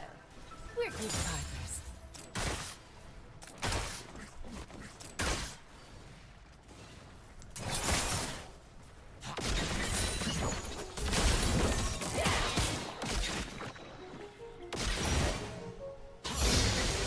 I'll be average when I can be savage.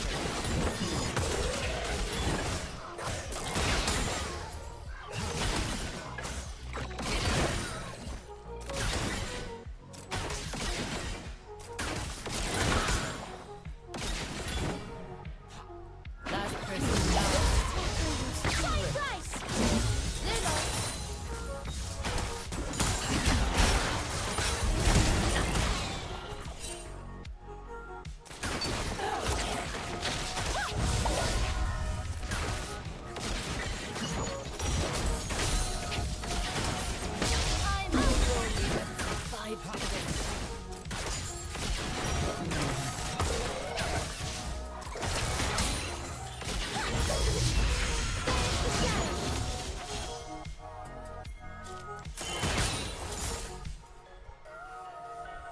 In every girl, there is a queen.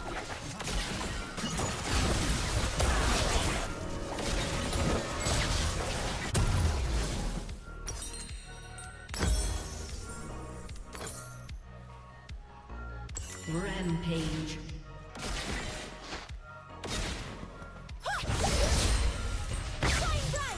Those who follow the Ascendant burned away my home. So don't expect me to follow anyone.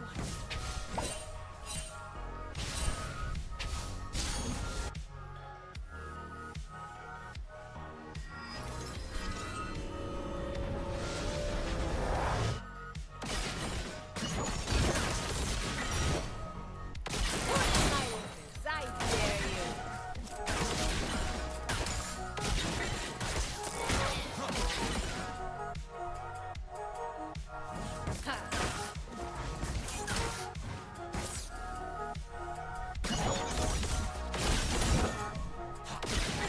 Virtue?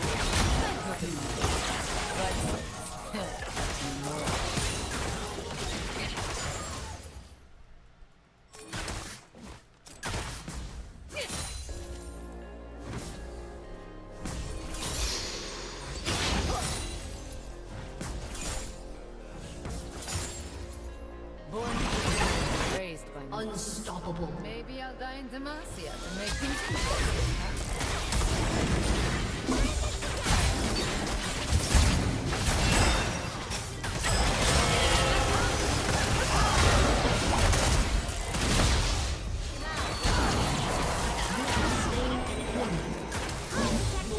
Has destroyed the turret. An ally has been slain. An enemy has been slain. They are wrong.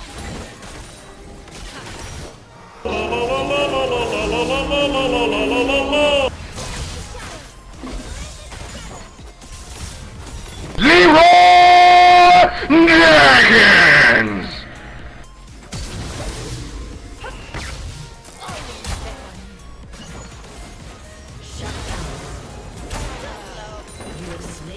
Gotcha, bitch!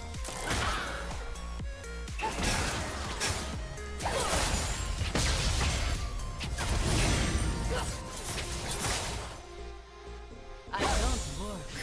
I slay.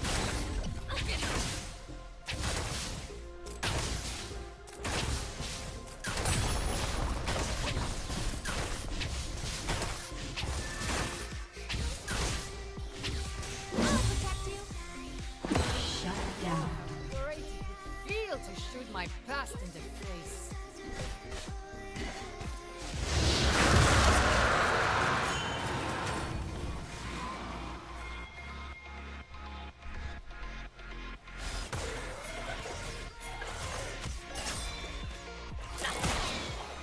Hope I get some of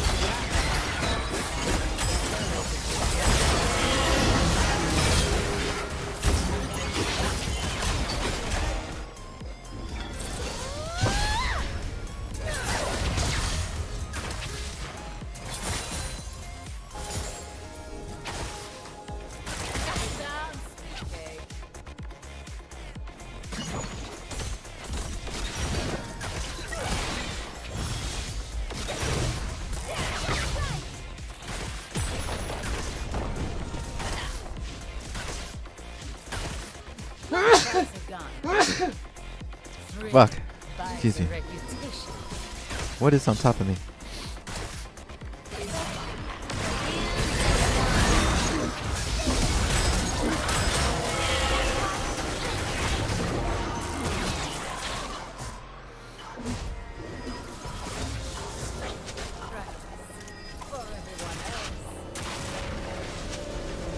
An enemy has been slain.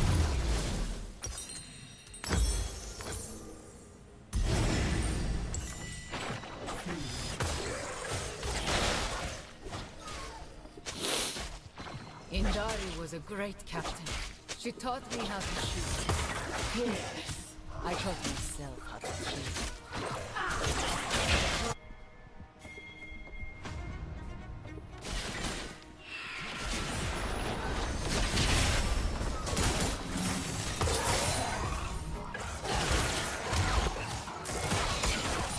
Don't hold back. I won't.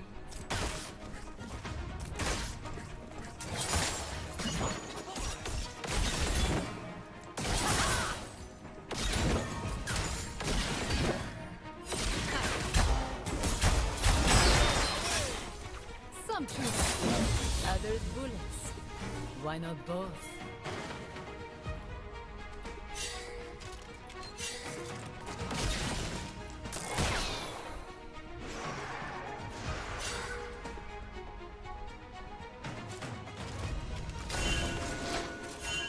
Thrilling! Ha! Maybe I'll get a tattoo to celebrate your An day. ally has been slain.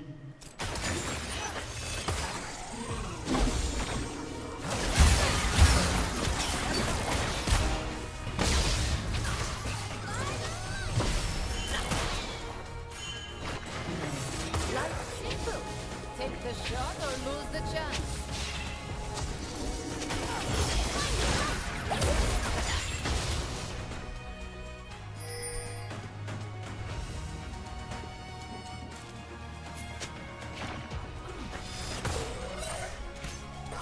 Your turret has been destroyed.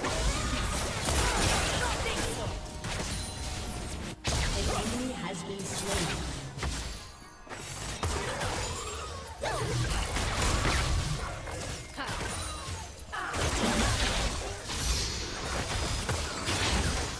Nothing more lethal than fun.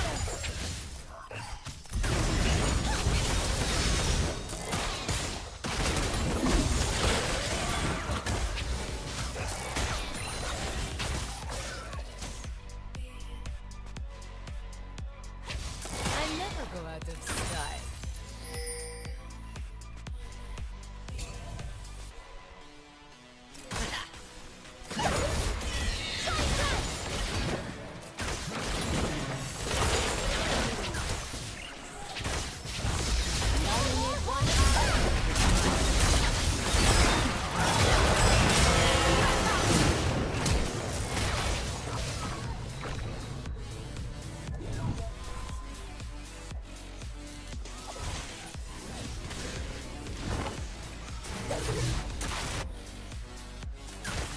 Your team has destroyed a turret.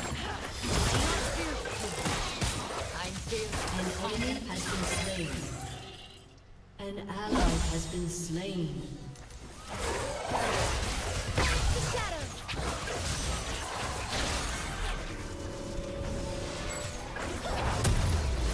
Your team has destroyed a turret.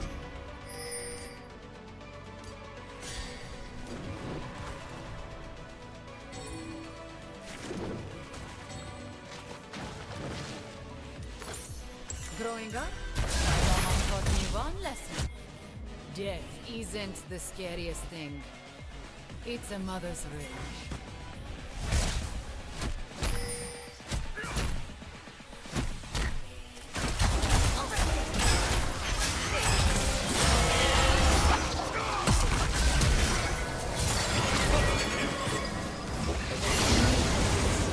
Gotcha, bitch!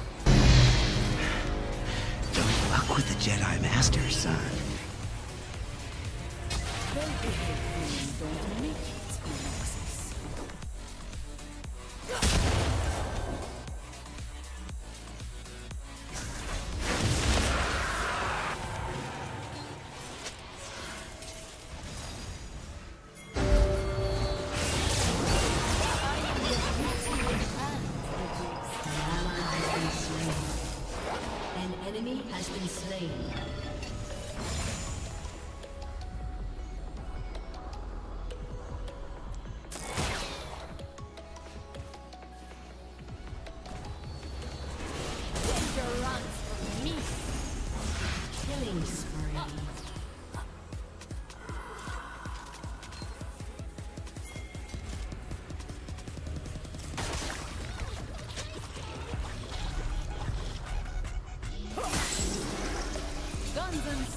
go to bed. Rice and saffron.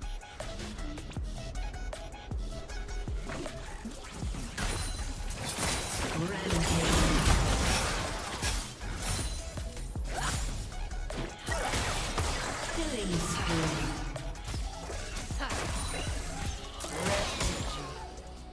What label bear my strength?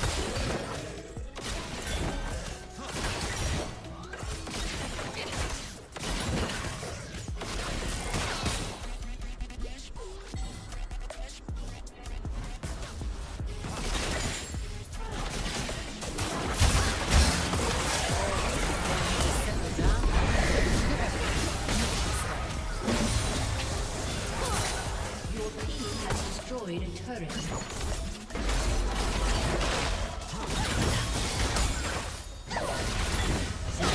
has been slain. Your team has destroyed an inhibitor.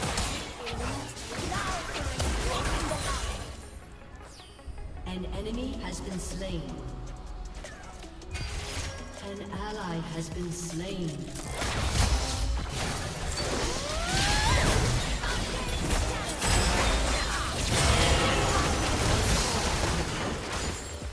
Gotcha, bitch!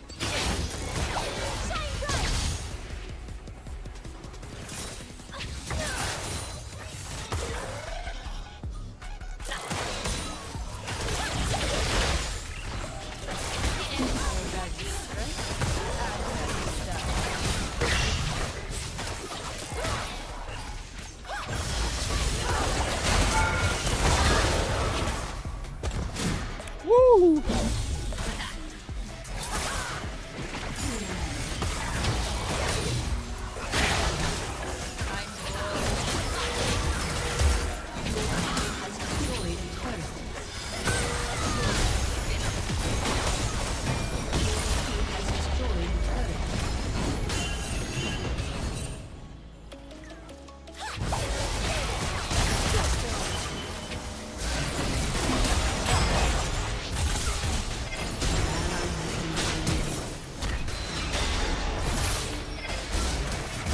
God damn it, man.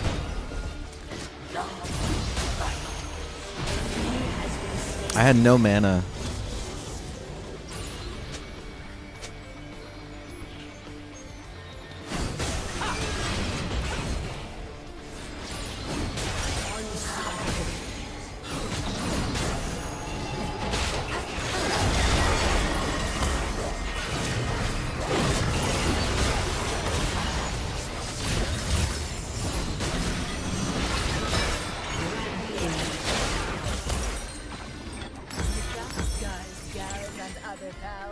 What happened to my music? It's kind of quiet on.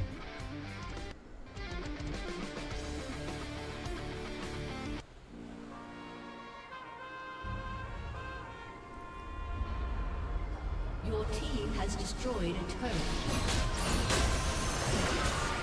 I care most about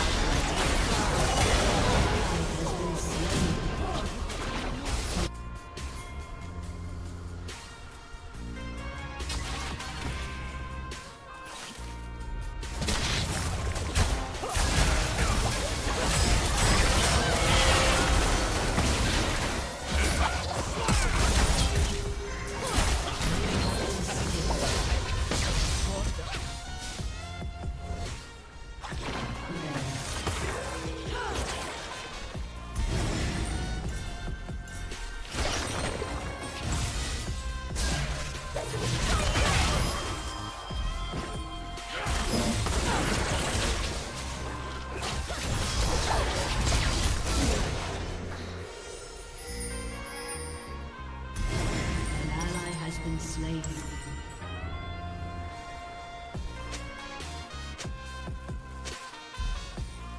Live fast, die young.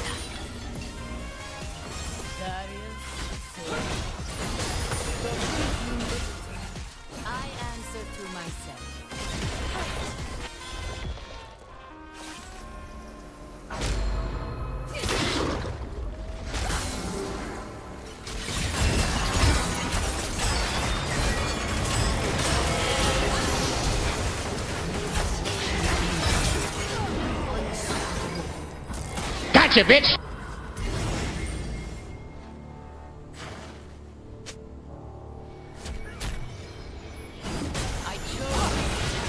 And sure,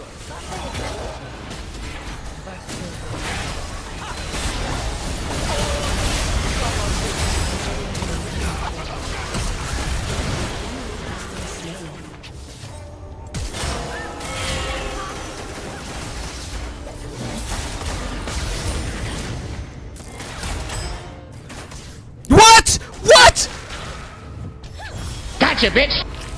What the fuck was that? What the fuck? last person I loved. Fucking lag, you piece of shit! Oh yeah, I can stop back here after 5 goddamn things goes off, man! You like that? What fucking fuck it up?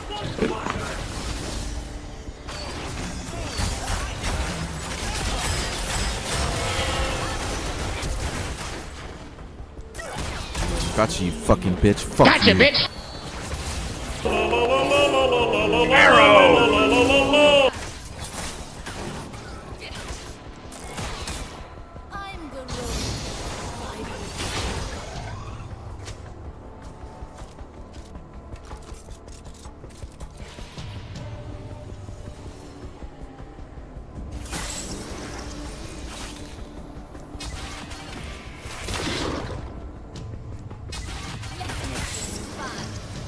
Fuck, they're fighting.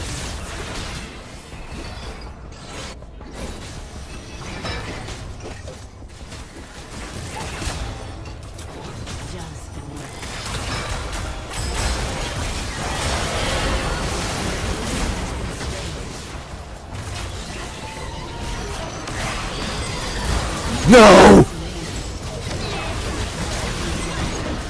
Oh, and only those as super smart as me will be left alive to bitterly cry! You maniacs! Damn yous! God damn yous all to hell! Hello, my lover.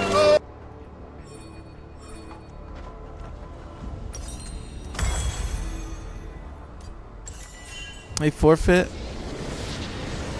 Wow. What a bunch of P-words. I didn't even get to show off. Ah, come on. What's the worst that could happen? Where's this music at?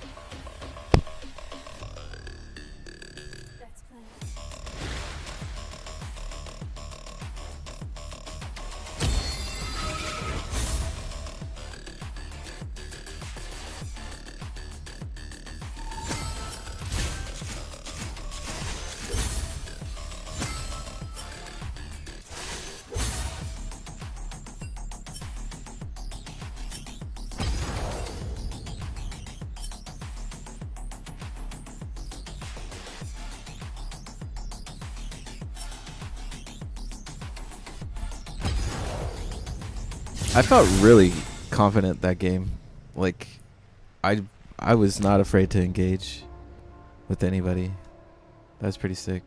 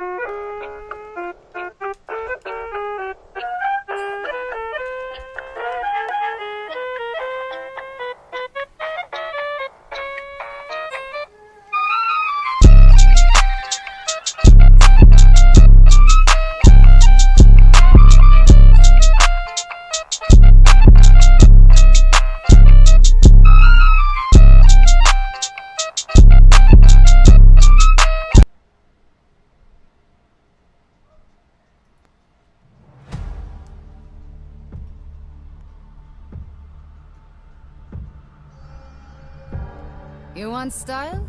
You found her. Name Samira. Try not to slow me down. I never go out of style.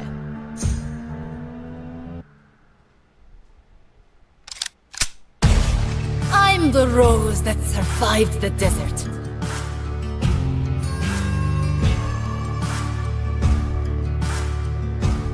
Sometimes I'm the hero, other times I'm the villain. It's all a matter of perspective.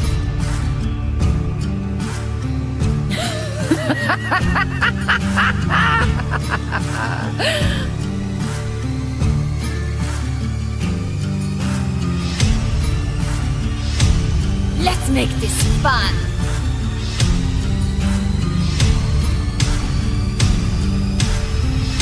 Don't hold back.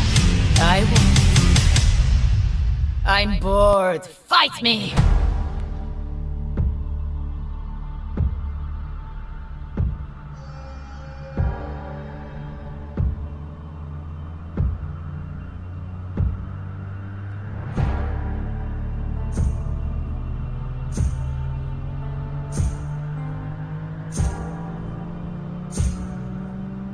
Came all this way to die? Hmm? Nope! Don't think so! Nice try! It's about to get messy!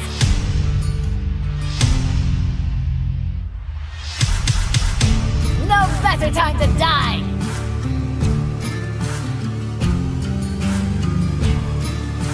Flawless.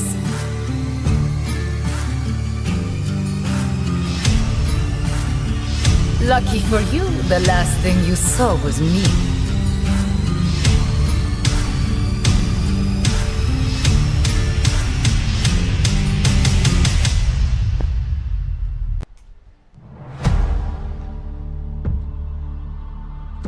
Style never fades.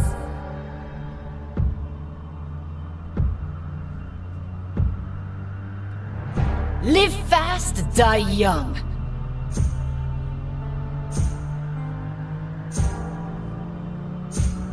Look out, guys, gals, and other pals.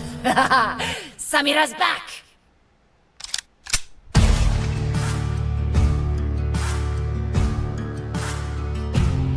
Believe me, I've faced worse. Ha! I win!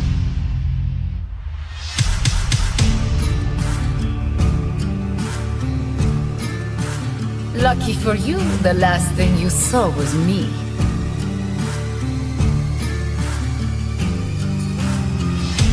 It's about to get messy! Second hot!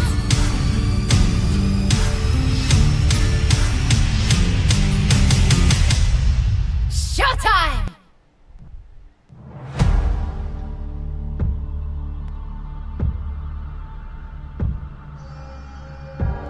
You want style? You found her. Name's Samira. Try not to slow me down. I never go out of style.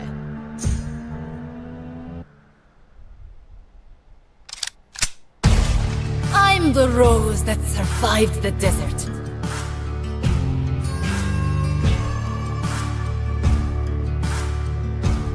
Sometimes I'm the hero, other times I'm the villain. It's all a matter of perspective.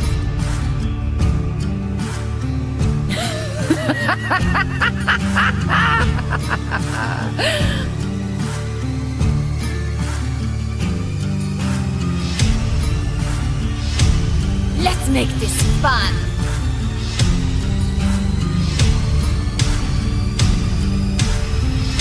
Don't hold back. I won't. I'm bored. Fight me!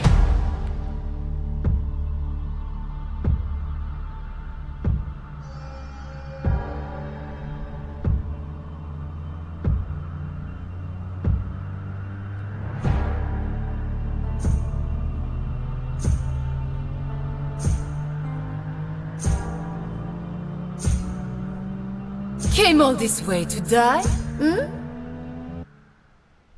Nope! Don't think so! Nice try! It's about to get messy!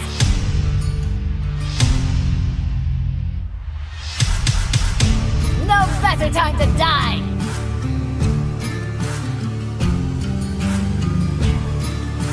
Flawless.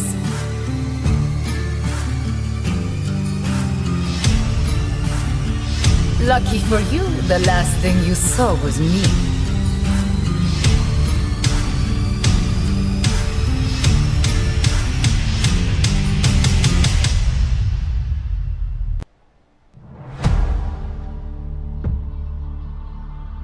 Style never fades.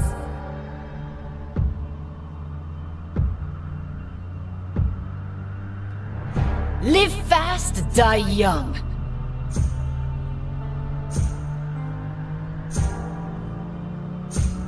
Look out, guys, gals, and other pals. Samira's back!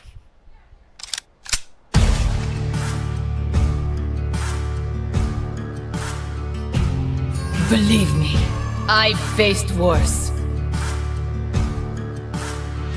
Ha! I win!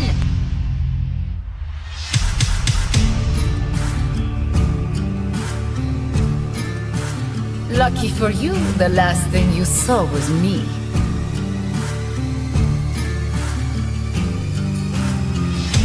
It's about to get messy! Second hot!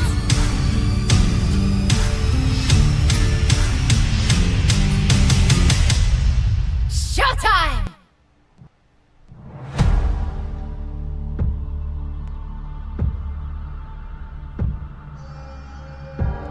You want style? You found her. Name's Samira. Try not to slow me down. I never go out of style.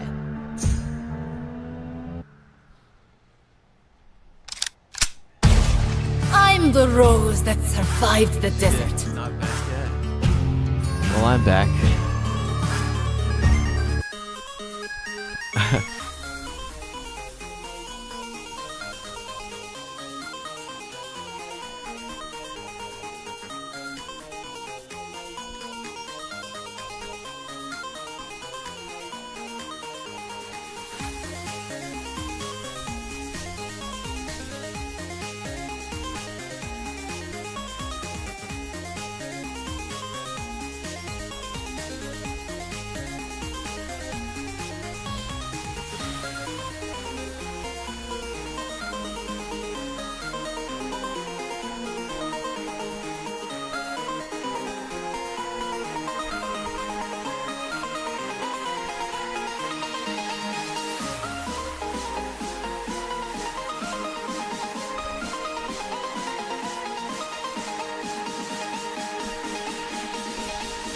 Yo, this song slaps.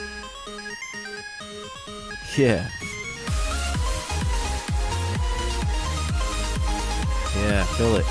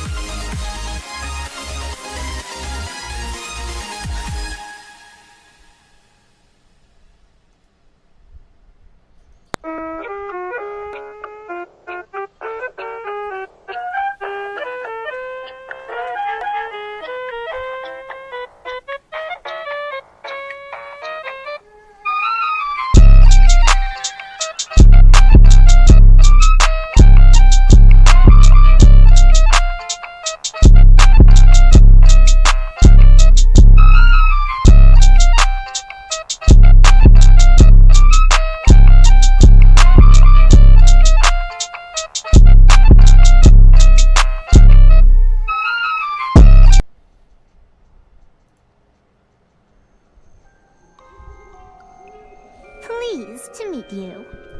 I wonder what TKO would do if I just went straight up support right now. Nosy Teardrop. No. Yes. That squirrel looks familiar. Come on, you. Let's dance. Ha! I'm just gonna fucking switch from supporting AD carry. Just support the tank. I could go for tomorrow. Yo, one of the best moves you can do. Oh wait, you guys can't see lobby right now. It's okay. I'll switch it over. If I can find it. Ah, come on. What's the worst that Okay, could so happen? TKO is almost back, and look, it looks like they're so it looks like they're going top again, and if they're gonna go top, I'm just gonna go support, so I can just support TKO as top.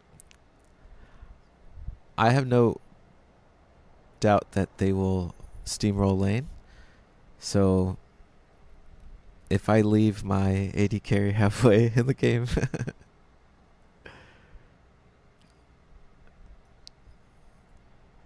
you know what's OP? As Lulu, boosting your tank. It's awesome.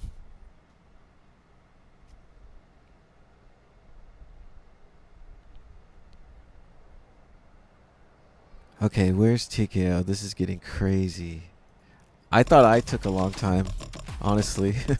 But it was good to get a break. I got some water.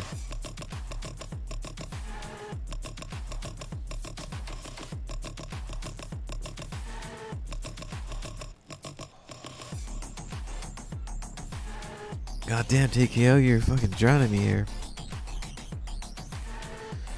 So, I did stream with HeadshotH4rry last night. I did take it down just because it wasn't that good. And the streams before that were mediocre at best. I was just listening to podcasts, really. Like, I was working on my Minecraft world, listening to podcasts. I was like, well, might as well stream it. But they're not my best work. But interesting podcasts nonetheless. If you're the type to need a visual to go with the podcast, it's pretty good. With the occasional, like, I don't know, like almost getting attacked by villagers or something, like, it's pretty chill.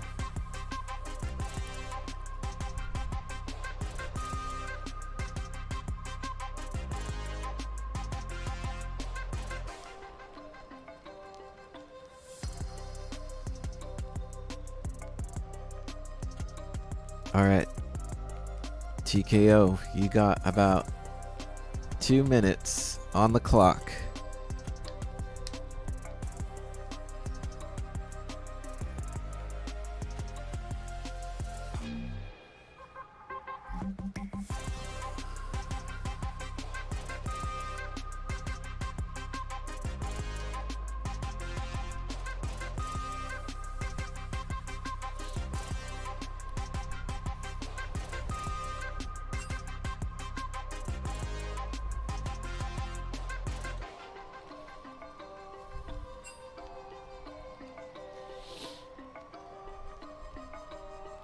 What if I just played mid? That'd be crazy, huh? I don't know if you guys have ever seen me play mid.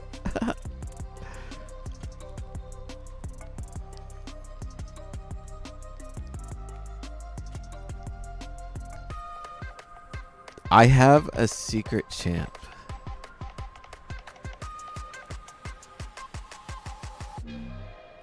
Yes, I can play mid. God. He's got 1 minute.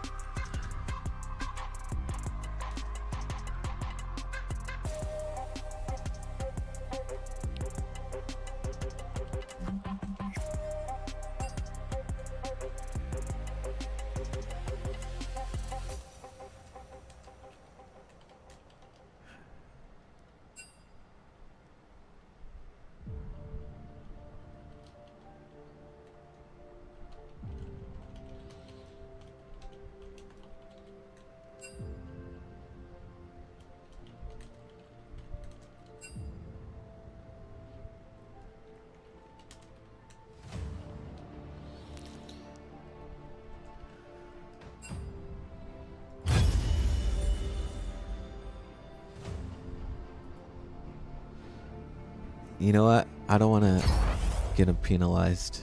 Because he will if he's not back to click. Okay. He'll get penalized. Fuck.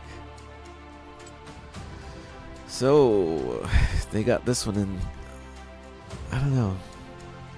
I'd have to see the model for it. It's not worth it for me right now. Neither is this, and I love it. But I got this freaking Lulu skin. That's why I want to play Lulu. It was just in one of these masterwork chests. Where's my... Yes. Look at this bitch. Oh my god. Thanks, Riot. That's really nice of you. Holy shit. It's perfect.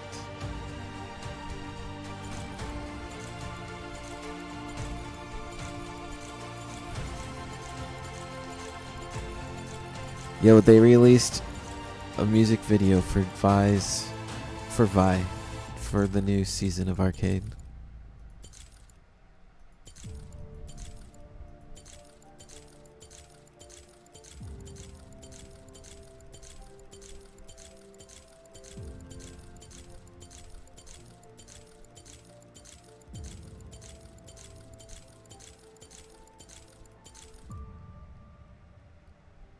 What the hell? How did I get to Nautilus? That was weird. This Fright Night Zarya is pretty sweet. If anybody plays Zarya, this is a good skin.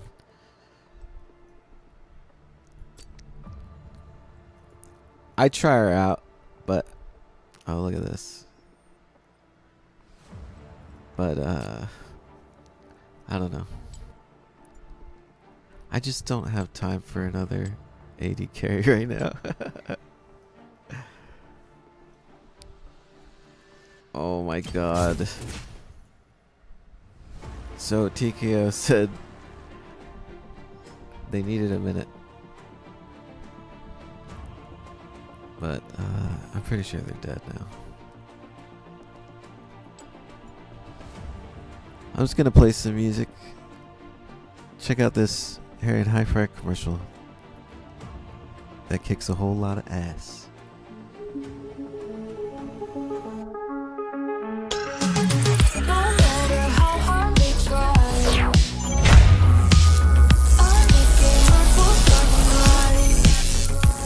Hey man, am I driving okay? It's Harry and Hi-Fi. Harry got them on the I think run we're with fired, custom man. anime guns. It's so much fun. It's Harry and Hi-Fi. Screaming in your baby's face. Hit you with mace. Hi-Fi on the case. It's Harry and Hi-Fi. Harry and Hi-Fi. It's Harry and Hi-Fi.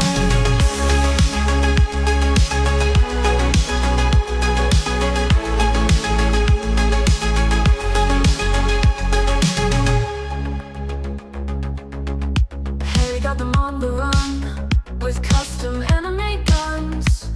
It's so much fun. It's Harry and Hi-Fi. Screaming in your baby's face. Hit you with mace. Hi-Fi on the case. It's Harry and Hi-Fi. Harry and Hi-Fi. It's Harry and Hi-Fi.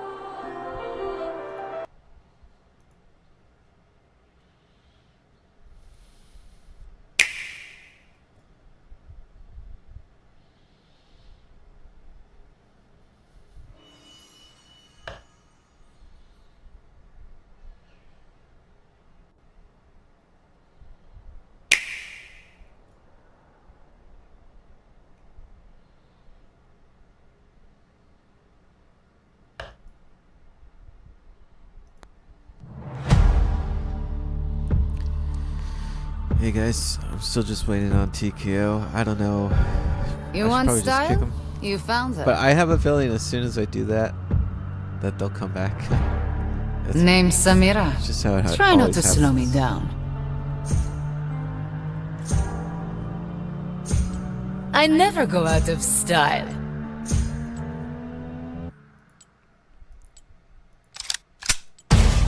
I'm the rose that survived the desert.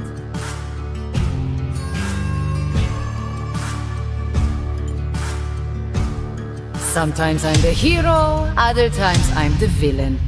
It's all a matter of perspective.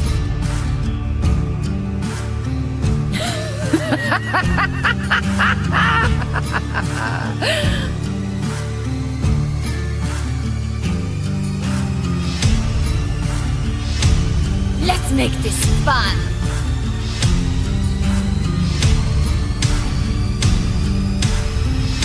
Don't hold back. I won't. I'm bored. Fight me!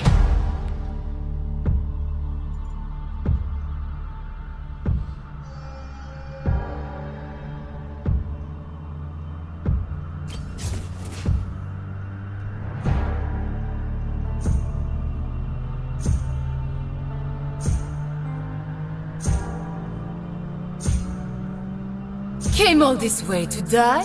Hmm? Nope! Don't think so! Nice try! It's about to get messy!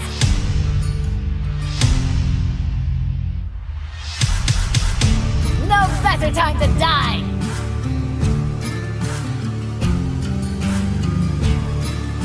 Flawless.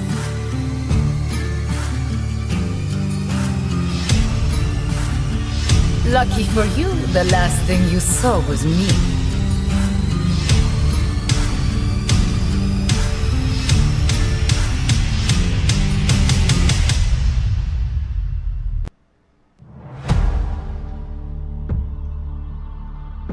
Style never fades.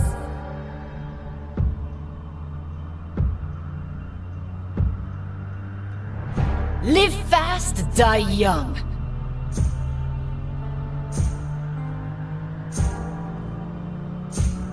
Look out, guys, gals, and other pals. Samira's back!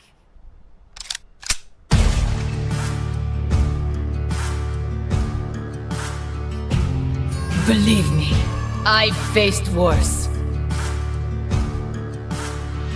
I win!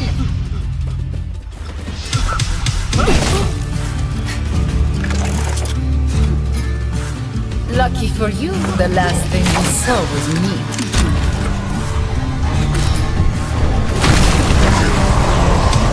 It's about to get messy!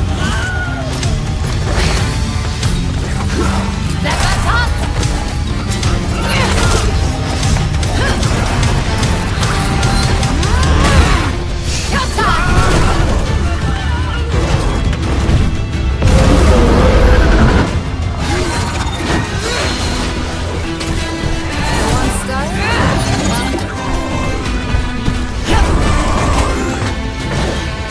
Name Samira.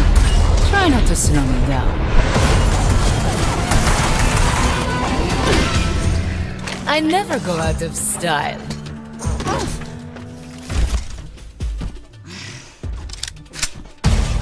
I'm the rose that survived the desert.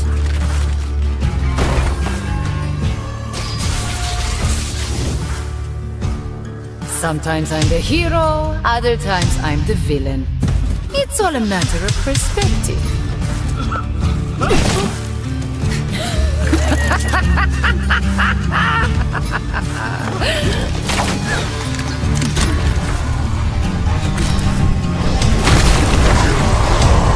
Let's make this fun.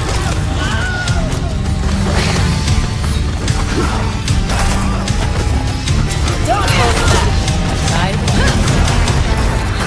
I'm bored. Fight me.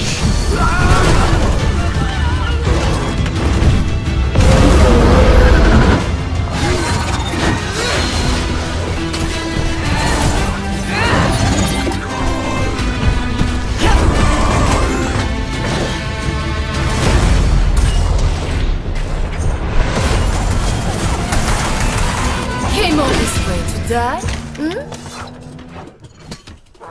Nope. Don't think so. Nice try. It's about to get messy.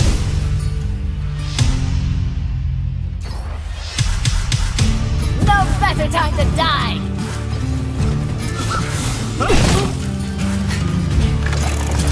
Flawless.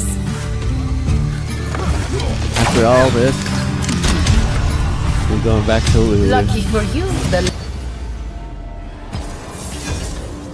Where's the lobby? Oh my god, I can't find it. Come on. What's the worst that could happen? I had to kick TKO. They took too long. I can't just be burning stream time like that.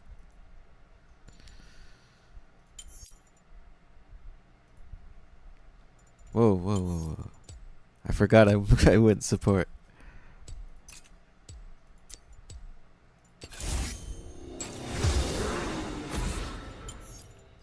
Is something from me?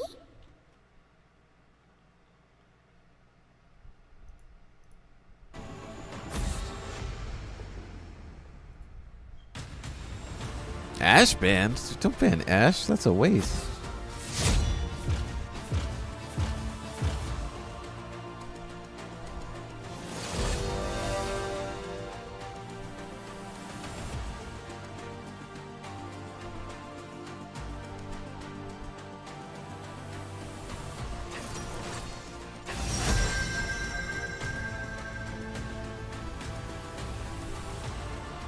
Oh, goodbye, Leona. Pleased to meet you.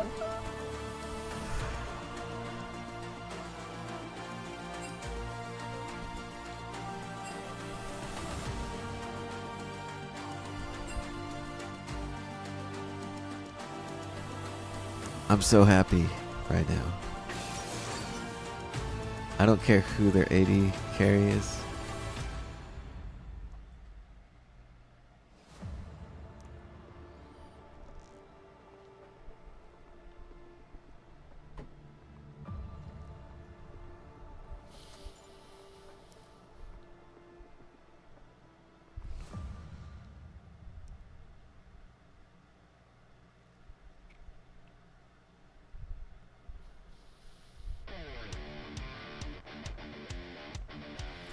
Oh no, God.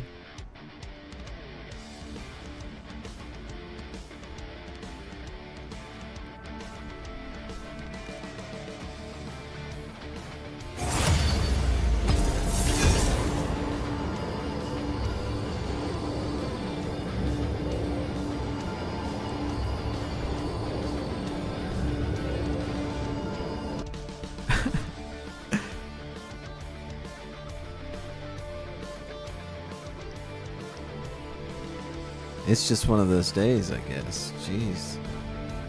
If I could pause the stream, I would.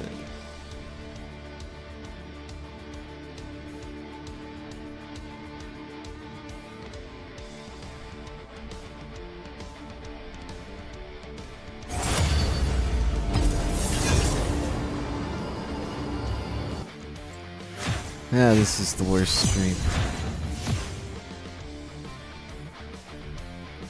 I hope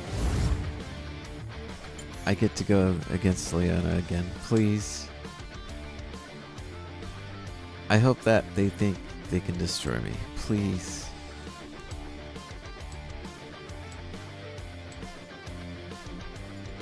I should just ban Leona. Would that be funny? Is something from me?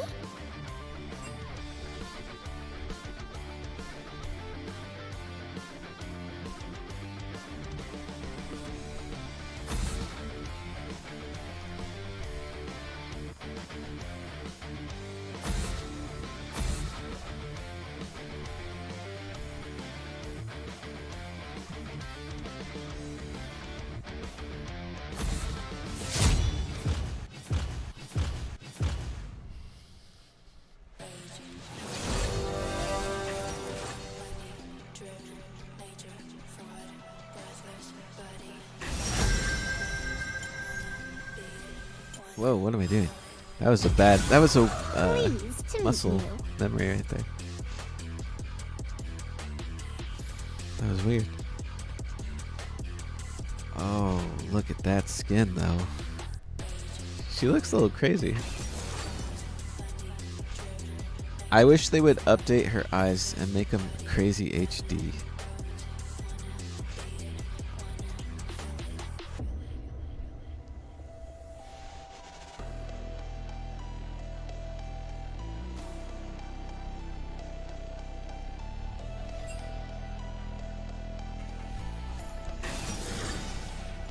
I forgot about this skin.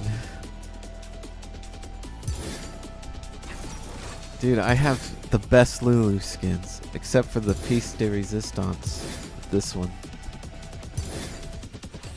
But I want to play my new one. That's why we're here. Oh my god, no. I think I turned off my Michael Scott. No god, no. Because it's not playing. Unless I changed the hotkey. Maybe I muted it? Yeah, I did. No, God! No, God, please, no! No! No! No! I think I muted it because of Minecraft. Some hotkey. I think when I crouched. Oh man, I don't want to first pick. Oh, what a true G.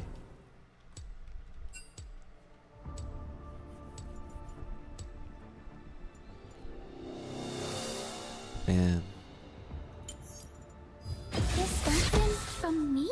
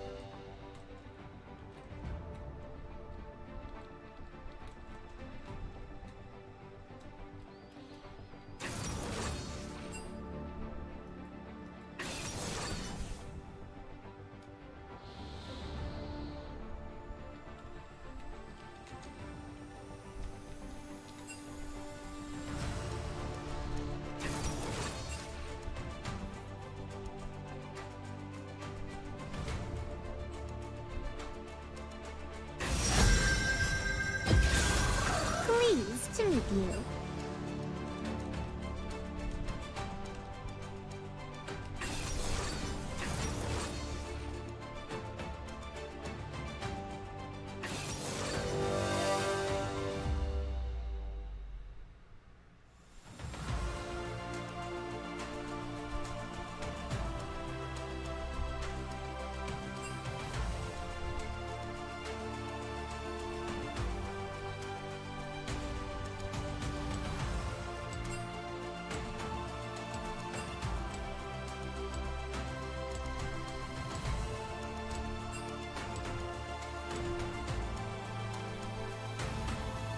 I could go for a twirl. Yup, that tasted purple. Look at that Lulu. That is so good. Holy shit. Hold on, let's do it one more time. I could go for a twirl. Oh, what a beautiful little animation right there. Yup. That tasted purple. Holy shit. Oh, a non-subscriber. It's a shame what happened to the last guy who didn't subscribe. You monster. You monster. Alright, folks. No TKO. I'm gonna improvise with some Lulu game.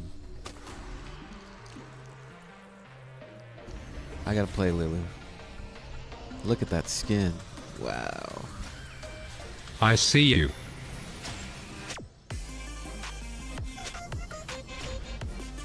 Welcome to Summoner's Rift.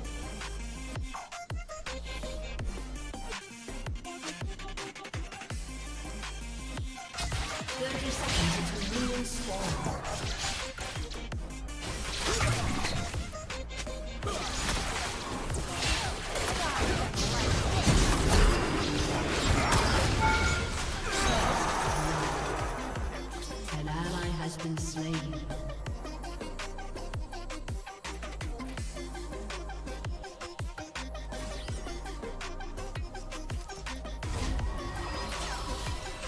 Minions have spawned.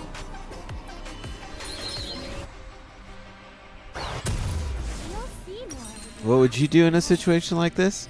Exactly what I would do.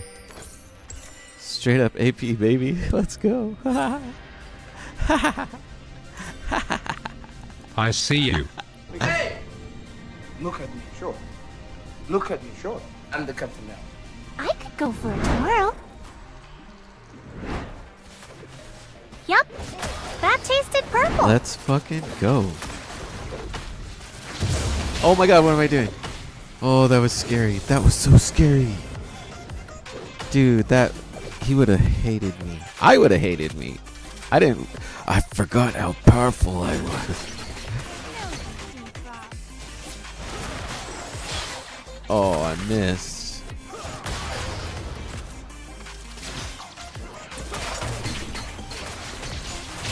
Oh, I missed again.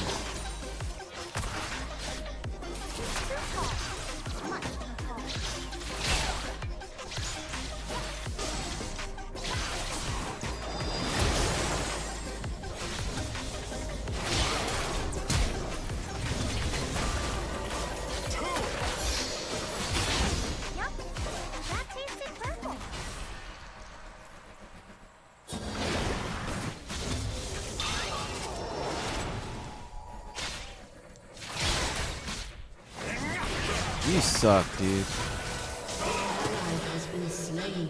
You suck. You suck.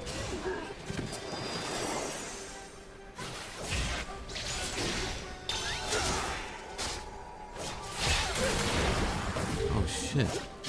Get off of me.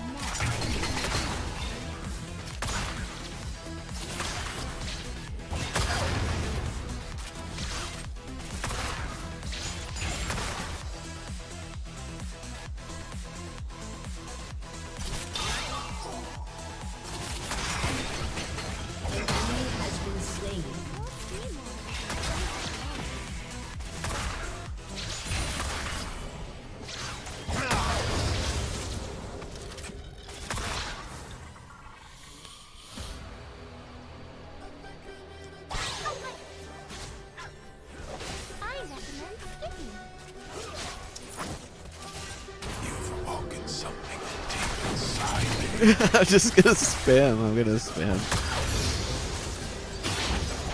I'm gonna spam that. Not that. Wrong one. That one. Oh god. Oh god.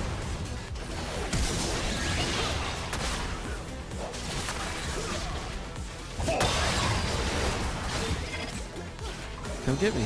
I'm a juicy little piece of meat. Come get me. We already got your flash.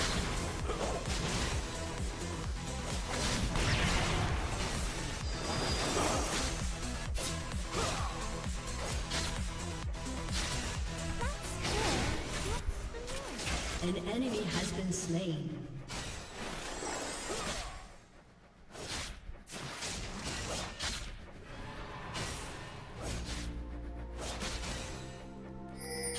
Just let him push.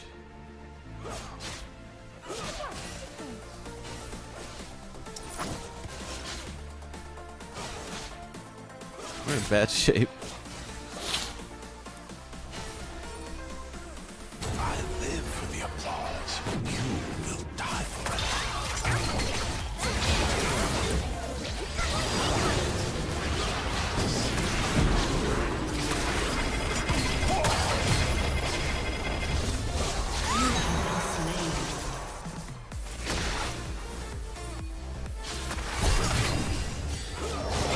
You fucking...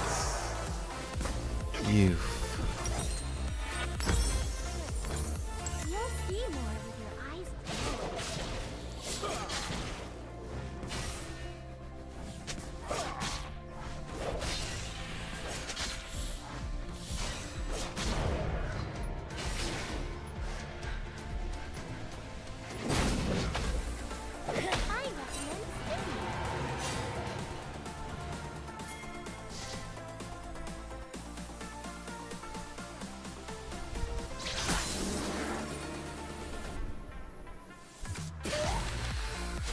That was scary.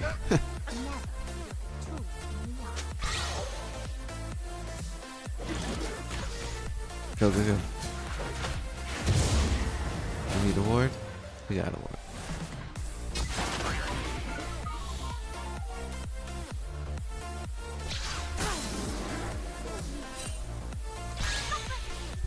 I don't even have boots. I'm just fucking trolling.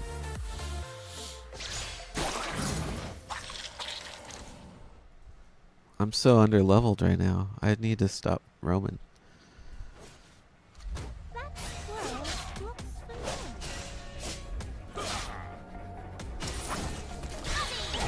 We would find a lot eventually.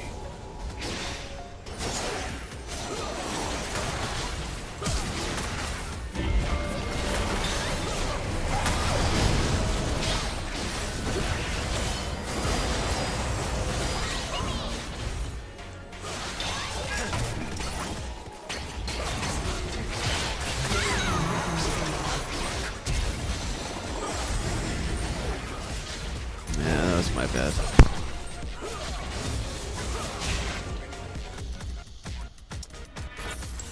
An enemy is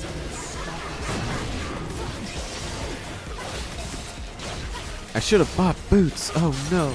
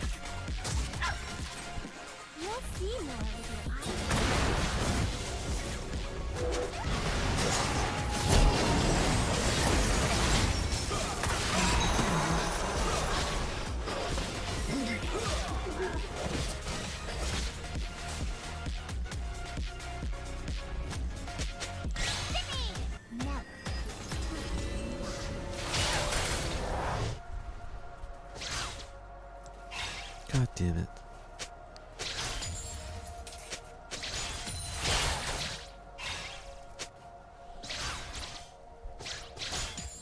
A solid giggle should do the trick. An ally has been slain.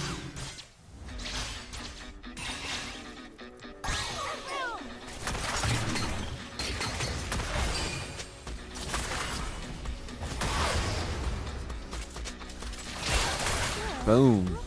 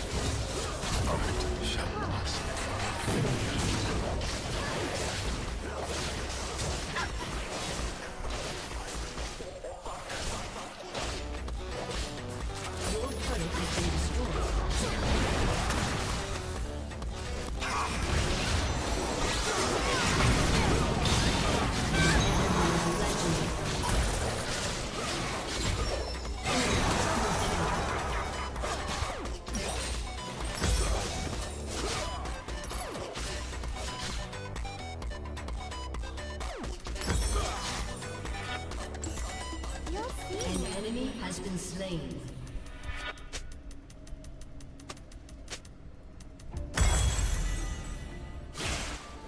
Enemy killing spree.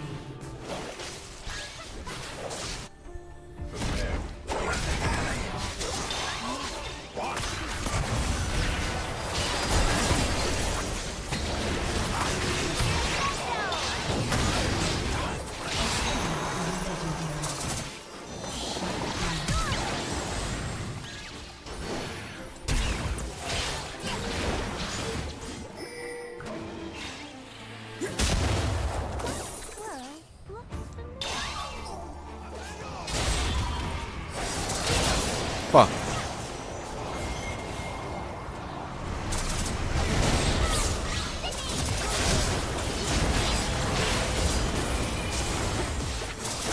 Wow, they're good. Holy shit, that was amazing. That was amazing. They're way better than my teammate. Holy shit. Maybe there's hope. Maybe there's hope for this. I have to silence Draven or we're fucked. We're fucked if I don't silence him. Get used to it, Draven. I'm gonna fucking hit you with that all day, son. He's my biggest problem right now. 11 and 2. Oh my god, dude. That's partially my fault.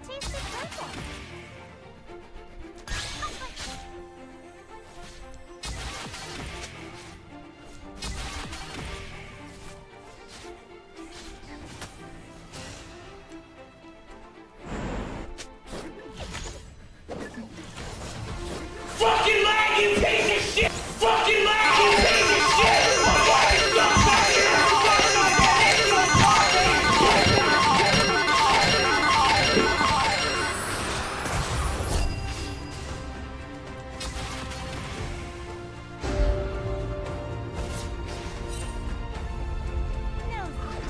Let's not go in.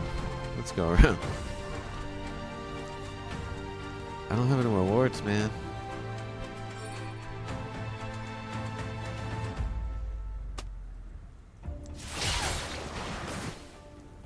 You'll see more with your eyes closed.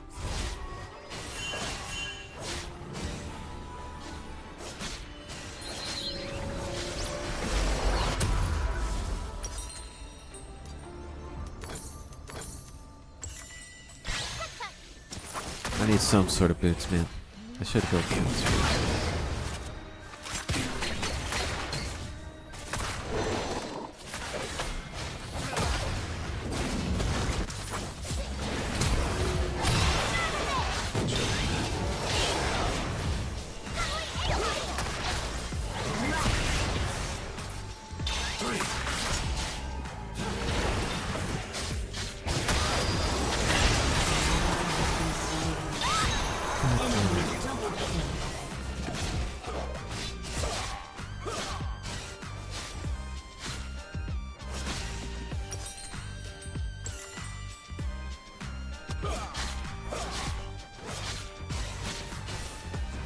Enemy rampage. Rampage. Your turret has been destroyed.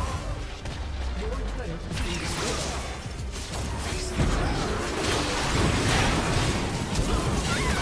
God damn it.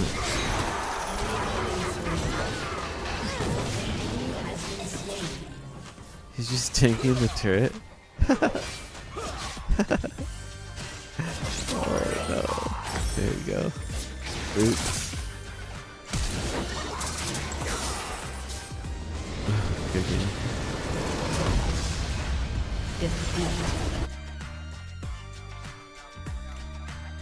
Ah, come on. What's the worst that could happen?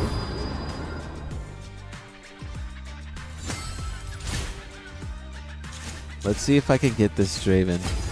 I bet you he's a duo. Oh, I can't. Let's see if TKO is back. Nope. They're dead. They died.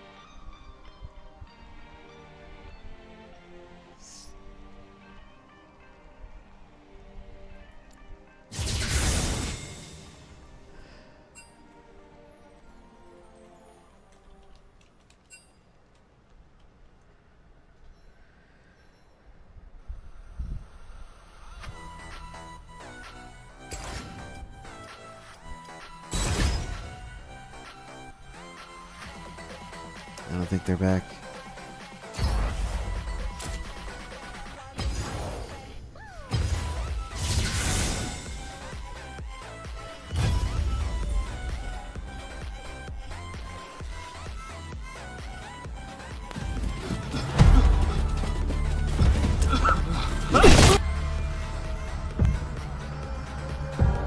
You want style? You found her. Name's Samira. Try not to slow me down. I never go out of style.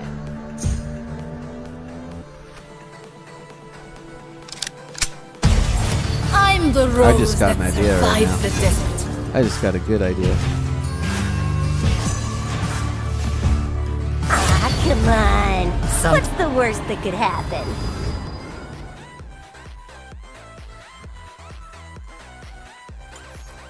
Man, I wanted to play Lulu, but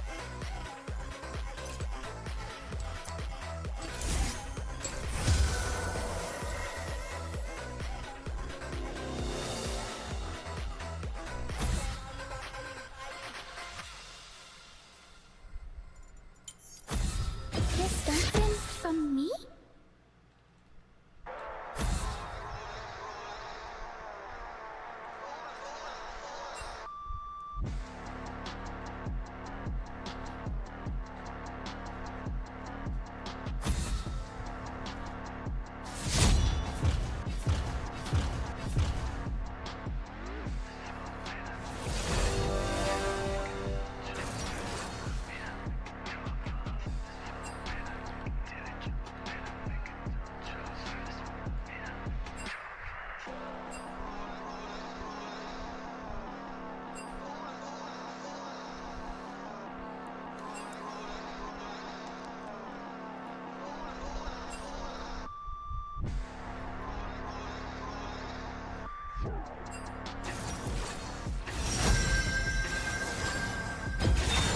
You want style?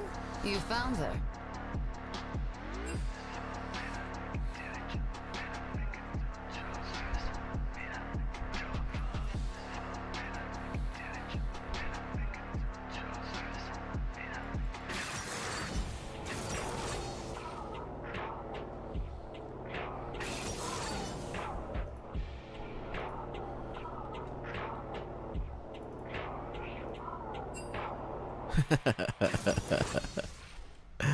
yeah. Pike, eh? Let's go crazy.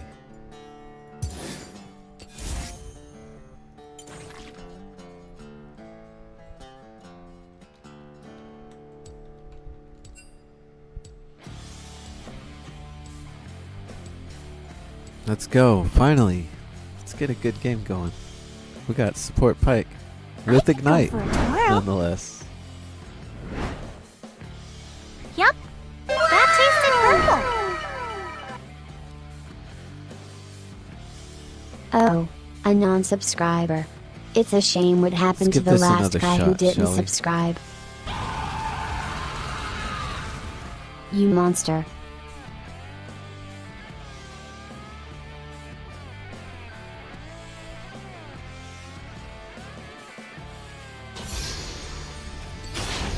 I've got two rules for everyone. Don't ask for permission, don't ask for flowers.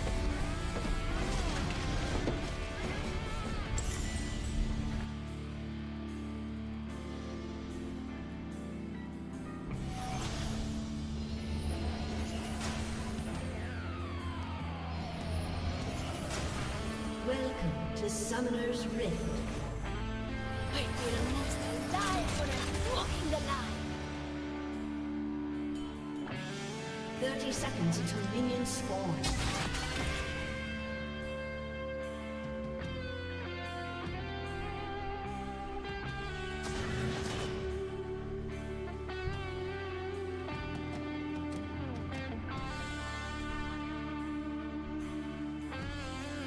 Oh, how great it would feel to shoot my past in the face.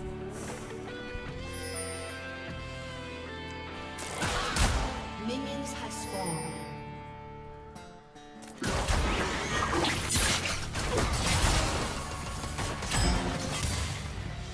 I came away relatively unscathed. Others bullets. Why not both? This is gonna be a fun game. I'm serious.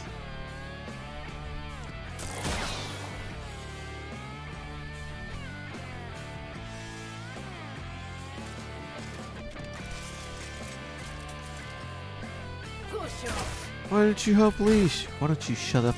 Shut up. Why don't you shut up? Shut your face. I know what I'm doing. It's Olaf, dude. He doesn't need me.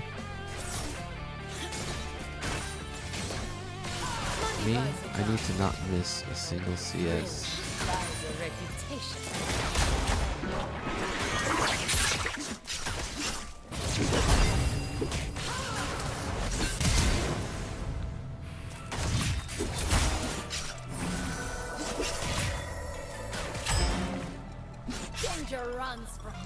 Not a single one.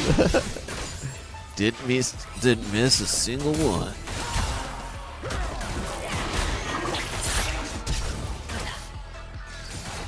Oh, doesn't it feel good? Gotcha, bitch. Oh god. You just got memed. Hello, my lover.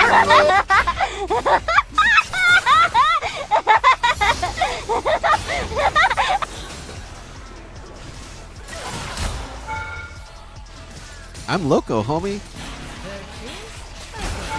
Come on. Oh my god. Time to go home. Time to get out of here. An enemy has been slain. I don't play around with fire. When things are hot, I get out of the kitchen.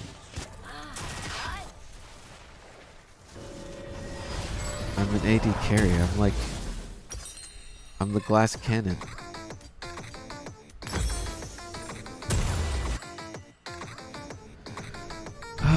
Built boots right away. I should have done more, but you know, I gotta outrun this Alistar. Wolverine. Top got a kill. Congratulations. Nice move. The Ascendant think they own me. I'm in a good spot right now. 2 up. The other guy has shit for like creep store. It's kind of funny in a sad way. It's like I did that. We did that. This Pike is amazing. He's like, why isn't this guy CS better? I'm trying, okay? I'm trying.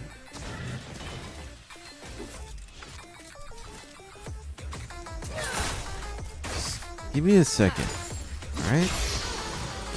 I was supposed to be doing this with TKO.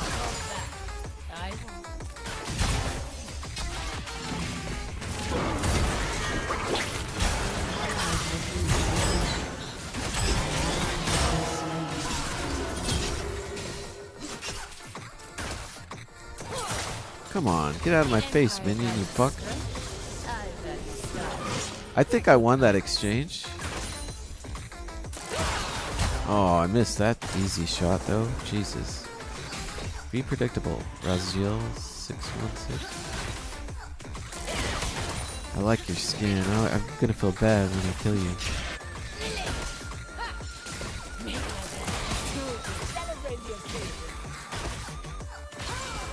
I know I should have just went all in, but my AD carry senses are tingling.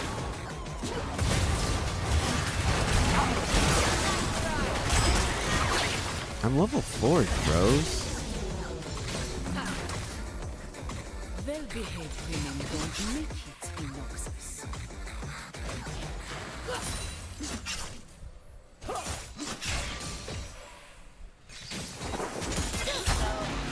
I love that move. That move's sick. Oh shit. You done fucked up, stupid cow. Stupid cow. All because I got boots. It's the boots that did it. Boots. OP boots, man. Recognize. Refugee. That labor is where I draw my strength.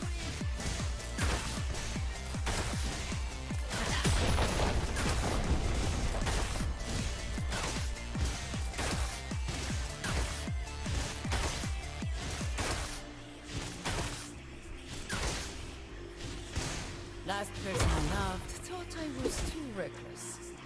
They lost. I kind of want to just stay, get 6.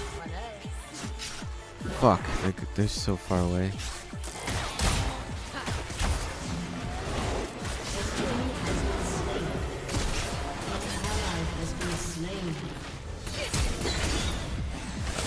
It's time to go. Ended my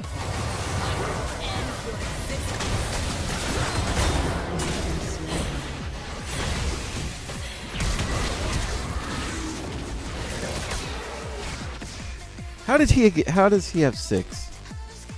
Fucking horseshit. I did my best. It's time to go home. Damn.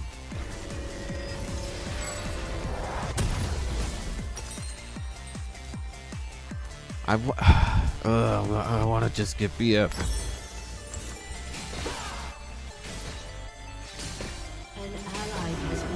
I'm way ahead. I need to just jump on. I care most about my woman or my son. Depending on who gets on my I didn't know I had to clarify for when I'm in reach.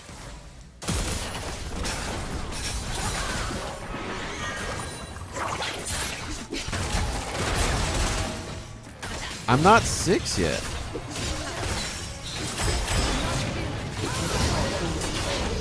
Surprise, motherfucker.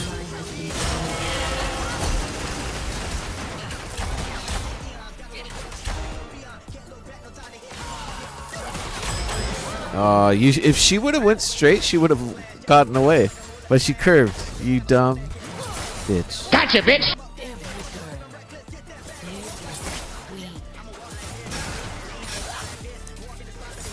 Oh, I just thought of a clip I can use. Oh my gosh.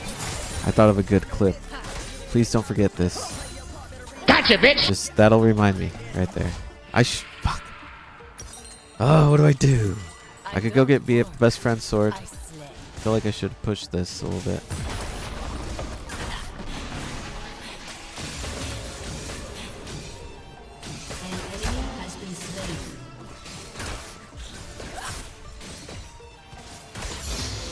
This check's nice. That violin's nice.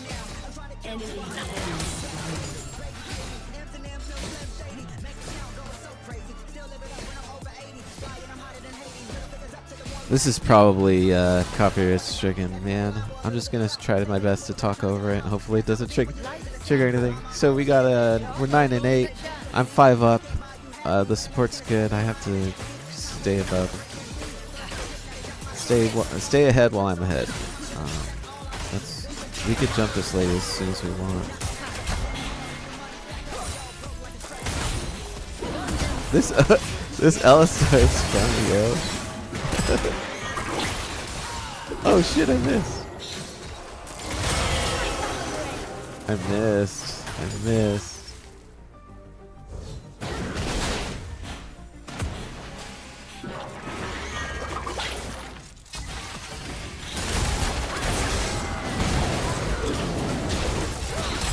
You guys, help me!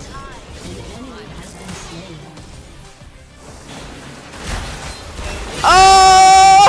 Gotcha, bitch! Oh my god! I could go for a whirl. Get memed. Oh, I might as well just stay. That Fuck. tasted purple. Oh my god. Get memed.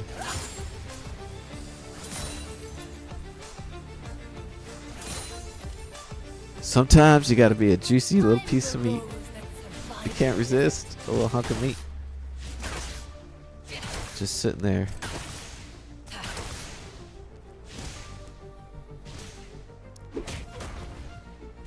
Alright, I need to get the hell out of Dodge. Oh god.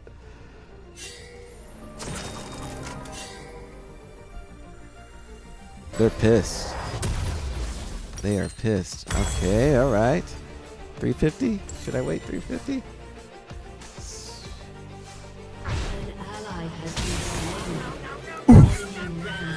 Big oof.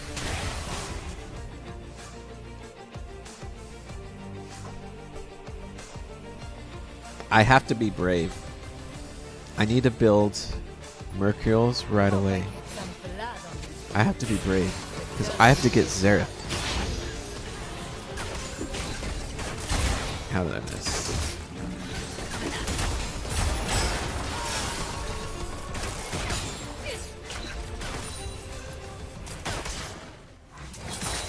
That's how I roll. Don't fucking mess with my turret. Come on. Where did they go? I'm scared. Yo, where the fuck did they go? Should I be pushing? I'm scared! Oh god!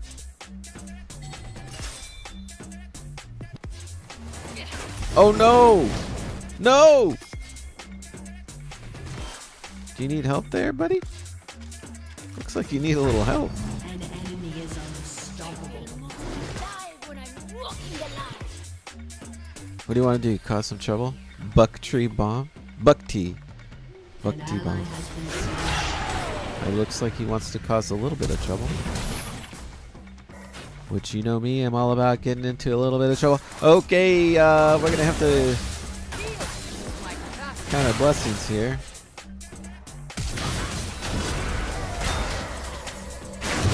That's the best I can do, buddy.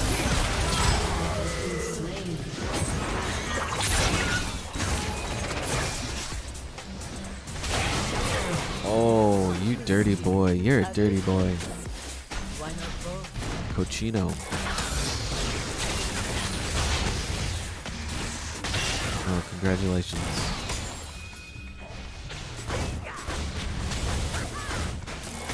What am I doing? Shouldn't I be bot lane?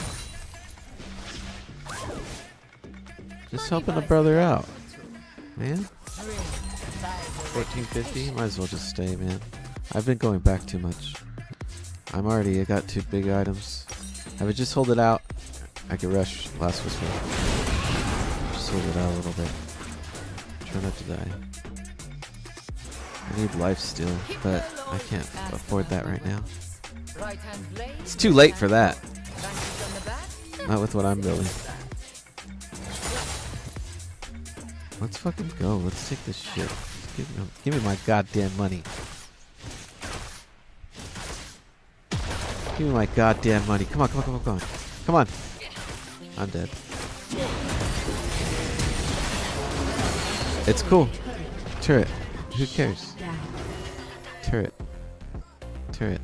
Look at my gold now.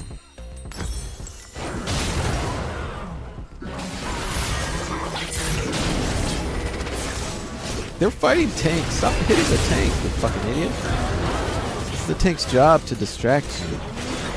People get so easily distracted by the tank. Look, now he's in trouble. Now you're in fucking trouble. Oh, come on, do your little fish thing. Do your fish thing. Oh, they got played. Uh-oh. Uh-oh. Played yourself.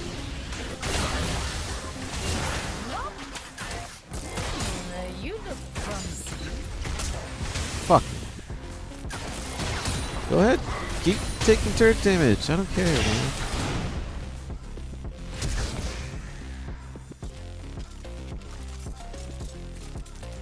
That was scary. Did Ziggs save me? Oh, he's... What a fucking idiot. Did he not see what shape I was in? Who's fed on their team? Xerath. Okay. This is what I was talking about, that I'm going to have to be brave. And I'm going to have to go right up against him. Like, straight to him. So, that's how this game is going to have to be. I'm going to have to build just specifically for Xerath.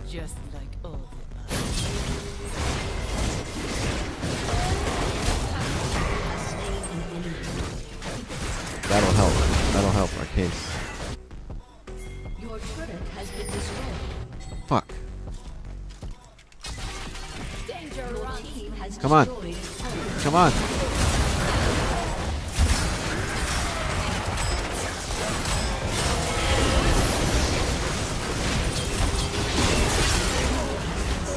I'll take it. I'll allow it. It's allowed. Your turret has been destroyed. Settle down. Nice stuff. Fuck. I'm not gonna lose this fucking game.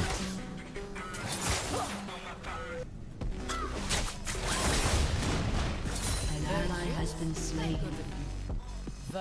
Come on, guys, we gotta push hard. Good job warding that, my fucking best friend.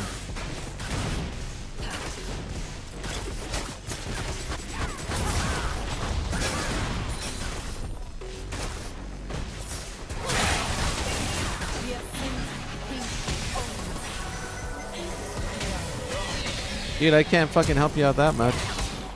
You need to get out of there, buddy.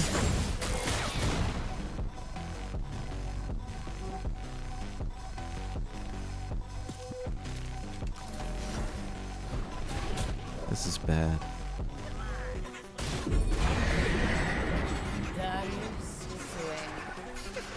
This is real bad. Where did that monkey come from? Oh, monkey's gonna come and fuck shit up.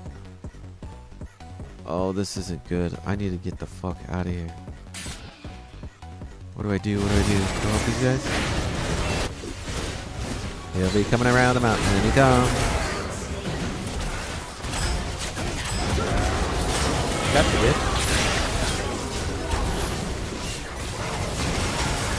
No, where did she come from? Africa? God.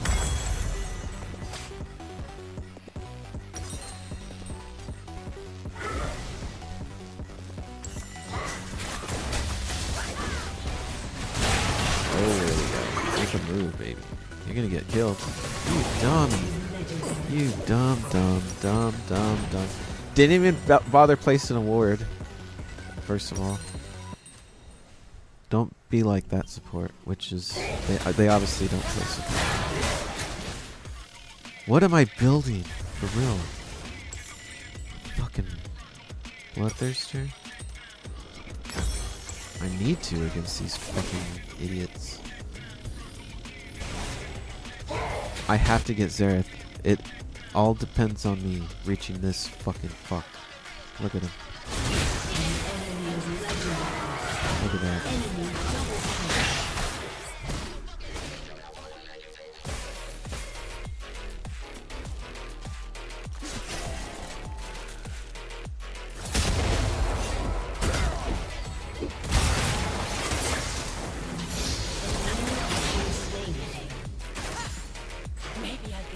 To celebrate the occasion.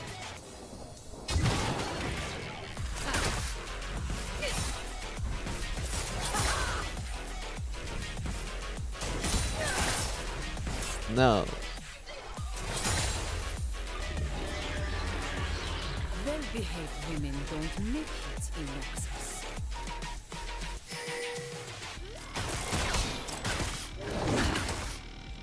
Dude, why is he helping me?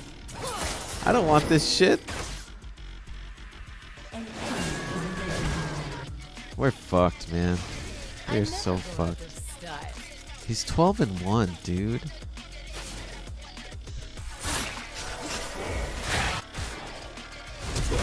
We can't win this.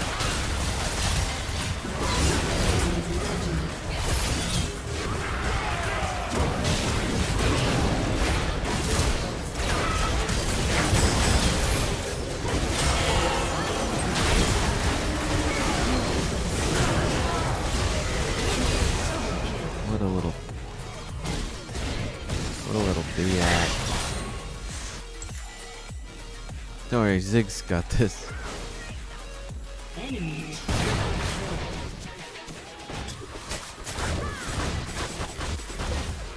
Zig's got this. Man, this sucks. We're doing okay. Like, it's just Xerath. If we focus him, we got this.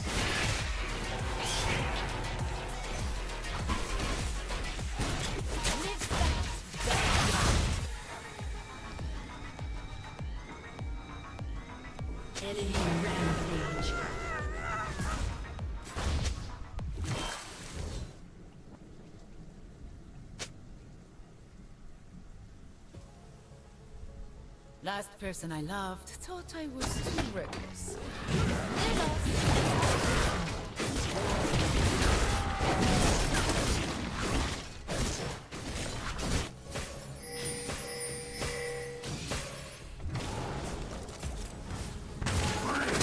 Oh, you got played. You got fucking played.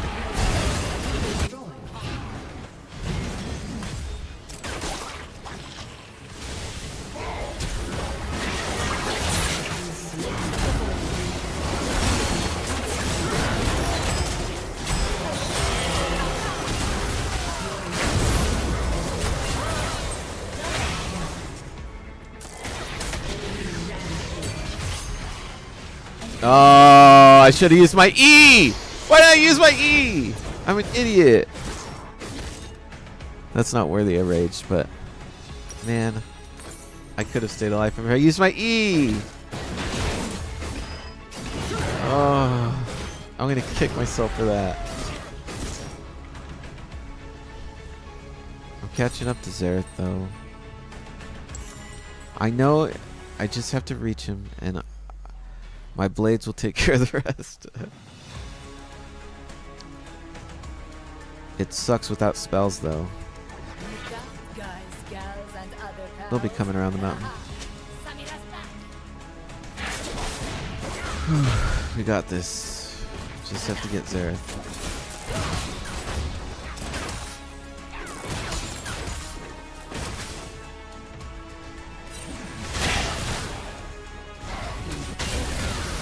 Jesus fucking Christ, dude.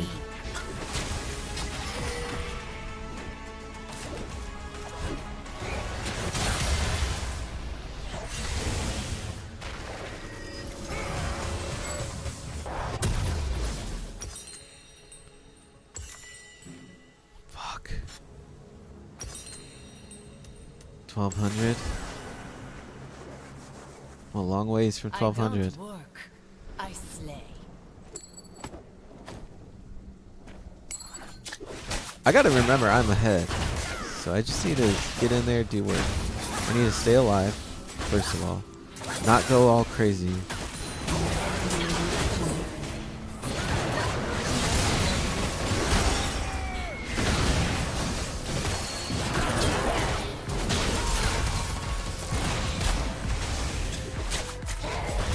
I can't jump in without my team. You need to get out of here.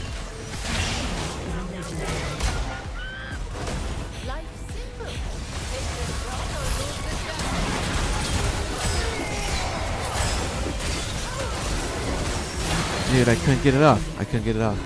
They got me. 1300. If I sell this. Get this. I need this more than anything. I'm just gonna build Mercuro.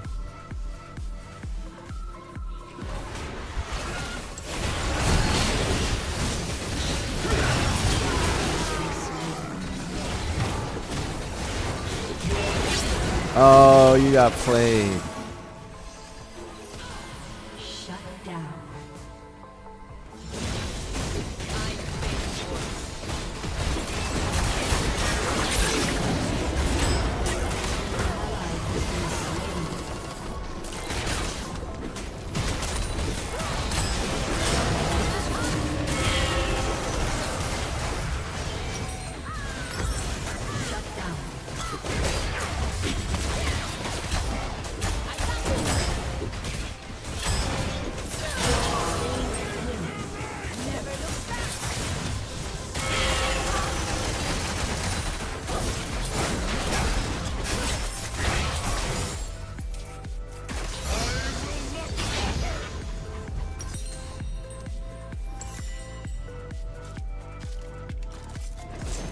I chose this life.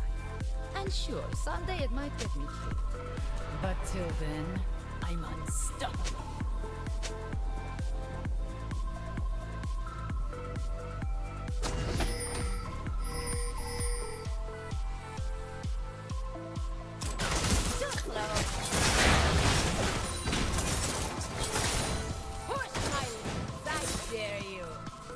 Fuck, they're fucking fighting without your team. What are you doing? An ally has been slain.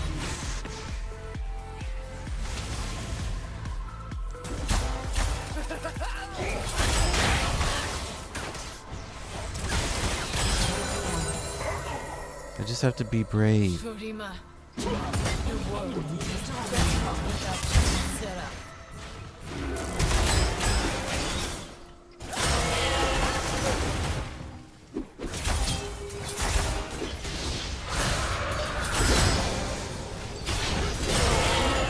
Who the fuck were you thinking? Killing spree. If that guy wanted to jump on me, I would have been fucked. I still am worried.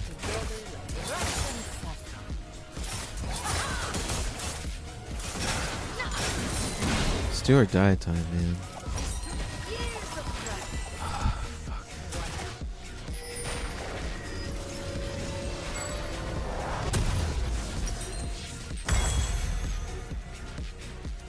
Oh wow. Guardians, that's gonna help me a lot. Holy fuck. Thank you, base god. I have to get Xerath, remember, baby. That's me for the team. Like, I have to get him, or else we're just fucking shit. We're nothing. Let's be wise.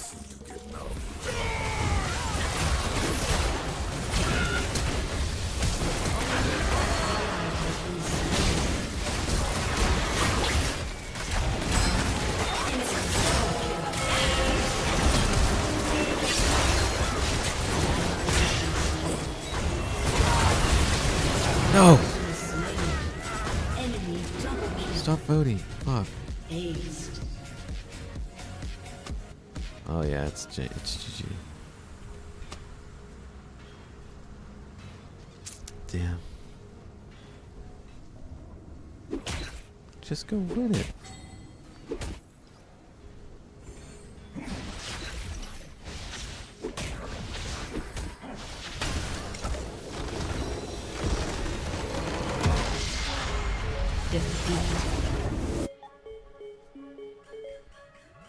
Ah, come on. What's the worst that could happen?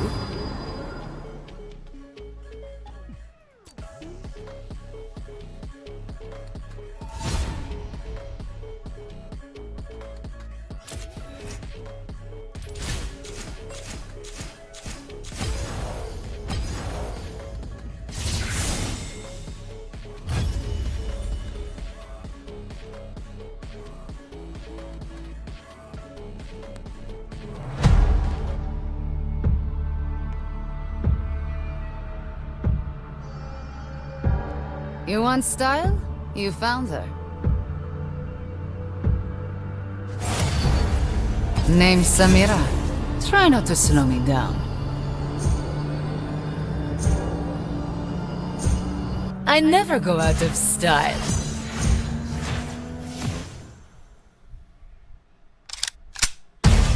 I'm the rose that survived the desert.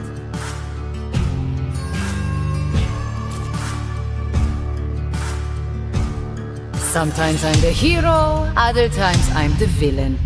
It's all a matter of perspective. Oh, thank you, support.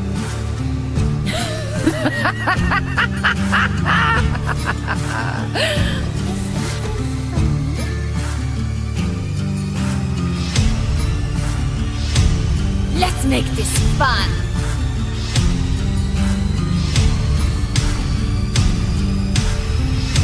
Don't hold back. I won't.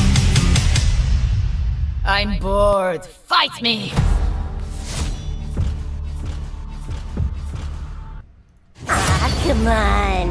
What's the worst that could happen? Let's do this damn thing. Support Morgana, baby.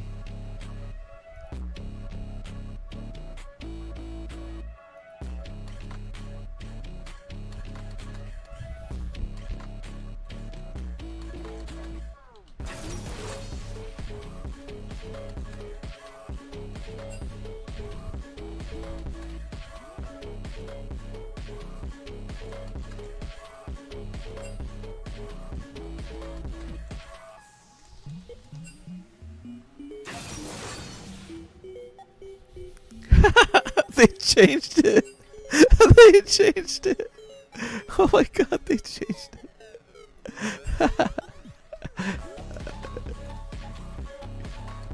I won't say anything. I'll just leave it as is.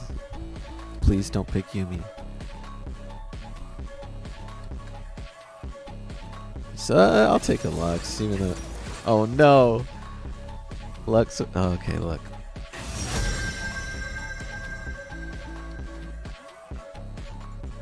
Wait, what are we up against, first of all?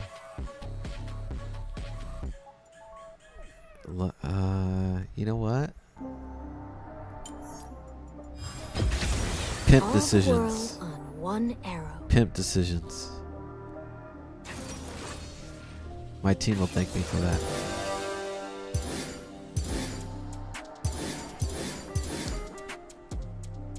What skin do I want to play with? Super early one?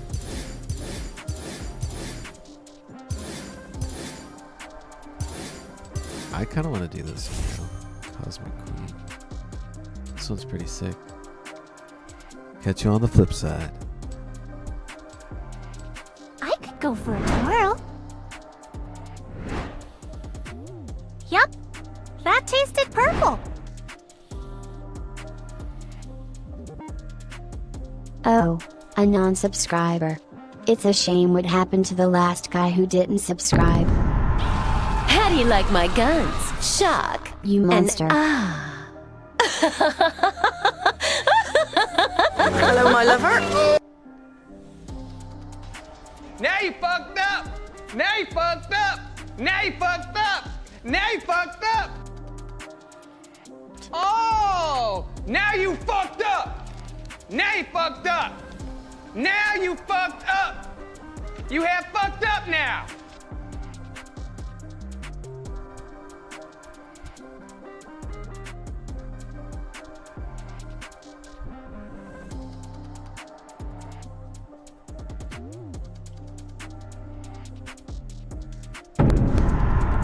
How do you like my guns? Shock.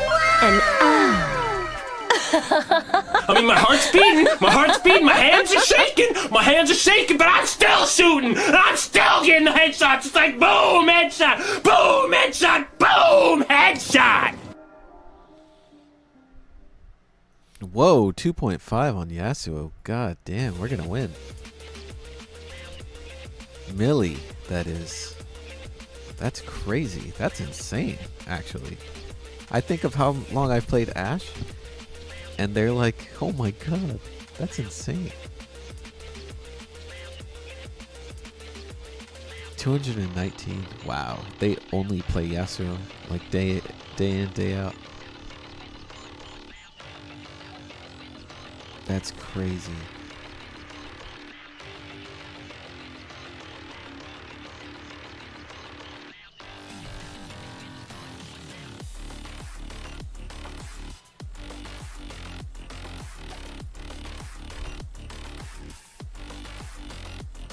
They're like, this isn't League of Lulu. Yeah, well, I've been supporting idiots the past couple games. I need to switch it up.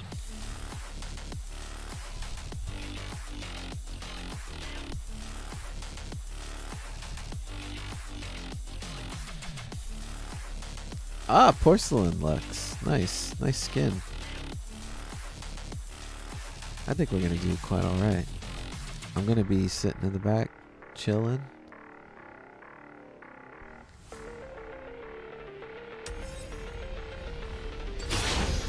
Let's go.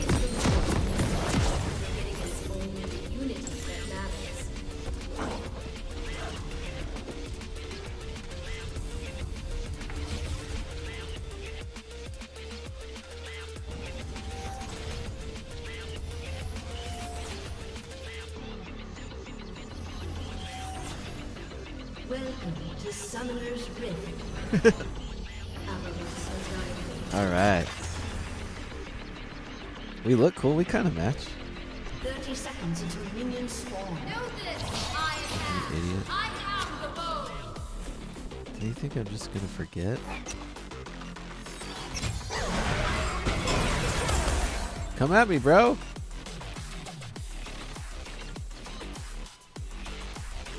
I need boots as soon as possible. Idiot. I don't want to waste my ward. That is a pretty skin.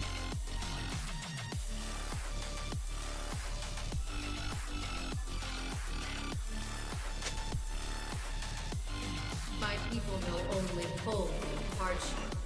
I will teach them peace.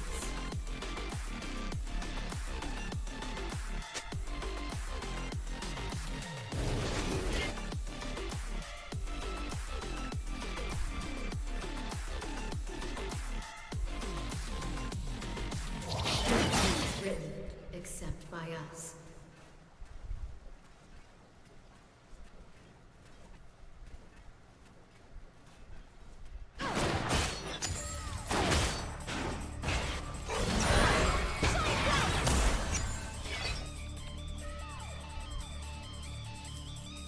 Let's see how close they can get. Oh, got her anyways. I'm gonna be like this all day, Misfortune. I am fucking around.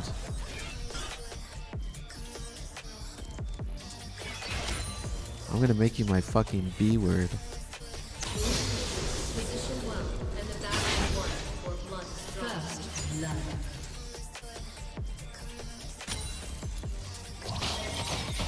Oh, more.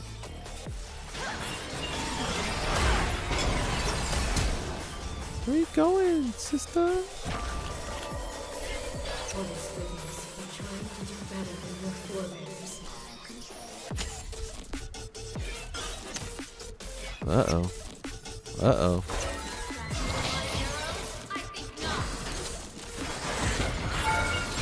Oh, Lux, you fuck. You know what you just cost me? No, you're late. You're too late for that. Just stay away. I'll take care of the rest.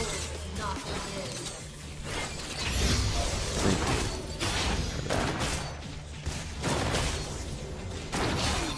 Misfortune's back.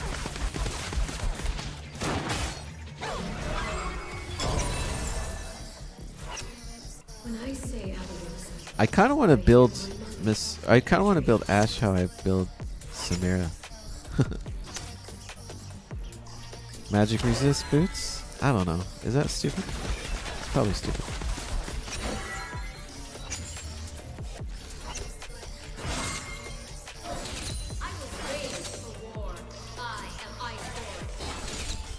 an ally has been slain.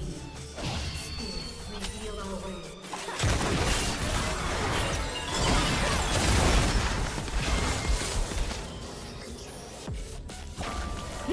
Cookie.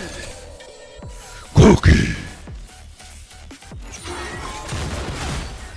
That was a nice play there, Lux. If I would have known you were that good, I would have been on Misfortune right away.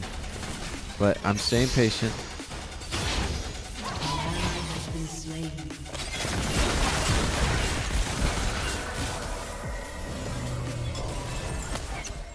I'm staying patient.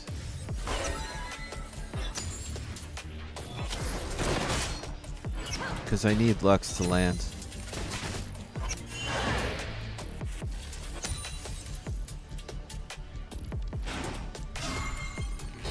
I will not allow us to be divided. We are one. An enemy has been slain.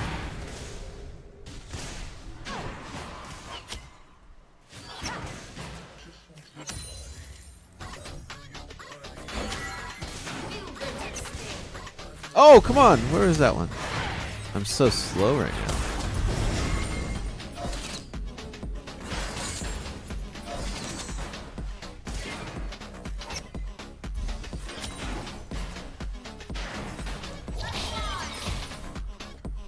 I feel as slow as molasses. Attack speed. Move speed.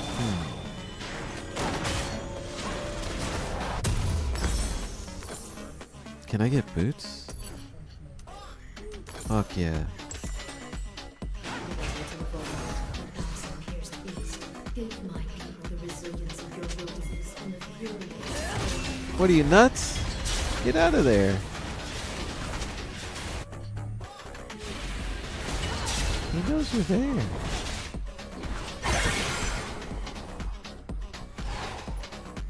What do I have? Attack damage and move speed. I'm gonna need every single bit of that.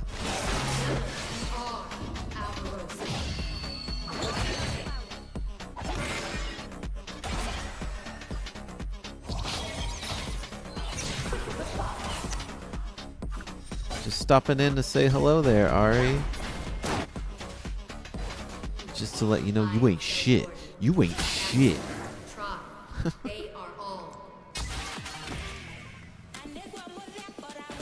No one warding around here. So Lux with Ignite, what did you expect? A support?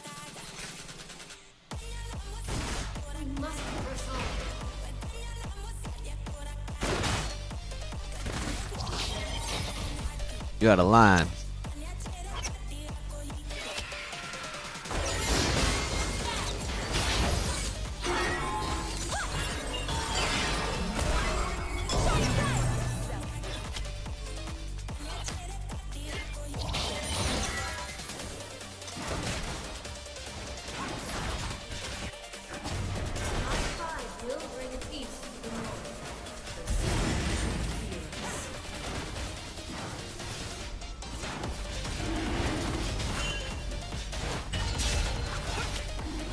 I'm like, he's got this. He's like getting his ass kicked. I am so slow right now. Holy shit. We're good. I don't know why he didn't smite, but it's alright.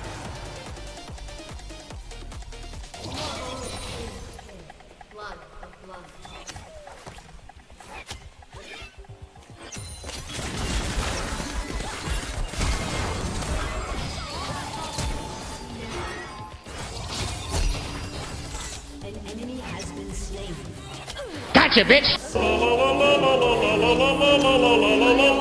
Oh, it's gonna be a long day, Misfortune. It's gonna be a long fucking day.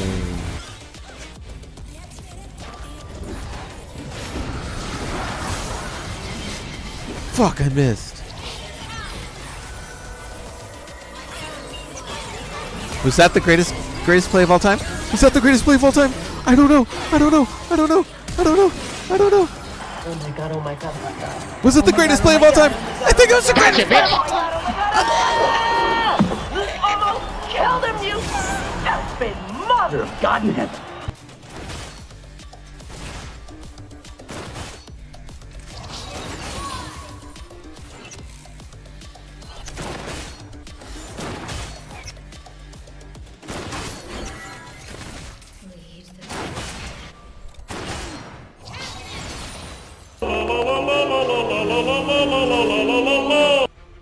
Arrowed!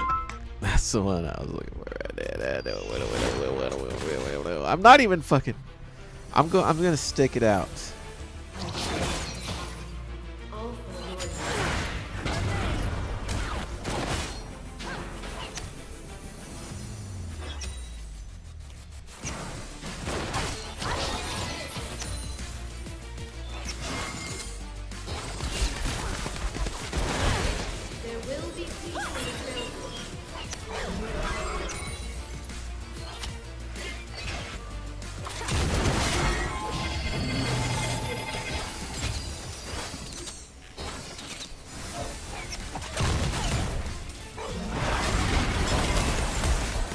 Ow.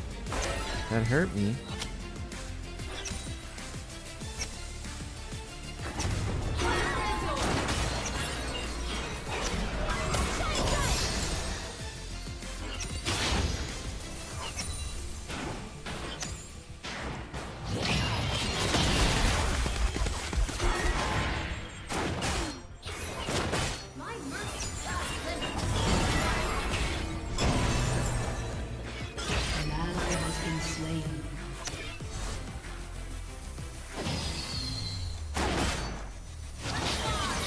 We're definitely in the free at bot lane.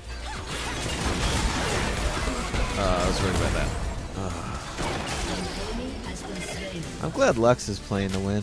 I don't know what I'm doing. An ally has been slain. Enemy killing spree. This requires a steady hand.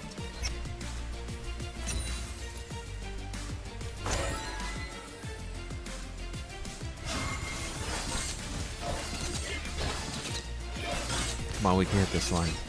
We can hit this line. Lux, I hate you. I hate you so much.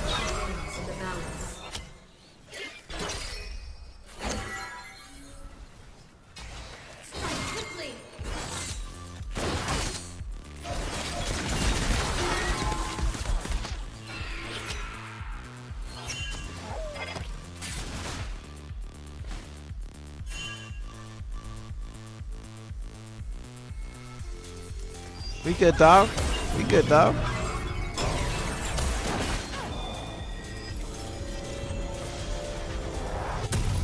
I am a war enemy rampage. I have taken oaths from many.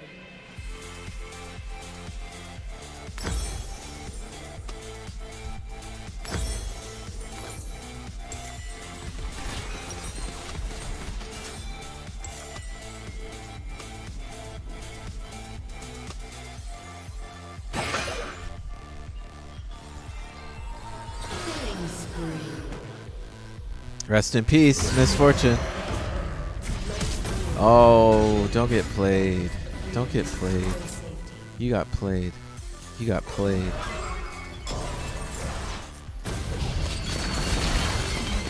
I played myself right there.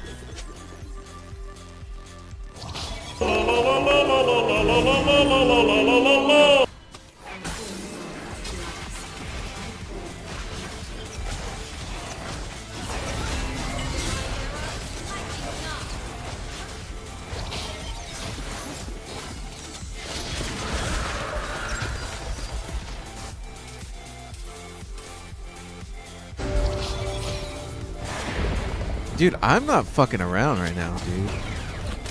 Grills. I'm fucking a maniac with Ashe right now.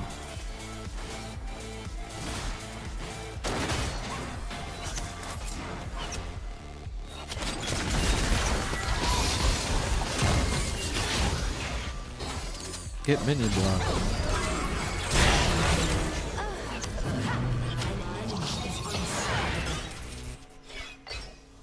An enemy has been slain. Misfortune got minion blocked. Kills for everybody. Surprise, motherfucker.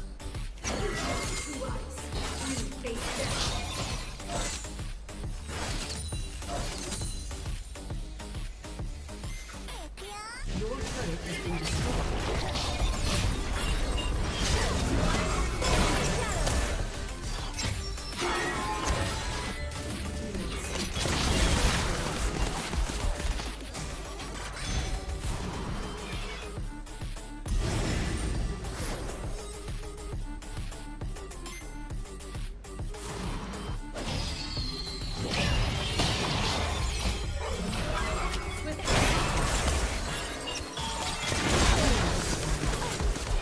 My turn to get a kill. Lux, my turn. You fucking kill stealing whore.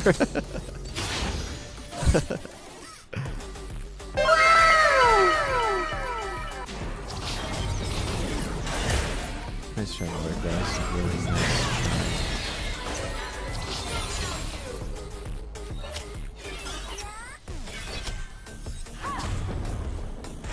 Oops, I got caught. Whatever shall I do?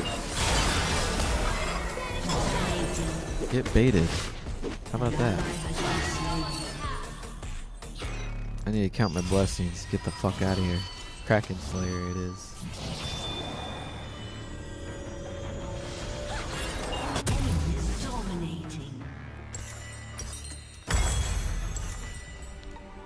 Let's go, bros.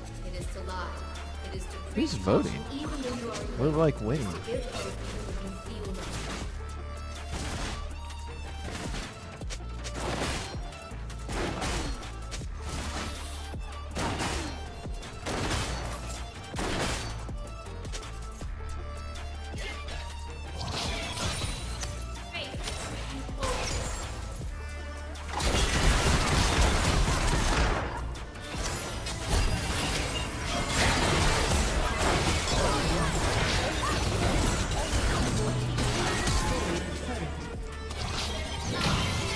You're fucking... I hate you, Morgana. With all of my heart. Uh-oh. I'm fucked. I'm fucked. I'm fucked.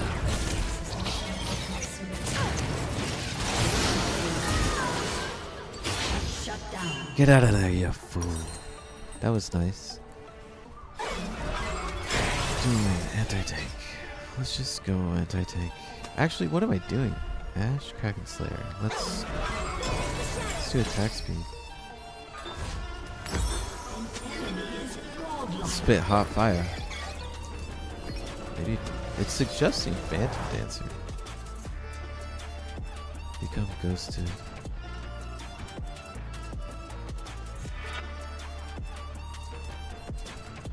I liked my idea.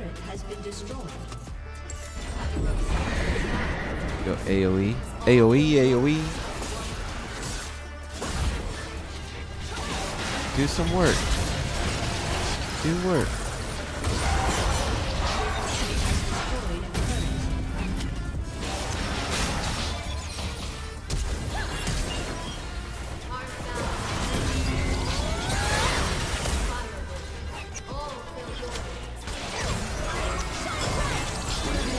You're a fucking kill-stealing little bee.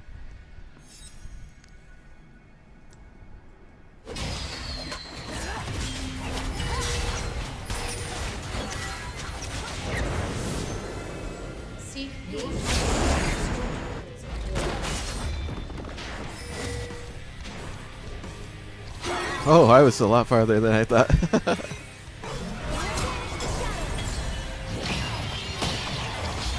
Rest in peace.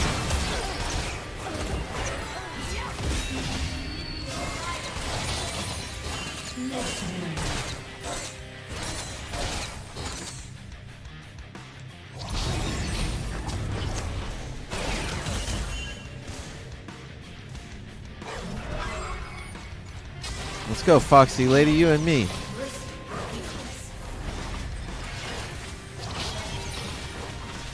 Oh my god, not Aurelia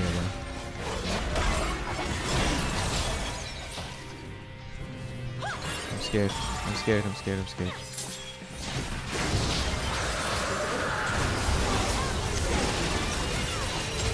Oh my god! Oh my god!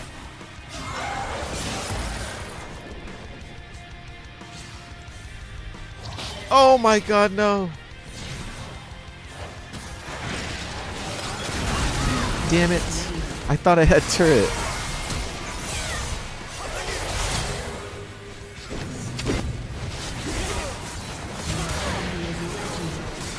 Holy shit. What is going on? 600.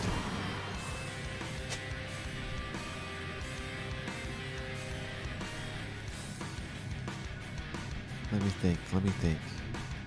Is it too late to switch? Fuck it, just keep going, building this stupid shit. We got this. We can do this.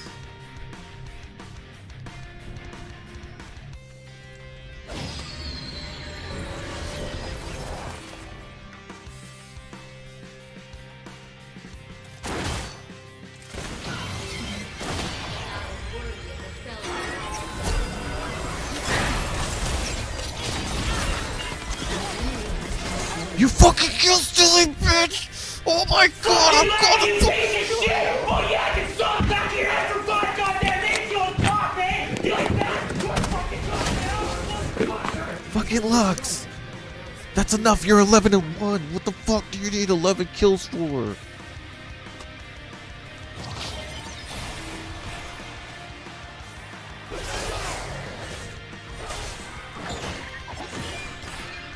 Fuck. Lux, I get it. Move quickly, position well, and the battle is won before blood is drawn. What a dumb alright. Now I'm gonna fuck your whole team up. Come on. Come on, team. Wake up.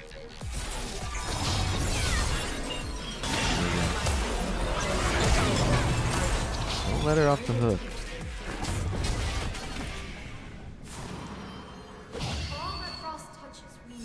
Oh my god, why is she so fast?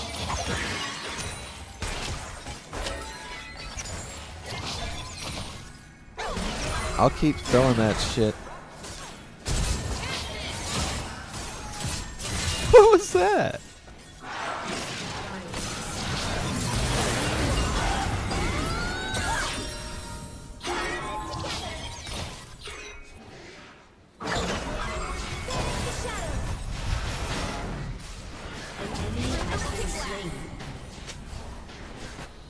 I am a warrior. I have given oaths to few. I have taken oaths from many.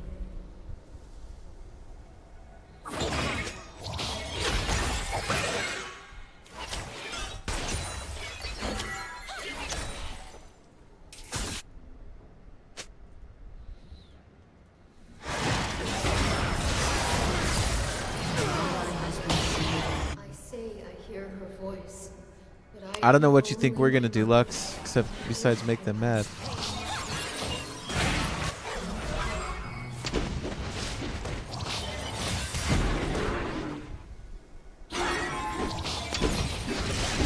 Oh, I got right. I got stuck right in there.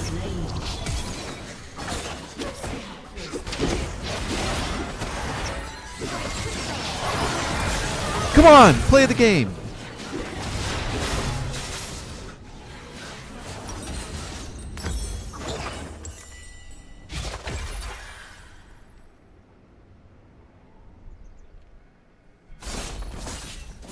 If only I had some of those kills that Lux stole.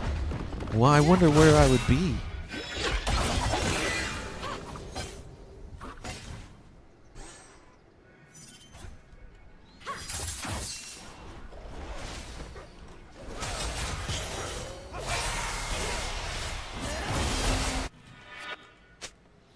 There will be peace in the Freljord.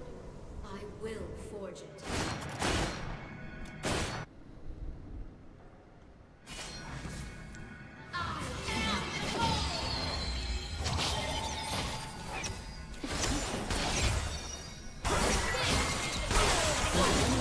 God, I want a fucking kill.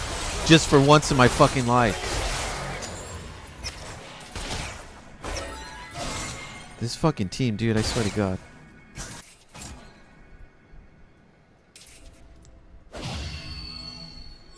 I will show them the power of an iceborn. How about Ward? How about...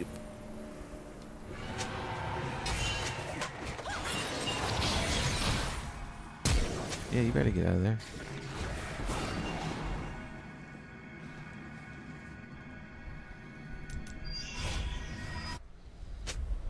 My mother loved me. She fought and died trying to give me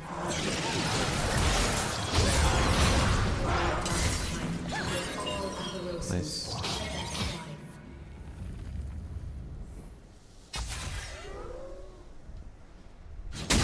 Why didn't you wait for... Oh my gosh, this team, dude.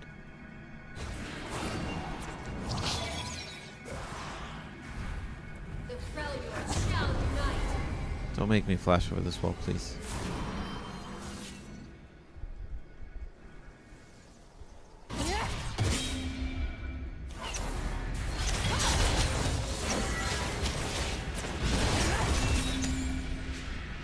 Together we are strong. Together we are Avarosan.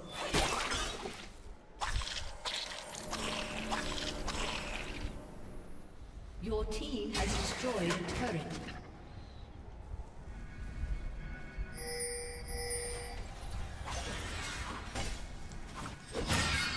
Reveal our weapons.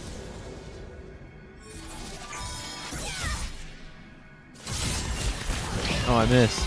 Oh, no, I didn't.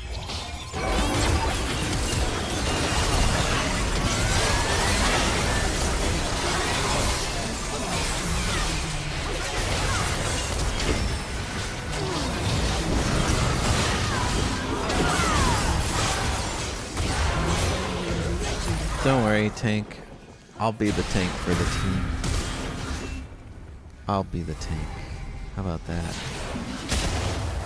You be safe. I'll be the tank.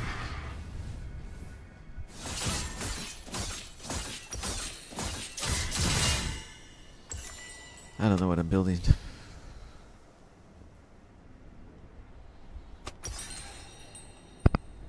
This is what I'm building.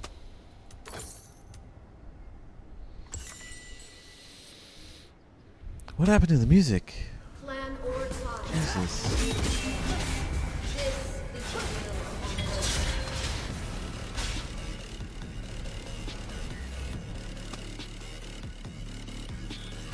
No.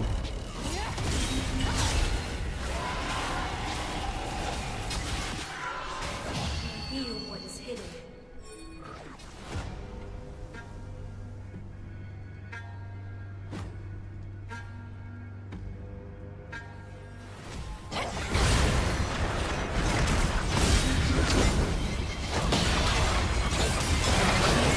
Get her ass.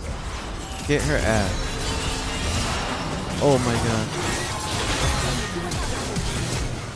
Time to go there, boss.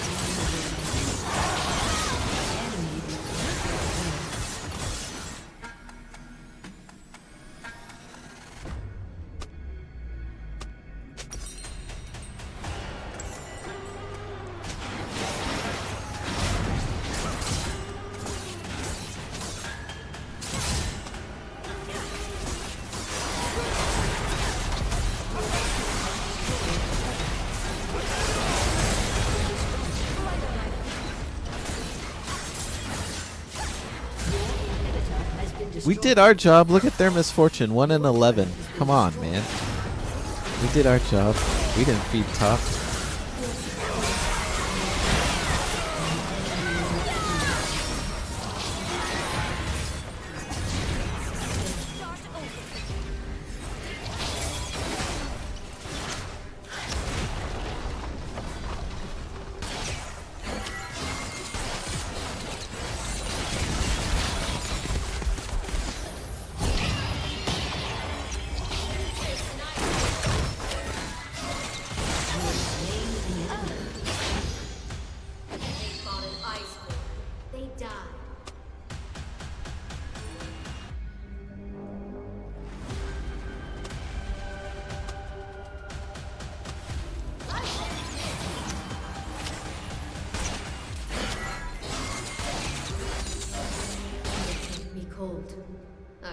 What do I do?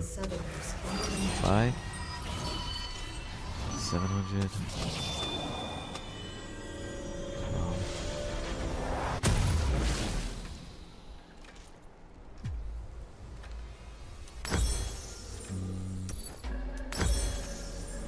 The three sisters are a myth that has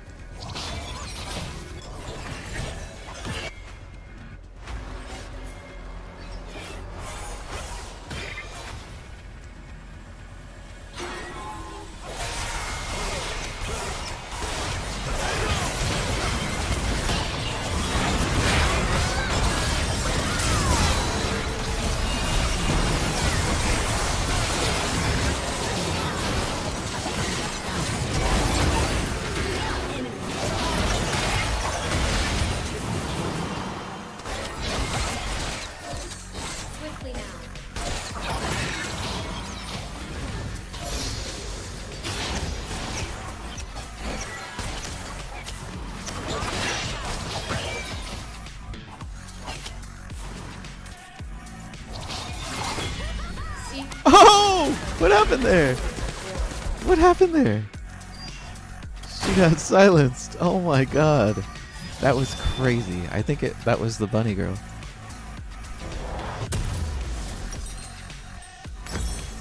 $1,600. Alright. Oh my god. the day our tribes are one, the world. We're still in this. Just have to play super smart. Wish I don't know if we're capable of doing such things. What's up, Anubis? Dude, what up, dog? What is up, dog? Look at Misfortune about to die.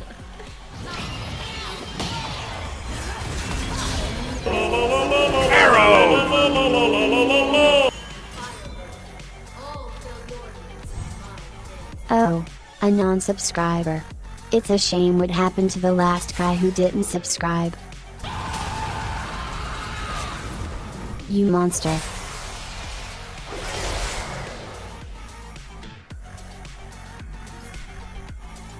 We got split up. We got split up.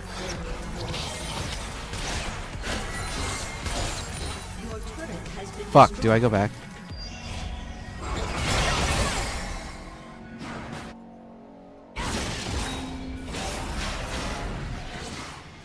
I don't know what to do. I don't know what to do.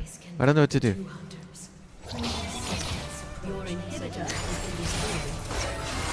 An ally has been slain. An ally has been slain. This is not good. Fuck. Misfortune's right here.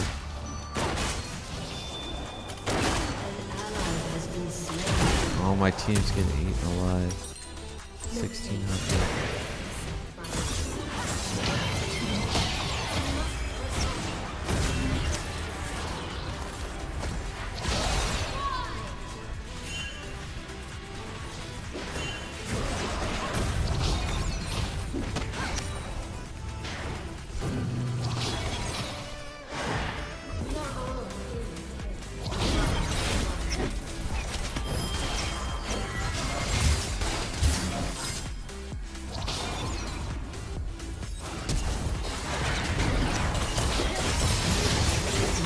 I wanted her. I just wanted her. Let me have my piece. I'm trying to get 1600 here. All for the game. All for the game. Look at that. I don't even know what Blade of the Rune King does. It just says good for dueling, so whatever. We're gonna trade with Aurelia. We're gonna fucking trade with Aurelia. Just stay alive. Come on. Left. You're almost there.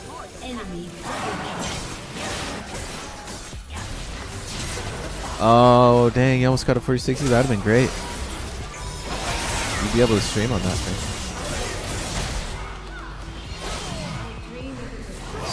Nice ult there, Harry.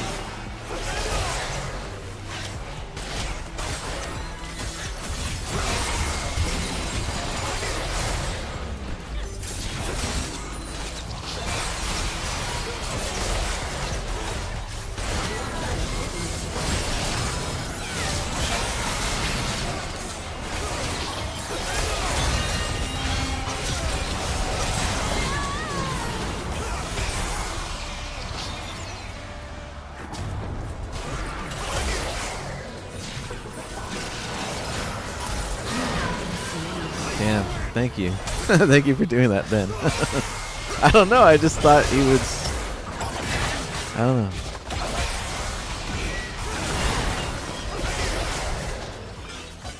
I just thought he would get it, that's all. I thought he would wall that shit. But...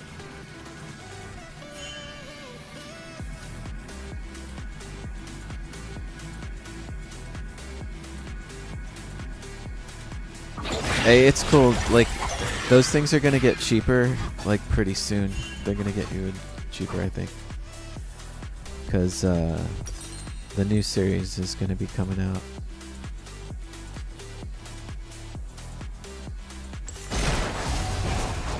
They're trying to get them out before GTA 6.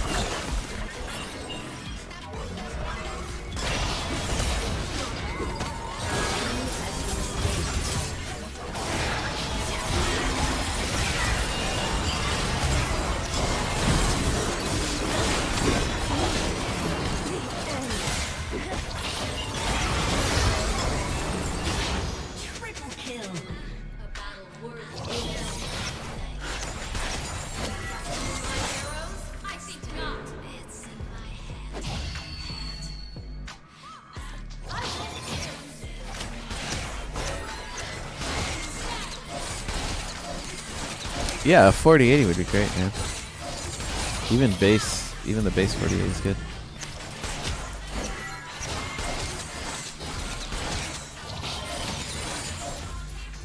I wish I could say they're getting cheaper, but I think the 4080s are still pretty pricey.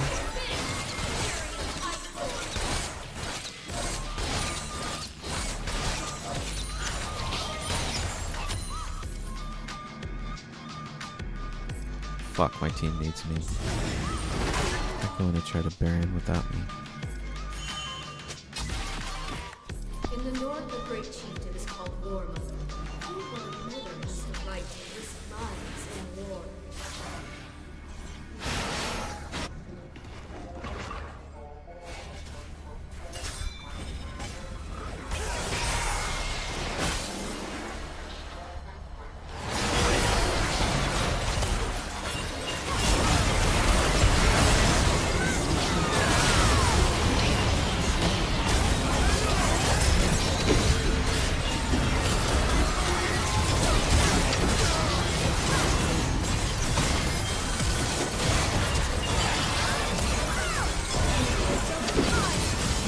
Oh, so close. That was a pretty good fight, actually.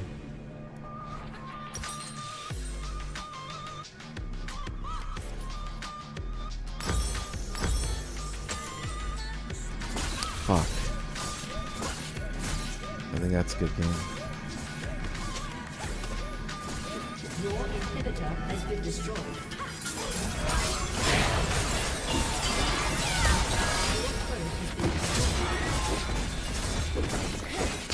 Lux, just go in. Die. Fucking idiot. Just fucking go in. Good game, everybody. Let's see what the final verdict is. Ah, come on. What's the worst that could happen?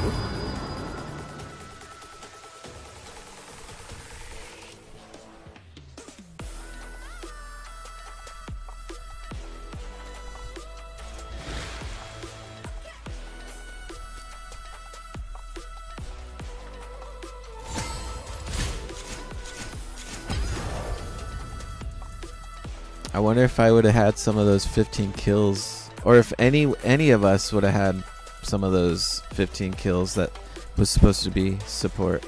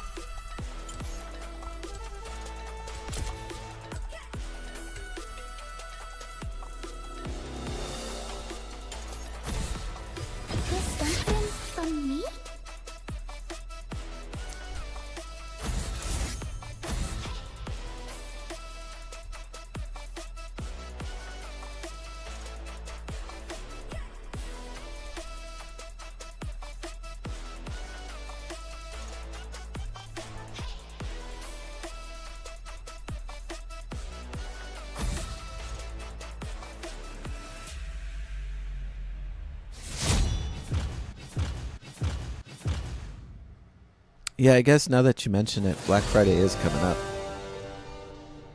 Save your money, you fool. Don't go spending it.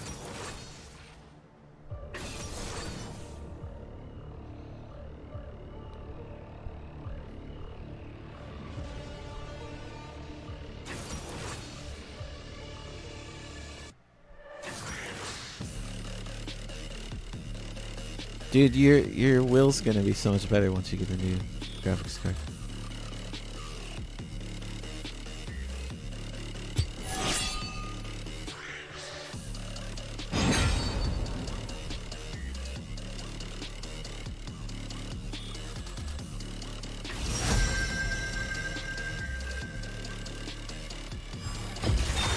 You want style?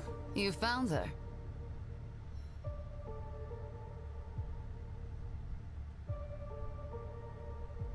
Oh, Lulu support. Wow. If she ults me while I'm doing my ult, that'd be so amazing.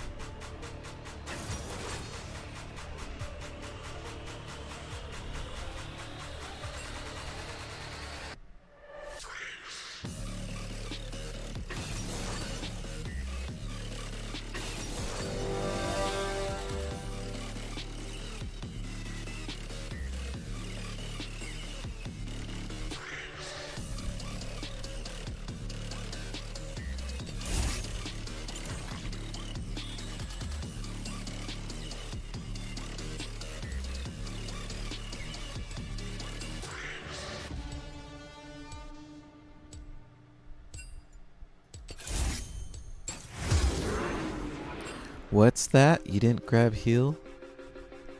Yep, because I'm a straight up gangsta. I could go for a twirl. Yup, that tasted purple.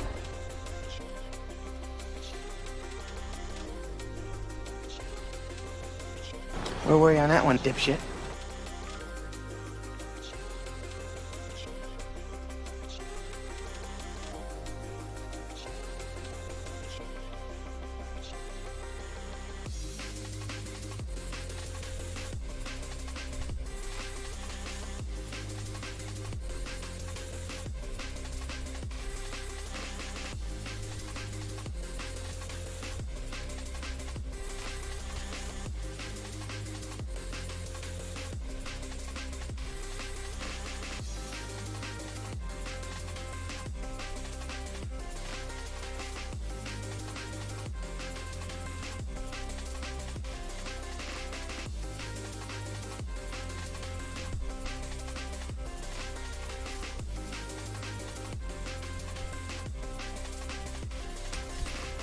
I've got 2 rules for every fight. Don't ask for permission, don't ask for details.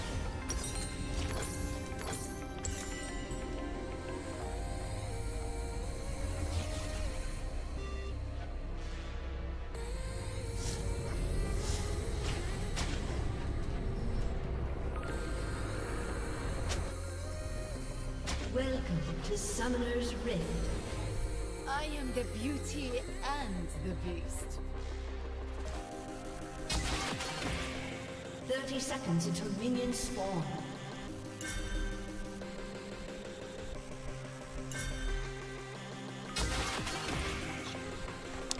Lulu, you suck. That is the worst spot you could put. Well-behaved women don't make it in Nexus.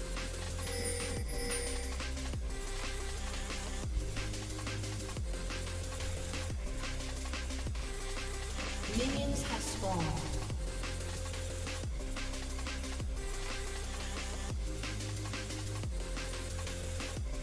Danger runs from me. You're dead weight.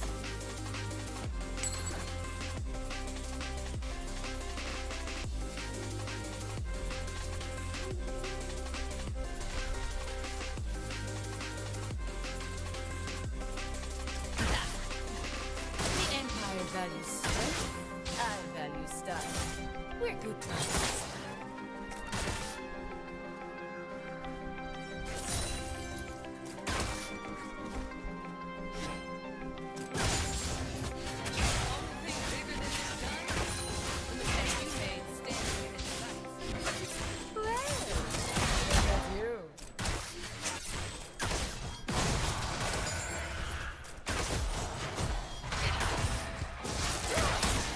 Damn it, Lulu. You fucking yordle.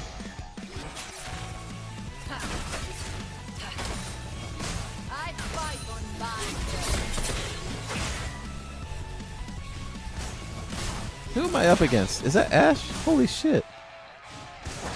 The one Ash skin I don't have. It sucks because they make it look cool. It looks cool.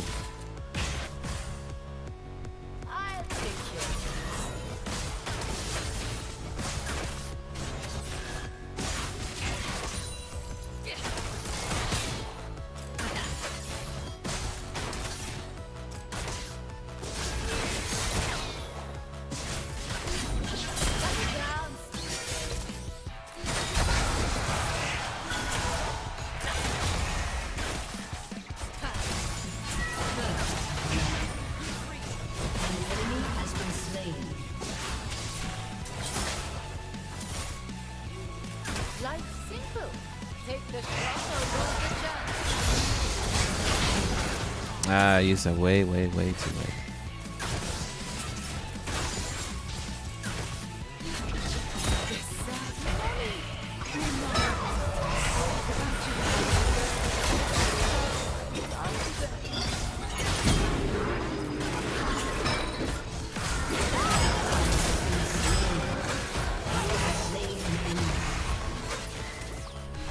I'm not here to make friends.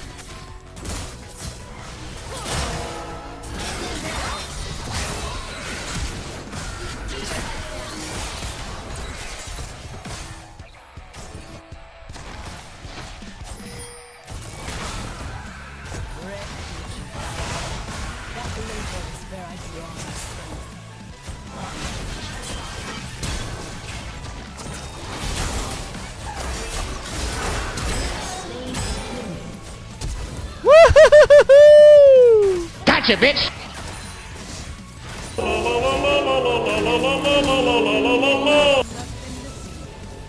Alright, count my blessings, so I'm the fuck out of here.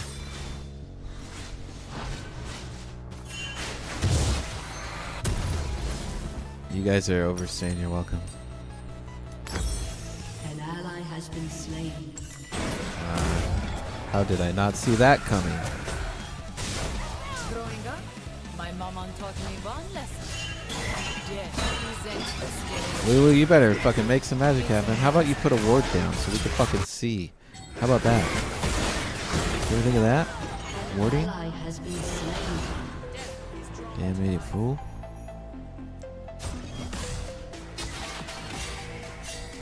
Shut up. No gaming really.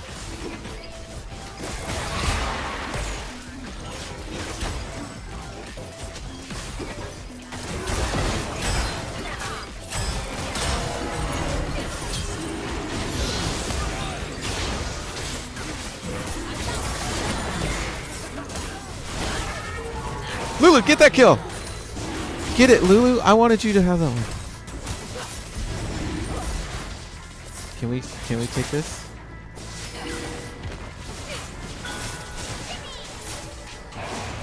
Come on, Lulu, you and me. Come on, Lulu. Holy shit, dude, what the fuck just happened?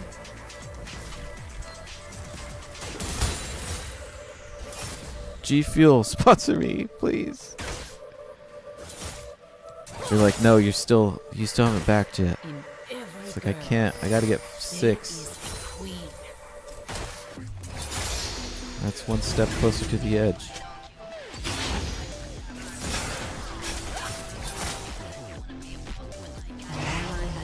I'm dead.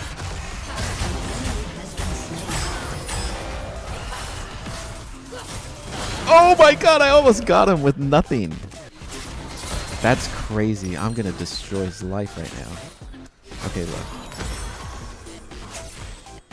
How do I do this the best way possible?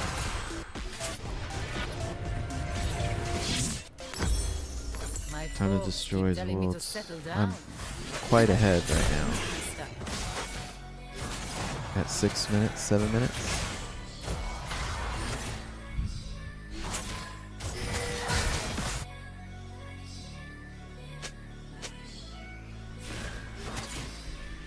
Don't give it away, Lulu. Not yet, not yet. No. Wrong one!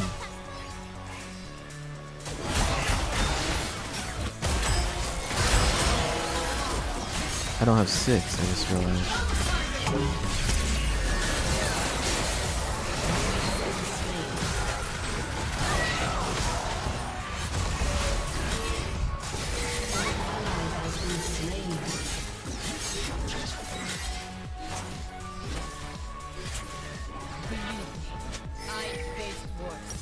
That was a blunder of the game.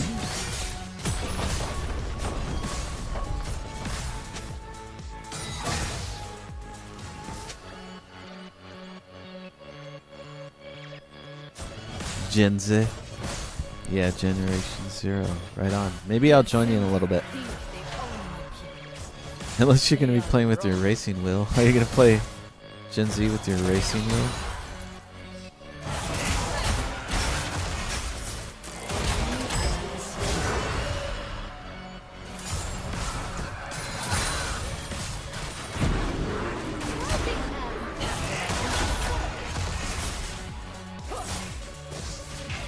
Never too late, huh, Lulu?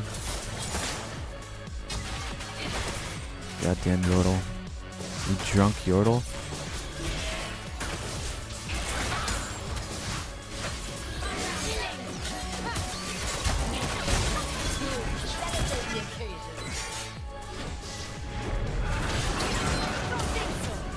Get fucking wrecked. I need to get 6, dude. I need to get 6.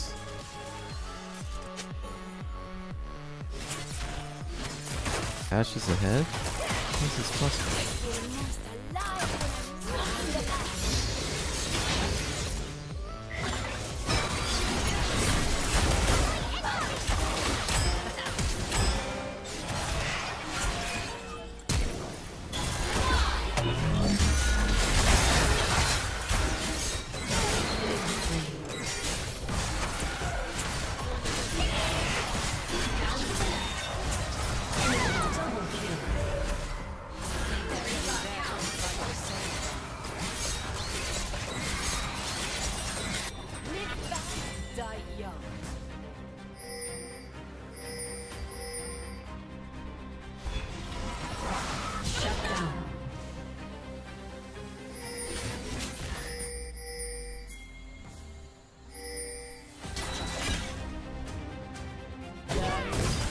I've never been happier to see LeBlanc.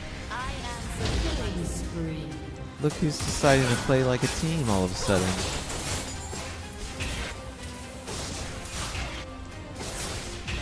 Thank you, Lulu. You need to get ult, you stupid Yordle.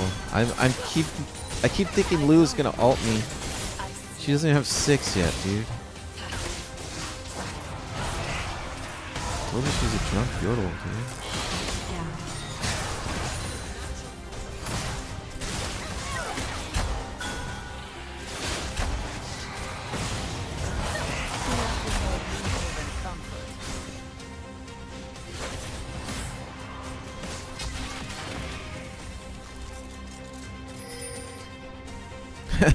I was just kidding. That'd be funny if you used the will for Gen 0. That'd be hella funny. It's like, why are you trying to snipe with the will? You fucking crazy.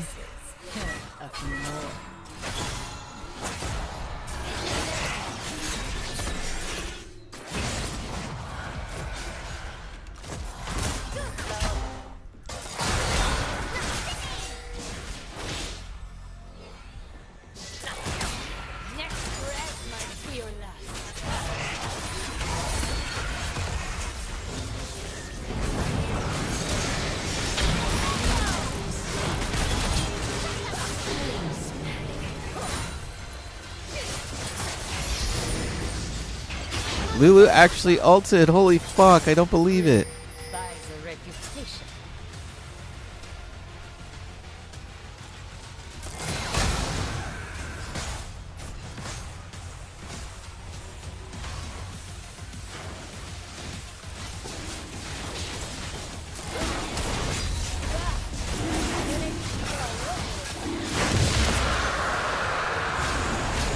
No, Lulu, no.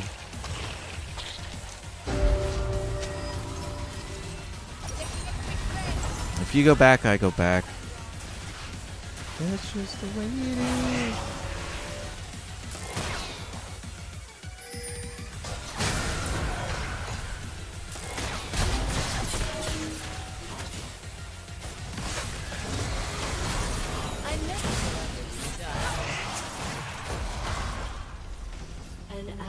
has been slain.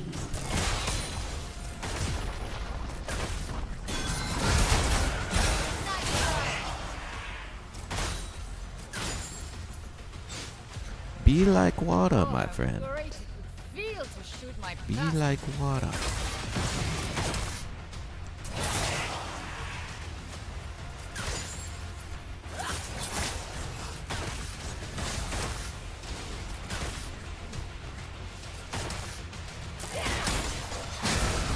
Some choose.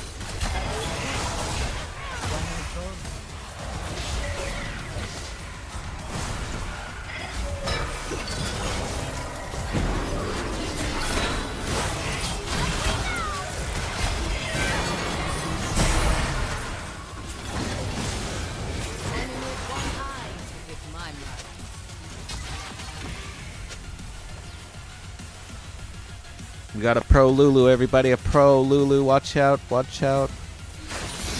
We got a pro Lulu.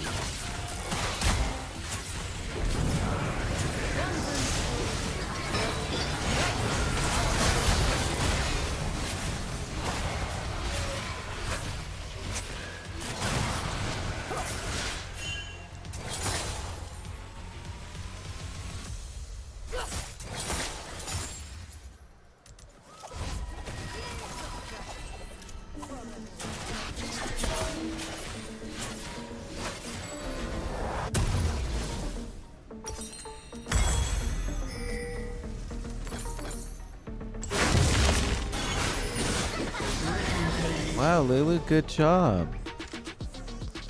Playing like a default skin Lulu. I actually missed that default skin. Look at that thing. That thing is glorious. They made her hat a better color. It looks more saturated.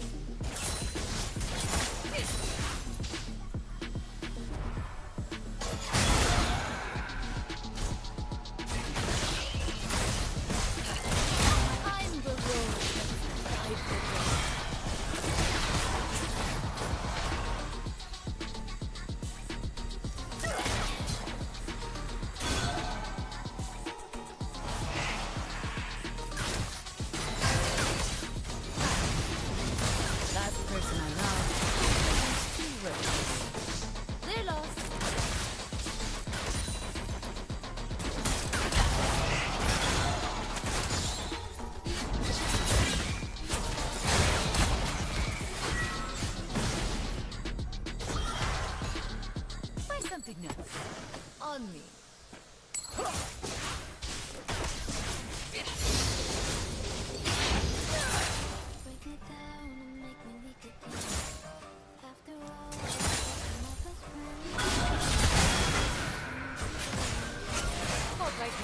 That ally has been slain.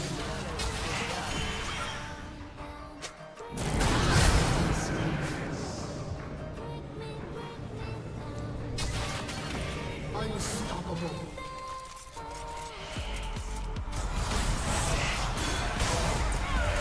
I am the beauty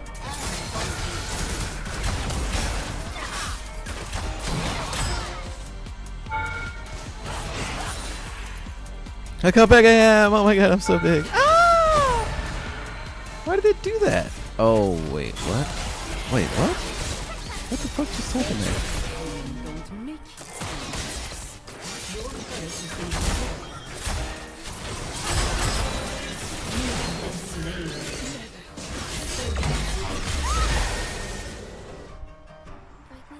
We weren't gonna get away anyways. Enemy double Not in your condition.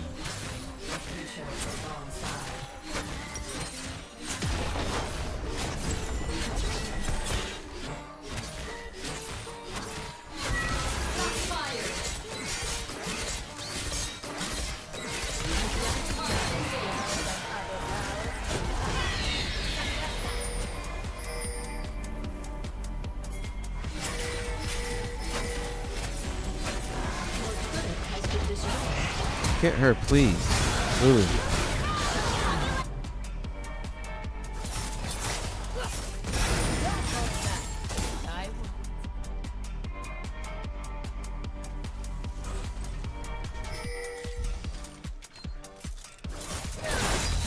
turret has been destroyed.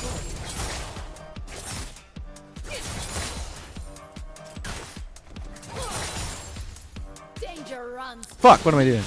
My team needs me.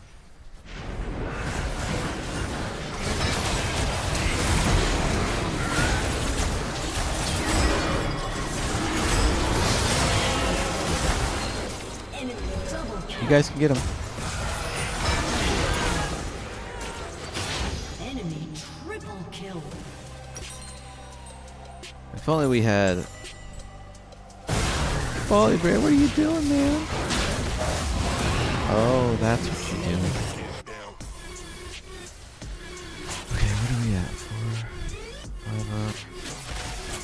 There, Moo-Moos. Okay. Good thing I'm building anti-armor. Next up, Mercurial.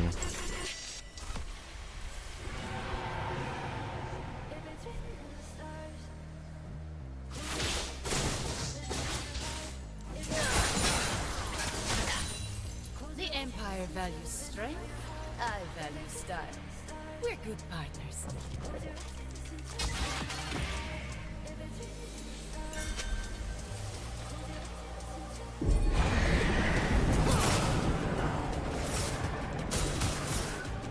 Oh my god. Why am I so weak right now? Jesus. Your turret has been destroyed.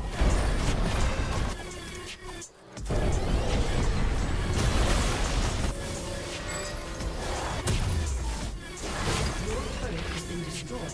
Where the fuck is my team?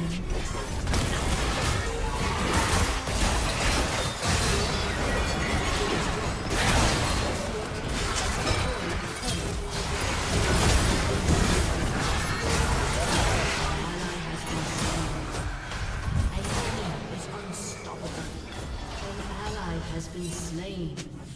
I've seen too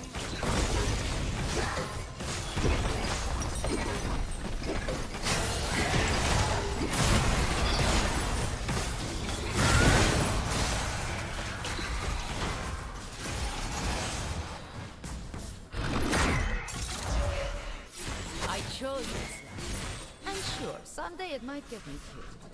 But till then, I'm unstoppable.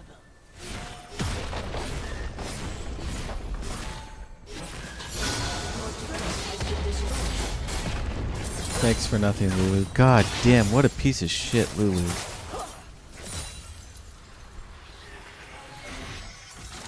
Life's simple. Take the shot or lose the chance.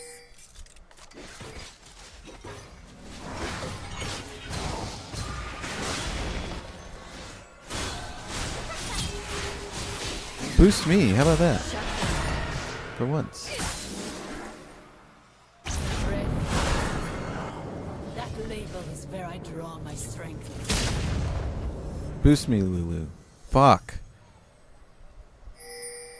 An ally has been slain. An enemy has been slain. Enemy double kill. I'm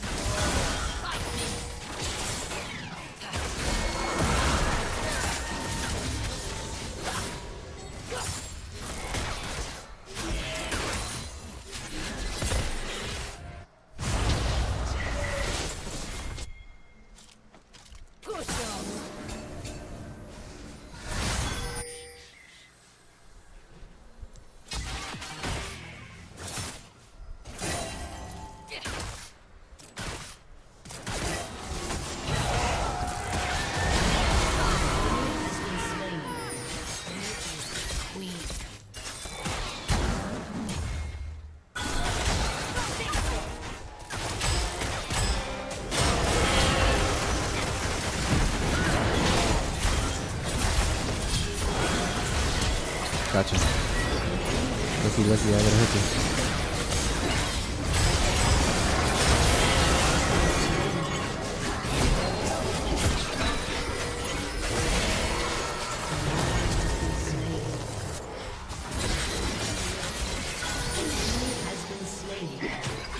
Get her! Lulu, you suck ass, dude. Lulu, you are the worst.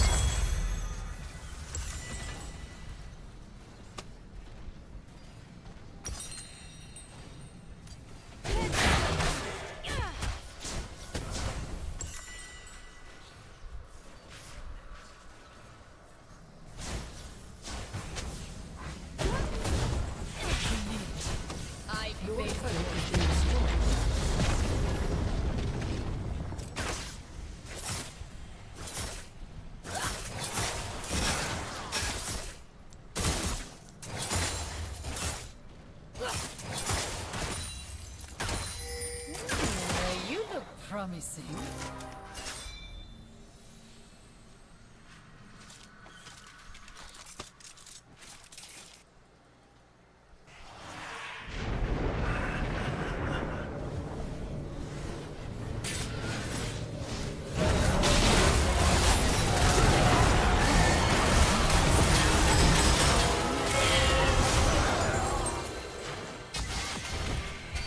An enemy has been slain.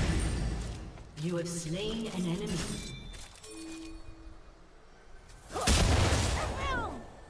And then Lulu ults herself, or I mean, boosts herself. Burned away my Oh God, dude. Don't expect me to follow anyone.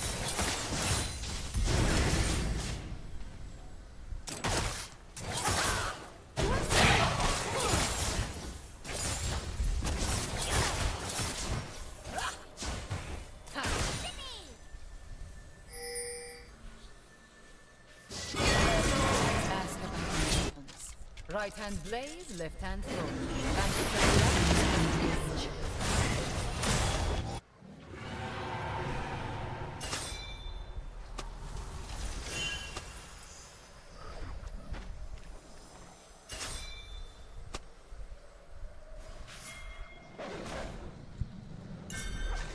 I'm not built to win. I'm built to conquer.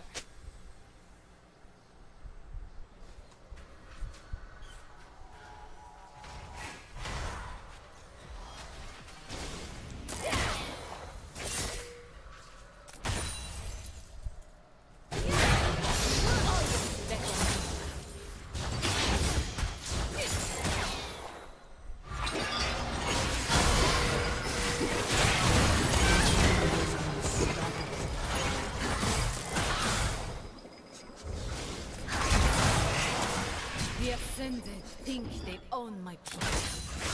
They are wrong.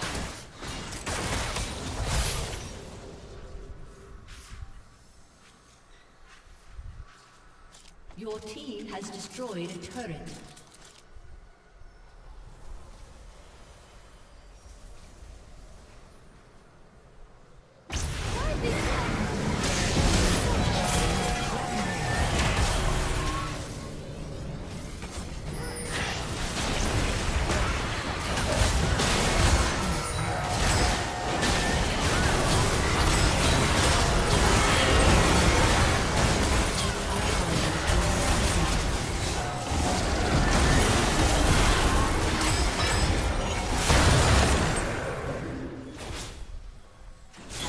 Oh, don't worry about me, Lulu. Jesus Christ, dude. This support might as well not even be there.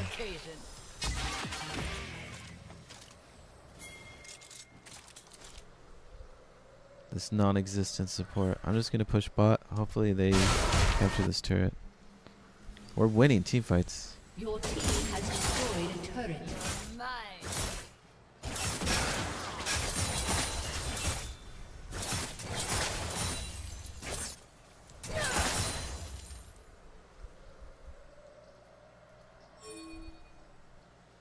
Oh, my left shoulder. Why? I feel most alive when I'm walking the line.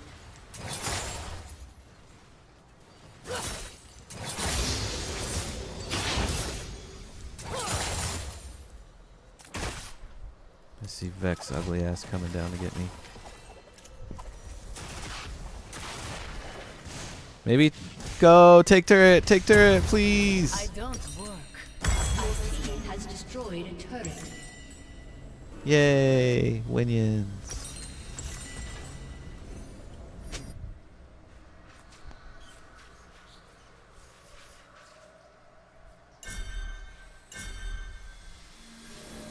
Nothing more lethal than comfort.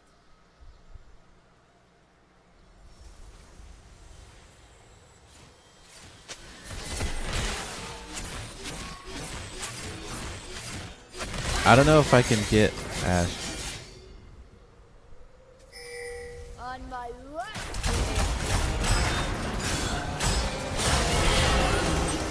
Just kidding.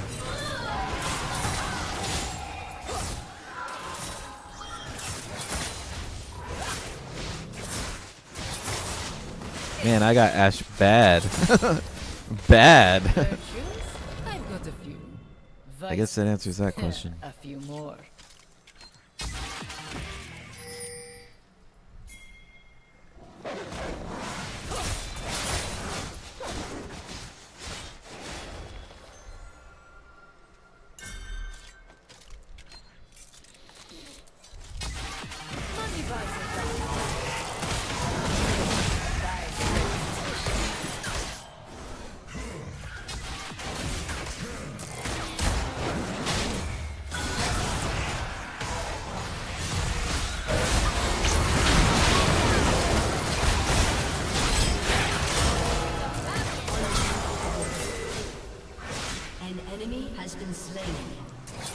We're doing good, guys. Oh my god, we're doing good.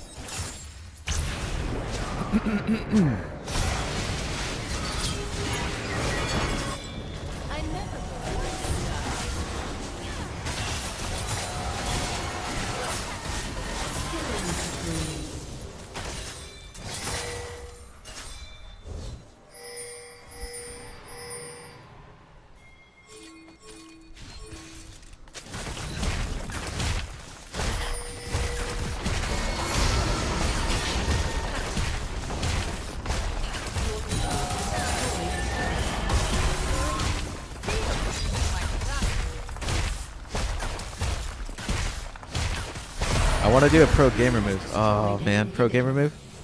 Pro gamer move. Pro gamer move.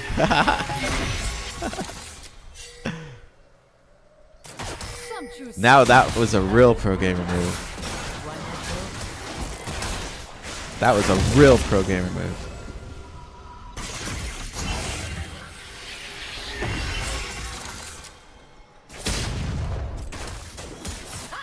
How can I make this an even more pro gamer move? Take a little Mr. Krabs here. Get some more mana. In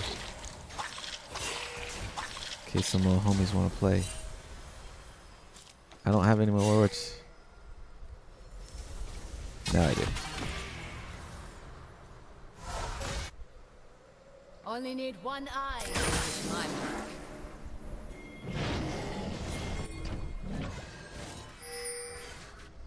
I feel like I should buy.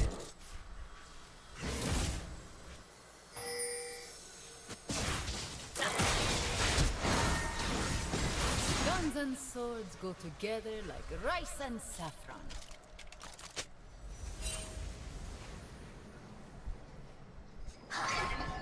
Nice try there.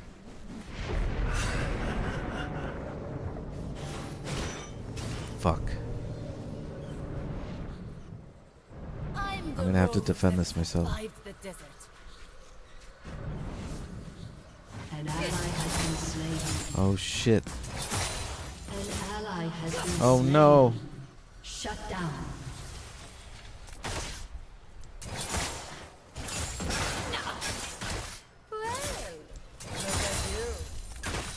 Oh no. Did I make the wrong move? Oh no.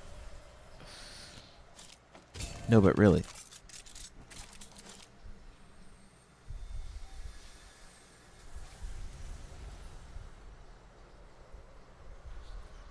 Last person I love. Fuck, this sucks, dude.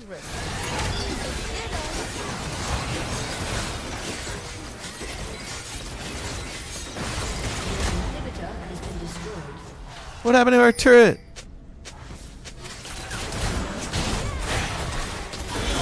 Nice move. Hope I get some blood on the Every time you do something. The color's a bit dull.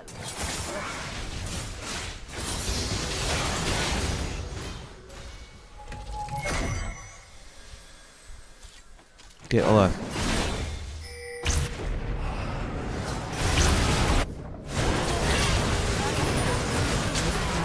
Good job.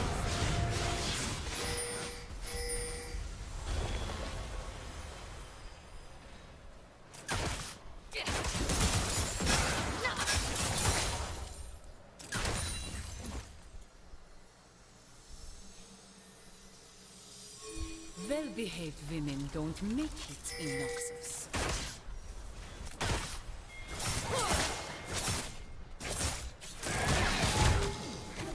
No one's out here helping me.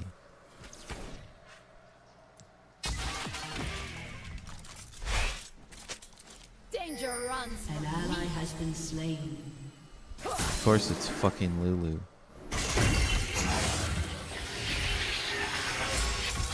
Enemy double kill. God, my team's full of idiots, dude. Just keep going in one by one. An enemy has been slain. An ally has been slain. I value style. We're good partners. What are the chances anyone's coming bot lane? Because I don't think they are. Shut down.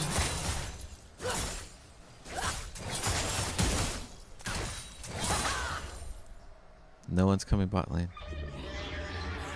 That's because they're like, I see eyes on the prize. There we go. It's my last defense right here. Life's simple. Take the shot or lose the chance.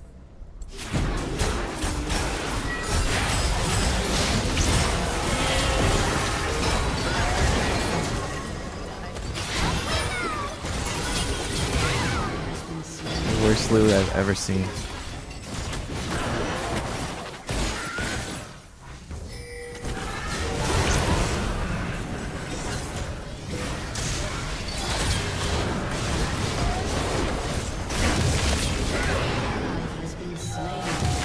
Go, volley there.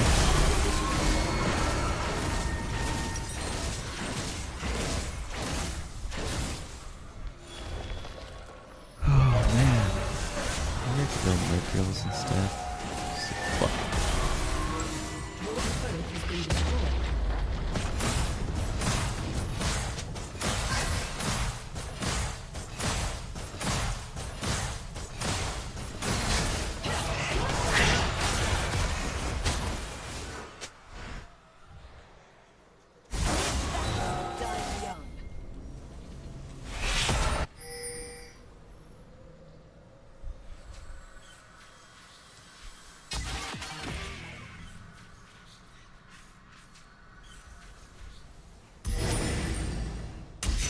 Refugee. That label is where I draw my strength.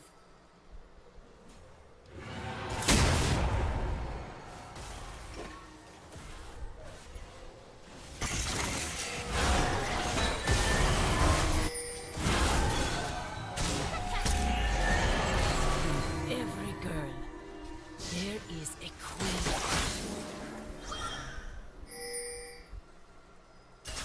Volley Bear's like, I don't need heals.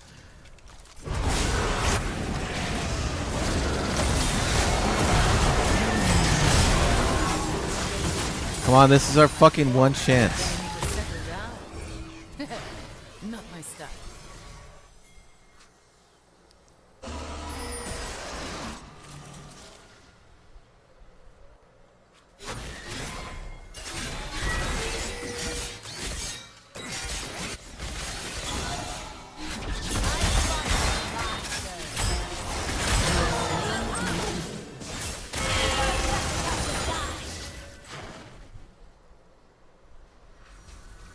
I guess Ashe is no problem for me.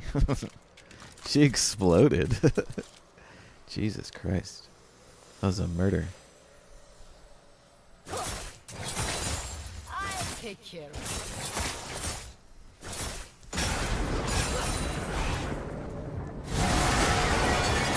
Ally has been slain.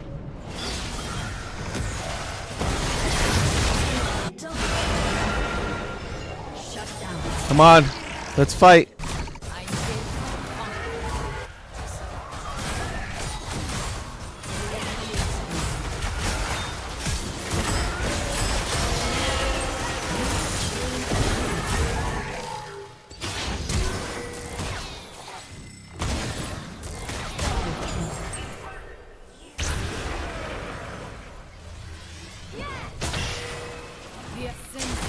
Run!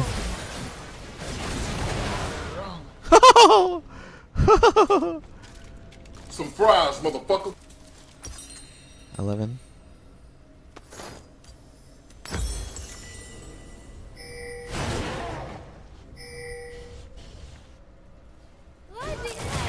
When I can be savage.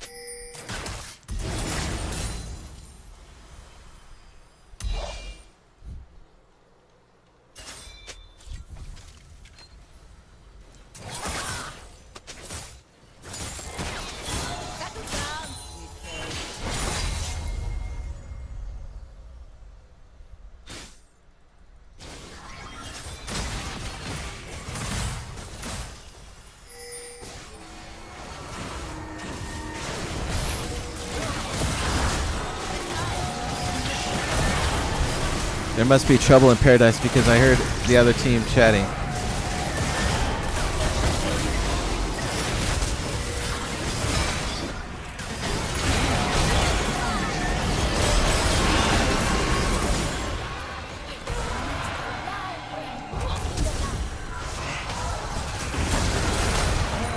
Oh my god. Gotcha, bitch!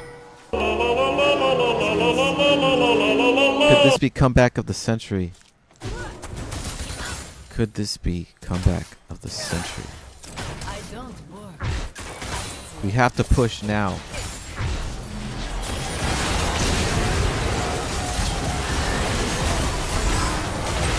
Yeah! Double kill. Gotcha, bitch!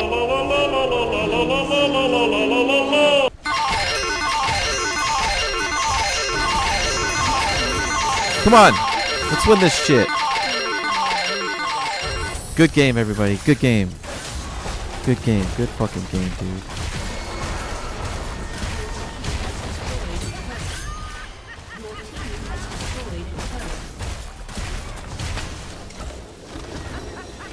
Good game, everybody. Fuck.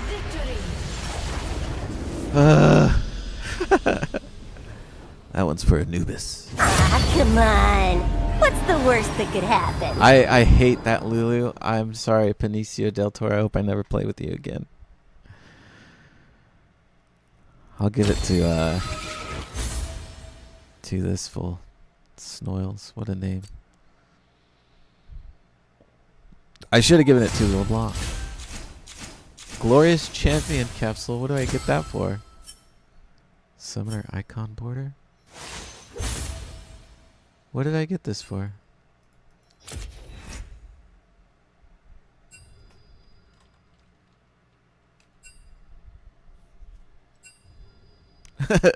Ash, can you do me a favor? And Olaf, can you do me a favor?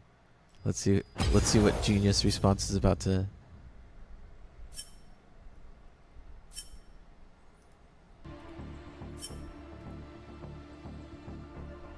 Come on, let's hear it. Xiaoping, come on. Xiaoping.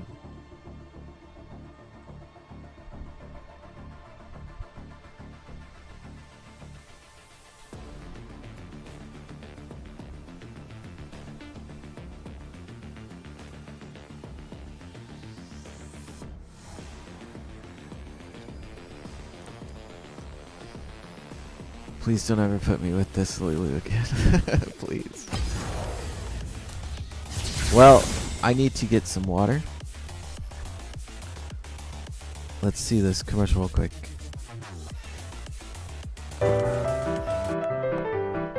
This stream is made possible by viewers like you.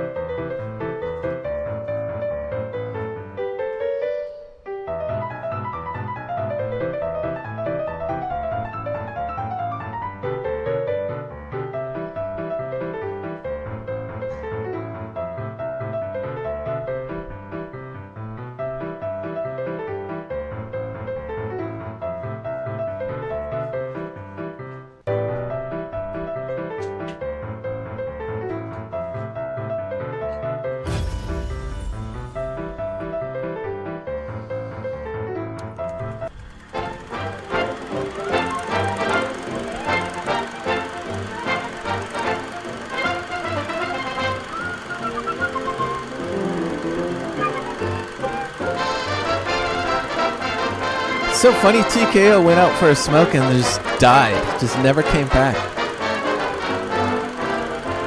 Rest in peace, TKO.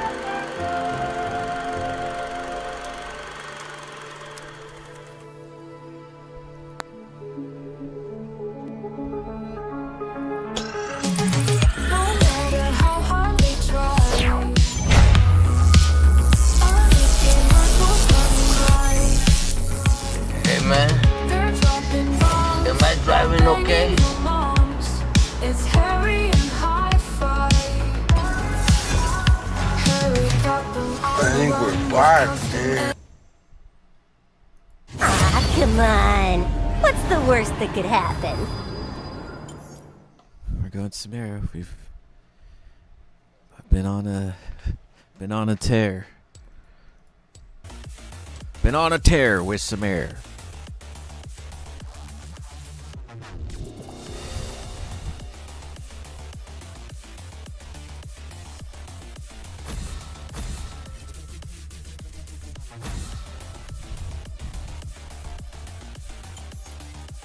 Guess something from me? Yo, shout out to the finals. Yo, Anubis. Maybe we could play some finals in a little bit. This stream, it doesn't feel like I've been playing for 7 hours, to be honest, but I might have to restart the stream.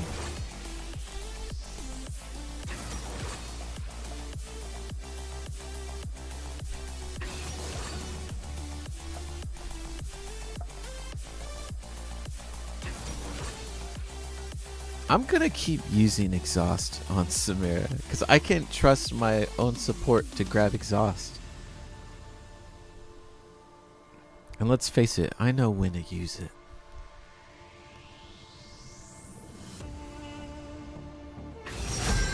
Exhaust is actually OP when you really think about it. You found her. If you know who to use it on and when to use it. Sheesh! Sheesh!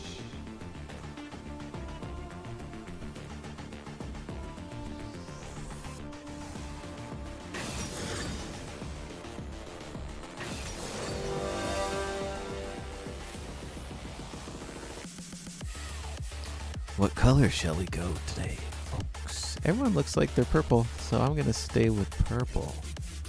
Alright guys, I'm gonna flip the script. Playing with exhaust.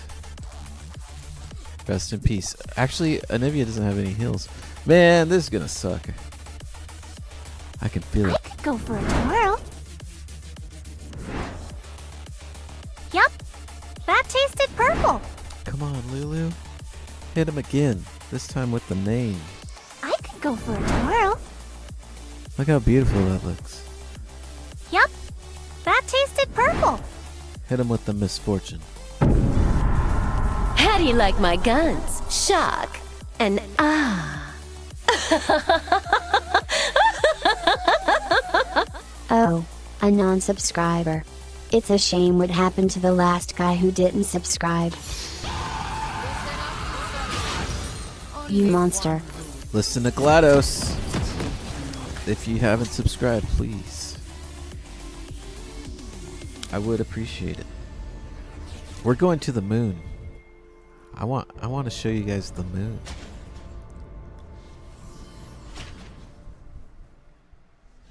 Let's go to the moon together. Let's go check out the dark side. See what's over there. Walking the line.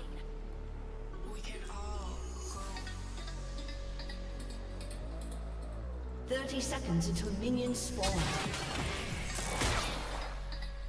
Is that Terry? Oh my god. I just realized 13. We got Fizz though. Oh my god. And Mundo? Fuck. Jungle Gwen? Whatever. I've heard of worse ideas.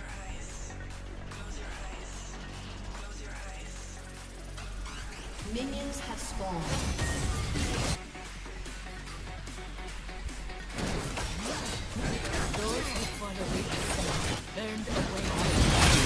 Run to me, Gwen. Gwen, you fucking.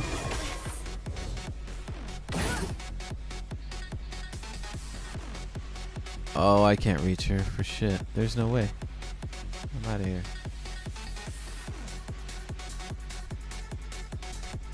Thank you for your first wave. Money buys a gun or two. Really buys a reputation. Fizz, you got played right now. Played yourself, Fizz.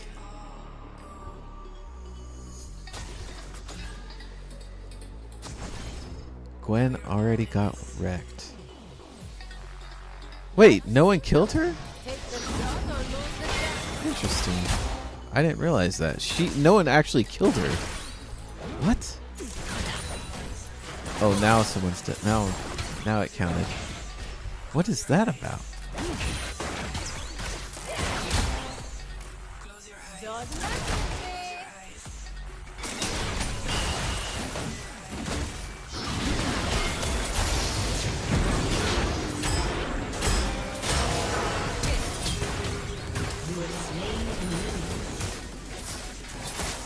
What? Is there lag going on or something? Oh my god. Gotcha, bitch!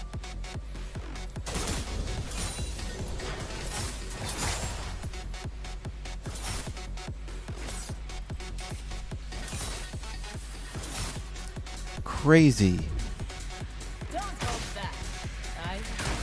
I need a sample Joe Rogan saying, unbelievable! Unbelievable. That'd be a good one. There was another one I was supposed to do today.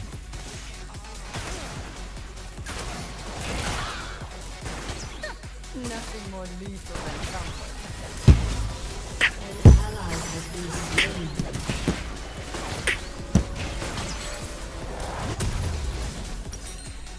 Oh, I came back too soon. I'm an idiot. Maybe not. Maybe I got exactly what I needed. I'm trying to close it in on Misfortune. Looks like we're gonna do just fine with what we have. Her raining bullets is so annoying. I'm gonna build magic resist boots just for that. That's why I'm commander.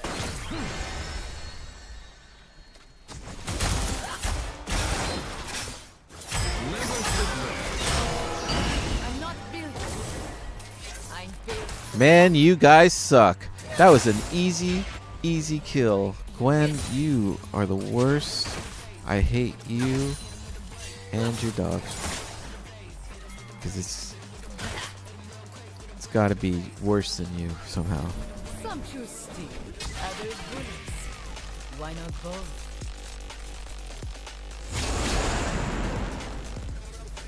Anivia, I don't know what the fuck you're doing. I'm barely level 3. Look at this level 3 gank.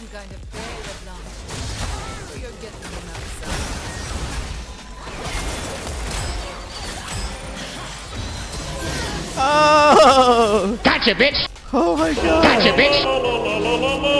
What a gank! What a gank! What a pro fucking gamer move. I see you. What a gank. Oh shit. I bet they're yelling at bot lane. They're like, why did you fucking ping?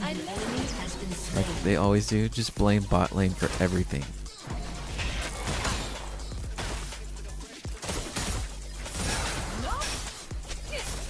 I feel so weak right now. My god.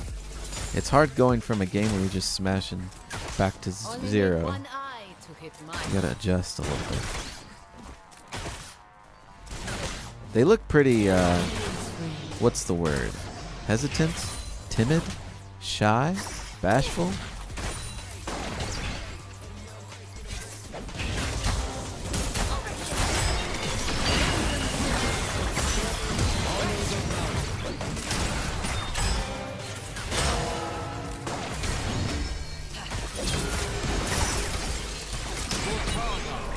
Got him. Oh, get her ass. Get her ass. Flash, flash, flash, flash. You bird.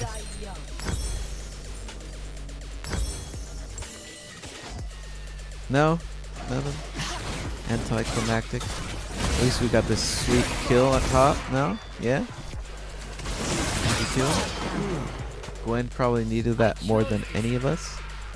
Yes? Now she's back at even. But till then, Mundo needs some help, but that's alright. Looks like he's getting it. 4-4 up. We're doing pretty good, man. They're about to be pissed at me. 'Cause I'm snowballing.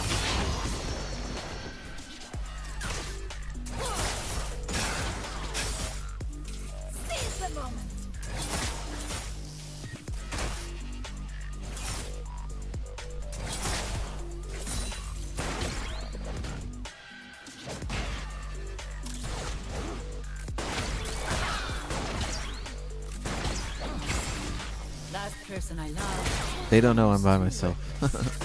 They're lost. But I do.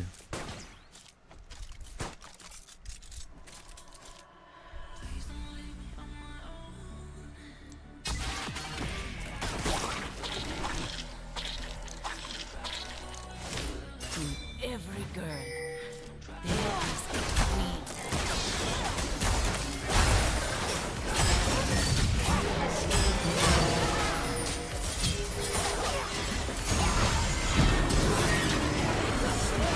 That's what I'm fucking talking about, dude. Why am I helping fucking Fizz so much? Fuck Fizz. Dude, I am the gank master of this game. Who needs a gank? I'll gank top from here. I will gank top. Are they trying to dragon? Should probably stick around for that. I should probably just stay. What the fuck? No point in going back right now. I'm going rogue. I'm going rogue. I need my W. Oh shit.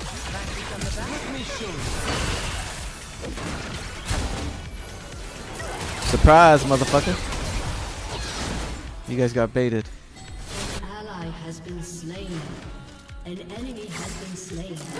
Oh my god, she doesn't know I'm here. Oh my god. No.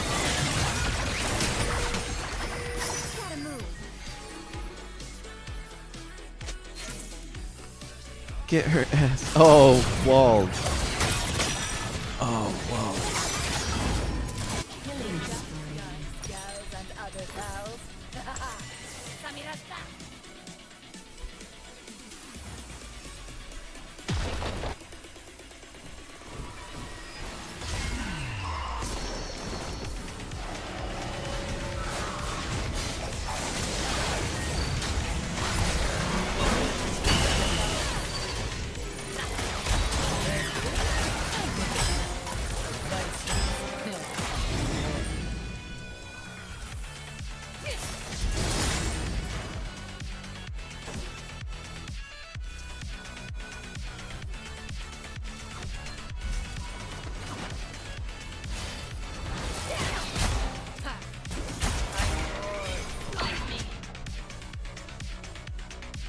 I love that. I love that just happened.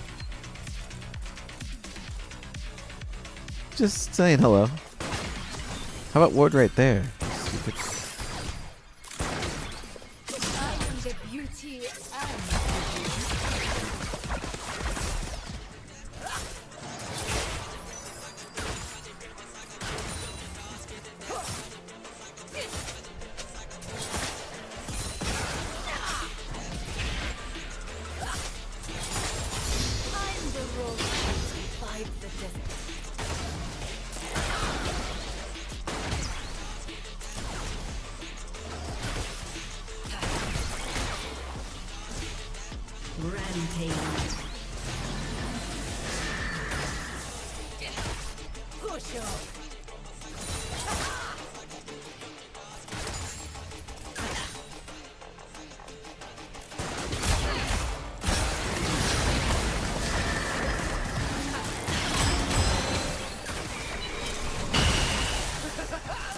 Ooh, I missed. Bad. I missed bad, Ray. I'm out of mana anyways. What's my next item?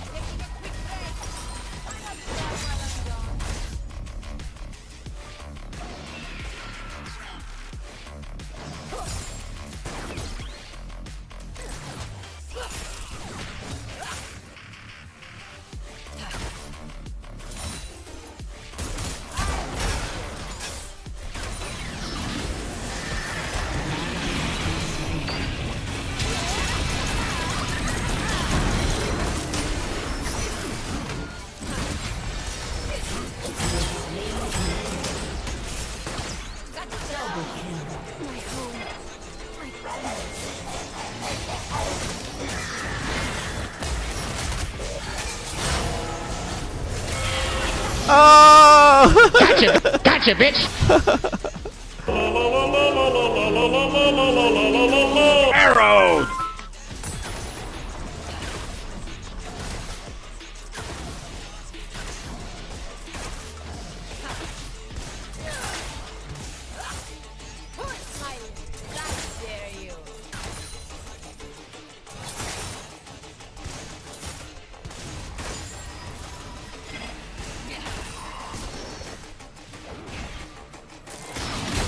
They got eyes on you, fool.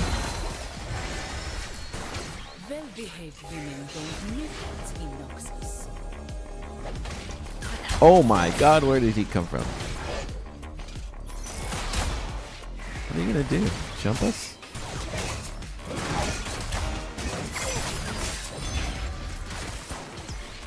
Stupid. Stupid. Tattoo to celebrate the occasion.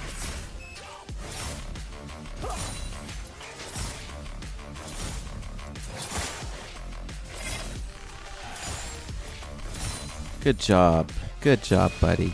Good job. You're doing good, buddy. I need to get the hell out of here. You stay. Oh, no.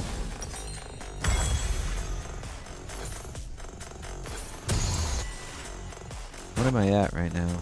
Quite ahead. Alright. Assessing.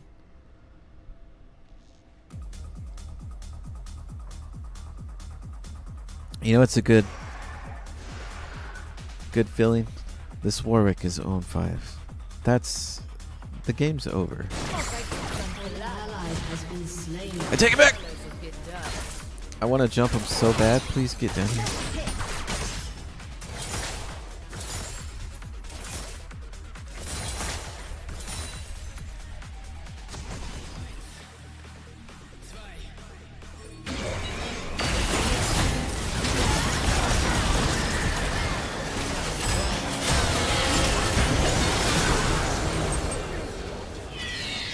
Dude, I cut through them like fucking watermelon. Slicing and dicing. Yeah, finally give me that double. Do I have any cool Samira things? My folks keep telling me to settle down. I don't think so. Not myself.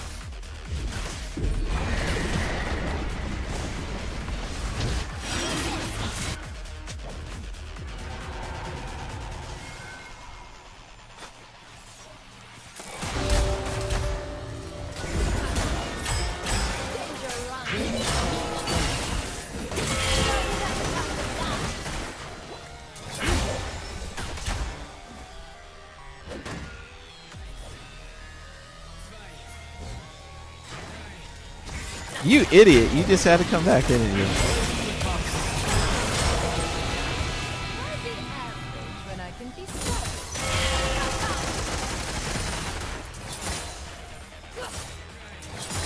Where does he get those wonderful toys? Enemy killing spree. You better run, bitch. You better run, bitch.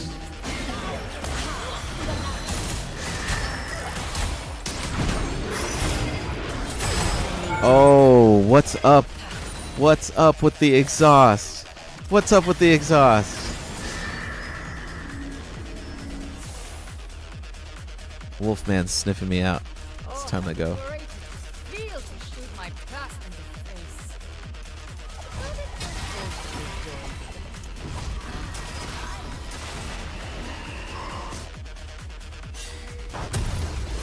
gotta go help mid. Ooh, baby.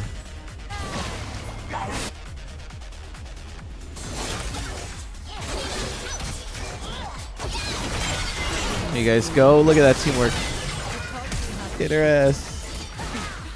Get her ass. You guys got played. Oh.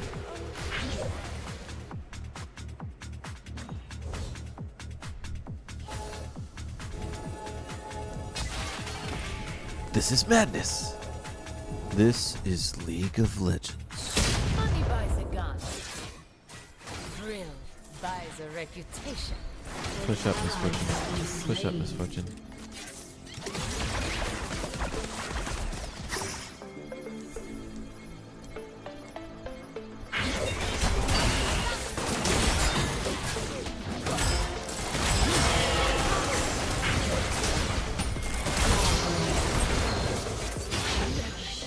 You killed me.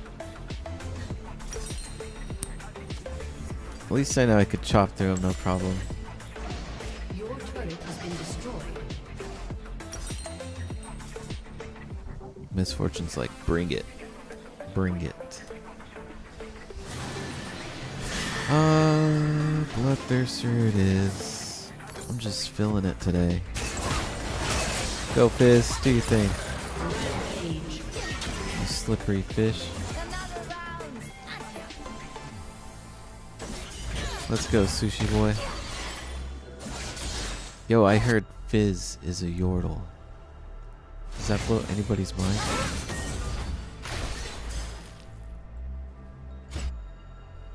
How dare they call themselves a wizard? Life's simple. Take the shot or lose the chance. Get off of me!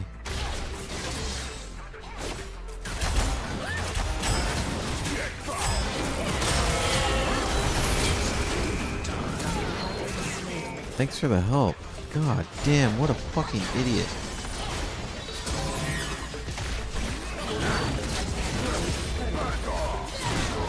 Has destroyed a turret. Shut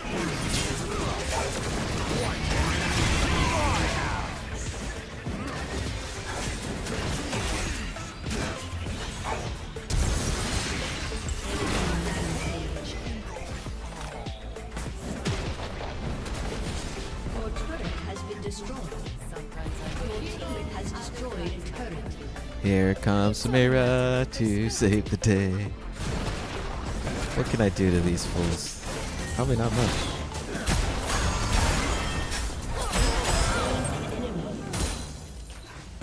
Come here, you stupid asshole.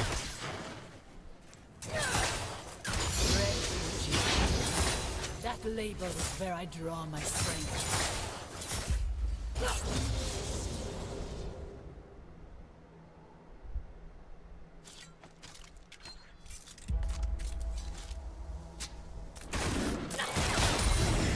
Don't mind me, I'll just push by myself. Nothing more lethal than comfort. Come on, team. Where the fuck are you guys?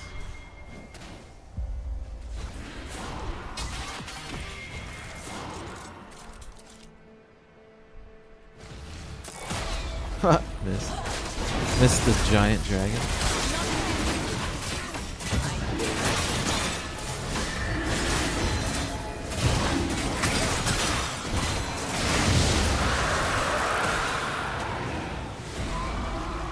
I got exhaust, dude. I'm unstoppable. I'm unstoppable. Let's go. Let's fight. But no, I can't trust you.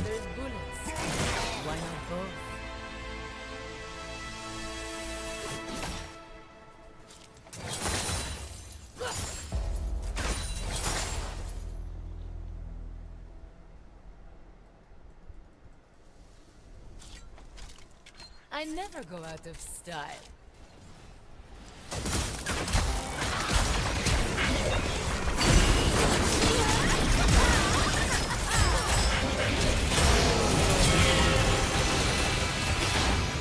How the fuck am I alive? How the fuck am I alive?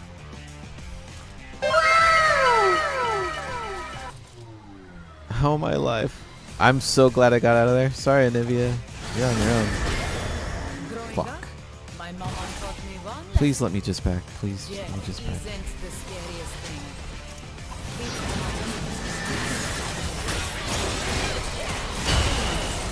I didn't want to steal that. Kind of gave me no choice. Go, go, Gwen, go, go, scissors ass. One more hit. Oh, you got fucking wrecked. There you go. She's fast. Jesus.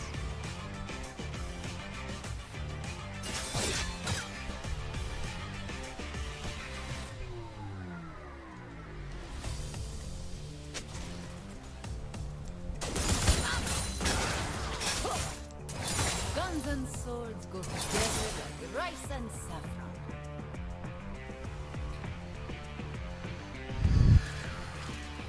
$15 and 4. Holy shit. Well, I have, dude. What have I been doing? Uh oh. Uh oh.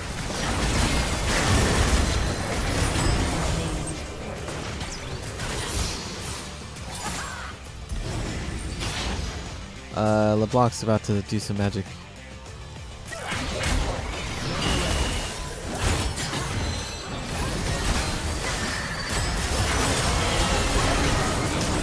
Come on! You fucking kidding me? And if you're just watching the fucking firework display, that is my ult. I understand. I don't blame you. It is beautiful. God damn, we could have got a triple kill there. I just needed one assist. And then he just lets her go? What the fuck is this? Who is this person? Who is this person? One auto attack.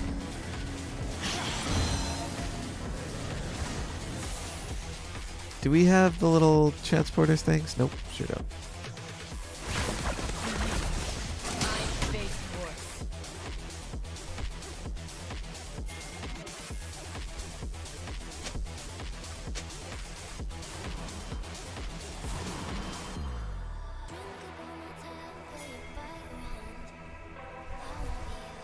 I can't wait to pen a kill right now.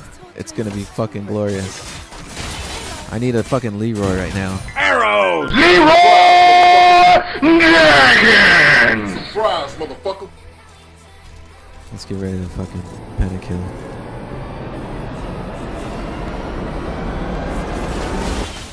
Knock knock. We're in your base. I don't know if you notice. We're in your base.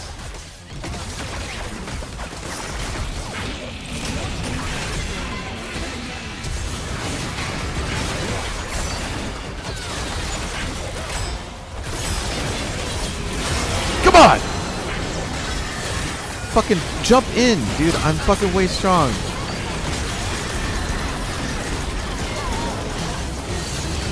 You guys are fucking failures. Just run away, Mundo. You work this shit.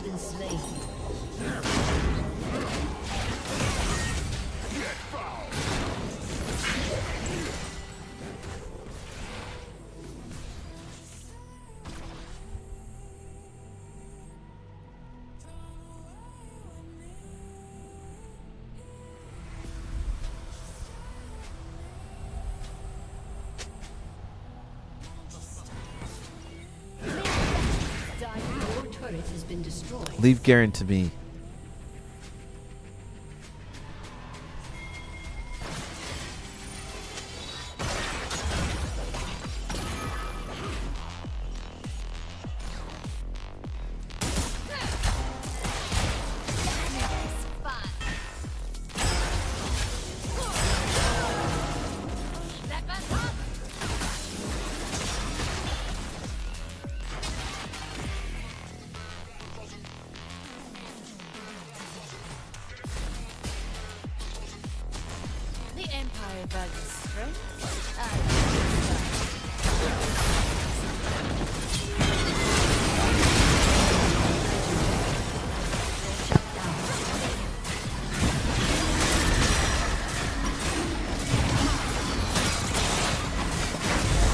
Good job, guys. We're still in this easy.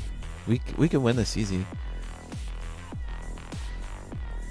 See, the problem with Darius getting fed right now is that he thinks he can solo us. So I welcome that.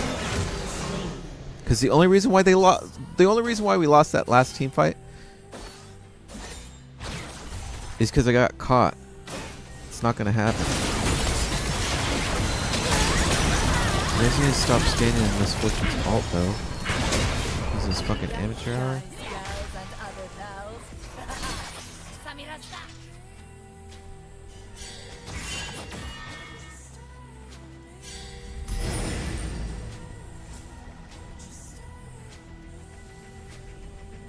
Are we really gonna Baron right now? I don't. This is kind of not a good.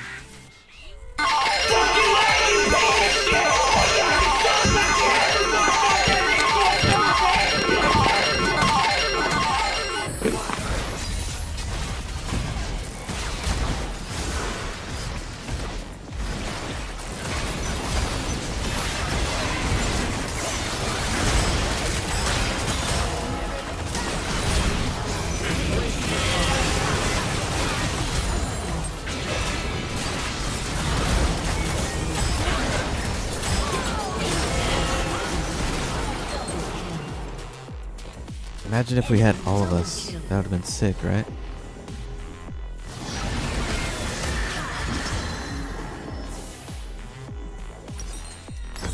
$1,300. I need Infinity Edge. That's what I need. But BF Sword's coming up.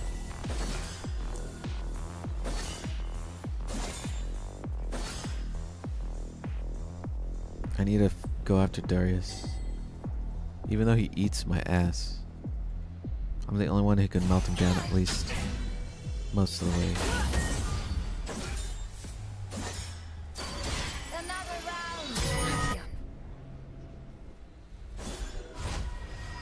Go, Linda. It's not what I meant. You show that minion who's boss.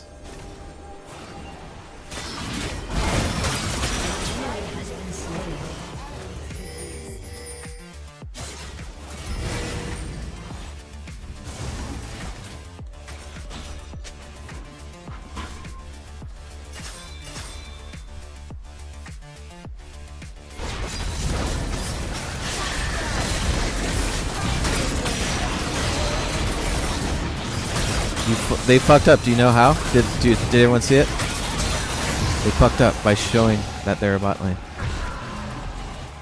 I do that shit all the time. And it's always my fault. Fizz! Go in on her! Fizz, you fucking dumb ass! Dude, that was a free kill! You shit.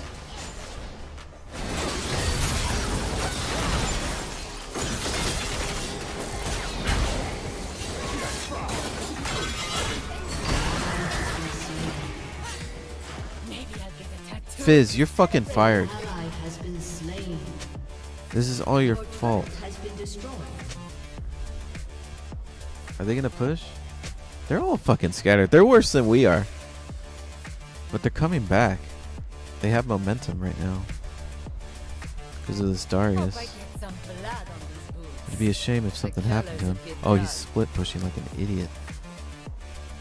I think they bead. I think they backed. Uh-oh, there's Misfortune. I'm not going through that jungle. I don't know what kind of dangers are looking there.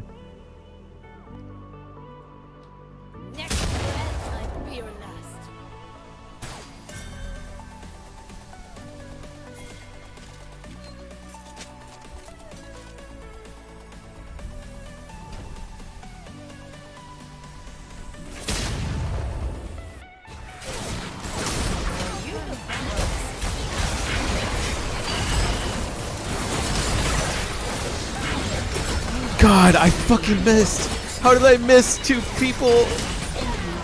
I don't get it. How did I miss? Oh my god. Oh my god. How did I miss? I thought one of them was close enough. I wasn't really paying attention. I didn't think I was going to shoot. I thought I was going to use my blade because I thought they were close enough. They weren't close enough. I wasn't prepared to take a shot. Come on, guys. You guys got this. Fuck them up. Fuck them up. 5, 4, 3, 2, 1. Come on. Let's Royal Rumble this shit.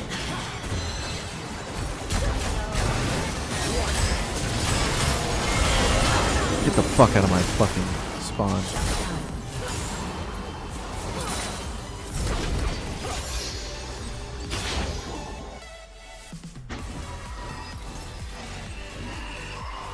I just passed him in kills. My team, our Mundo has 0 kills. This is a problem. I cannot be the tank.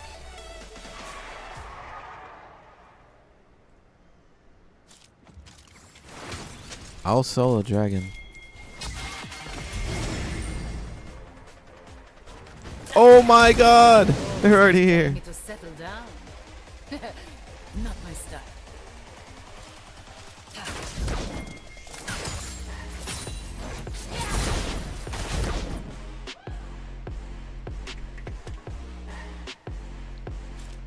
This is straight gangster music. Me and fucking Fishboy are gonna go to town.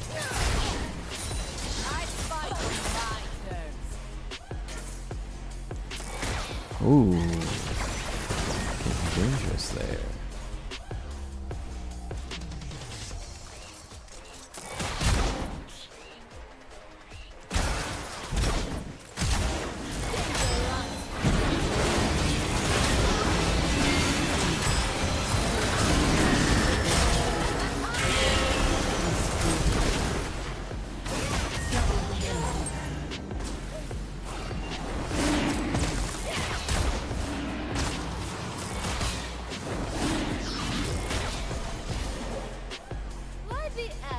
Your team has destroyed an inhibitor. Shut down.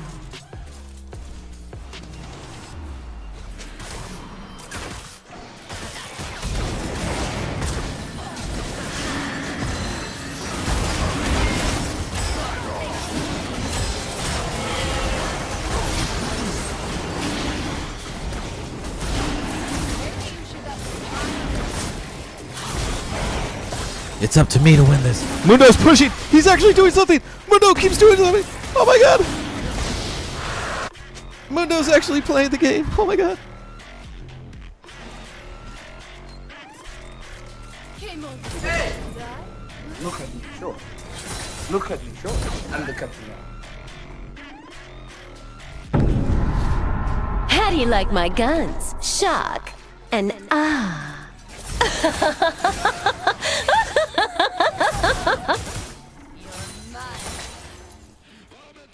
I want to keep pushing, but I don't want to put. Oh my god, there's a fucking wolf boy.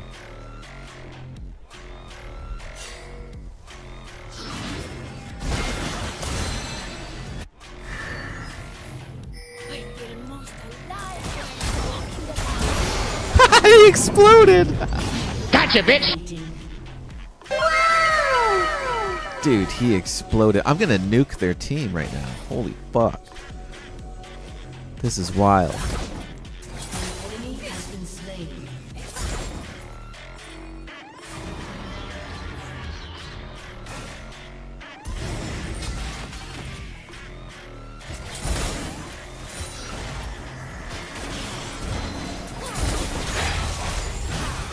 Oh man, I was ready to fucking pentakill.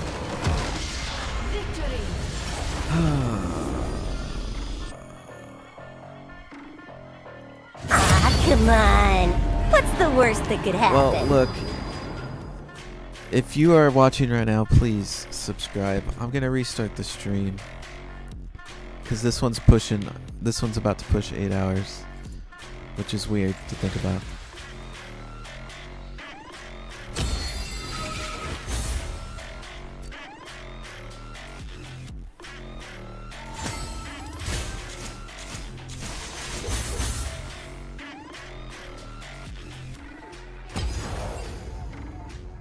$25 and 9. There's some dirty plays in there, to be honest. I'll have to go through and watch some of that.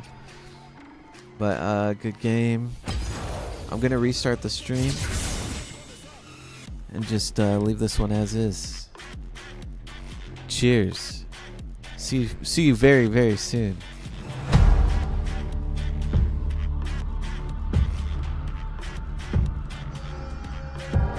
You want style? You found her. Name Samira. Try not to slow me down. I never go out of style.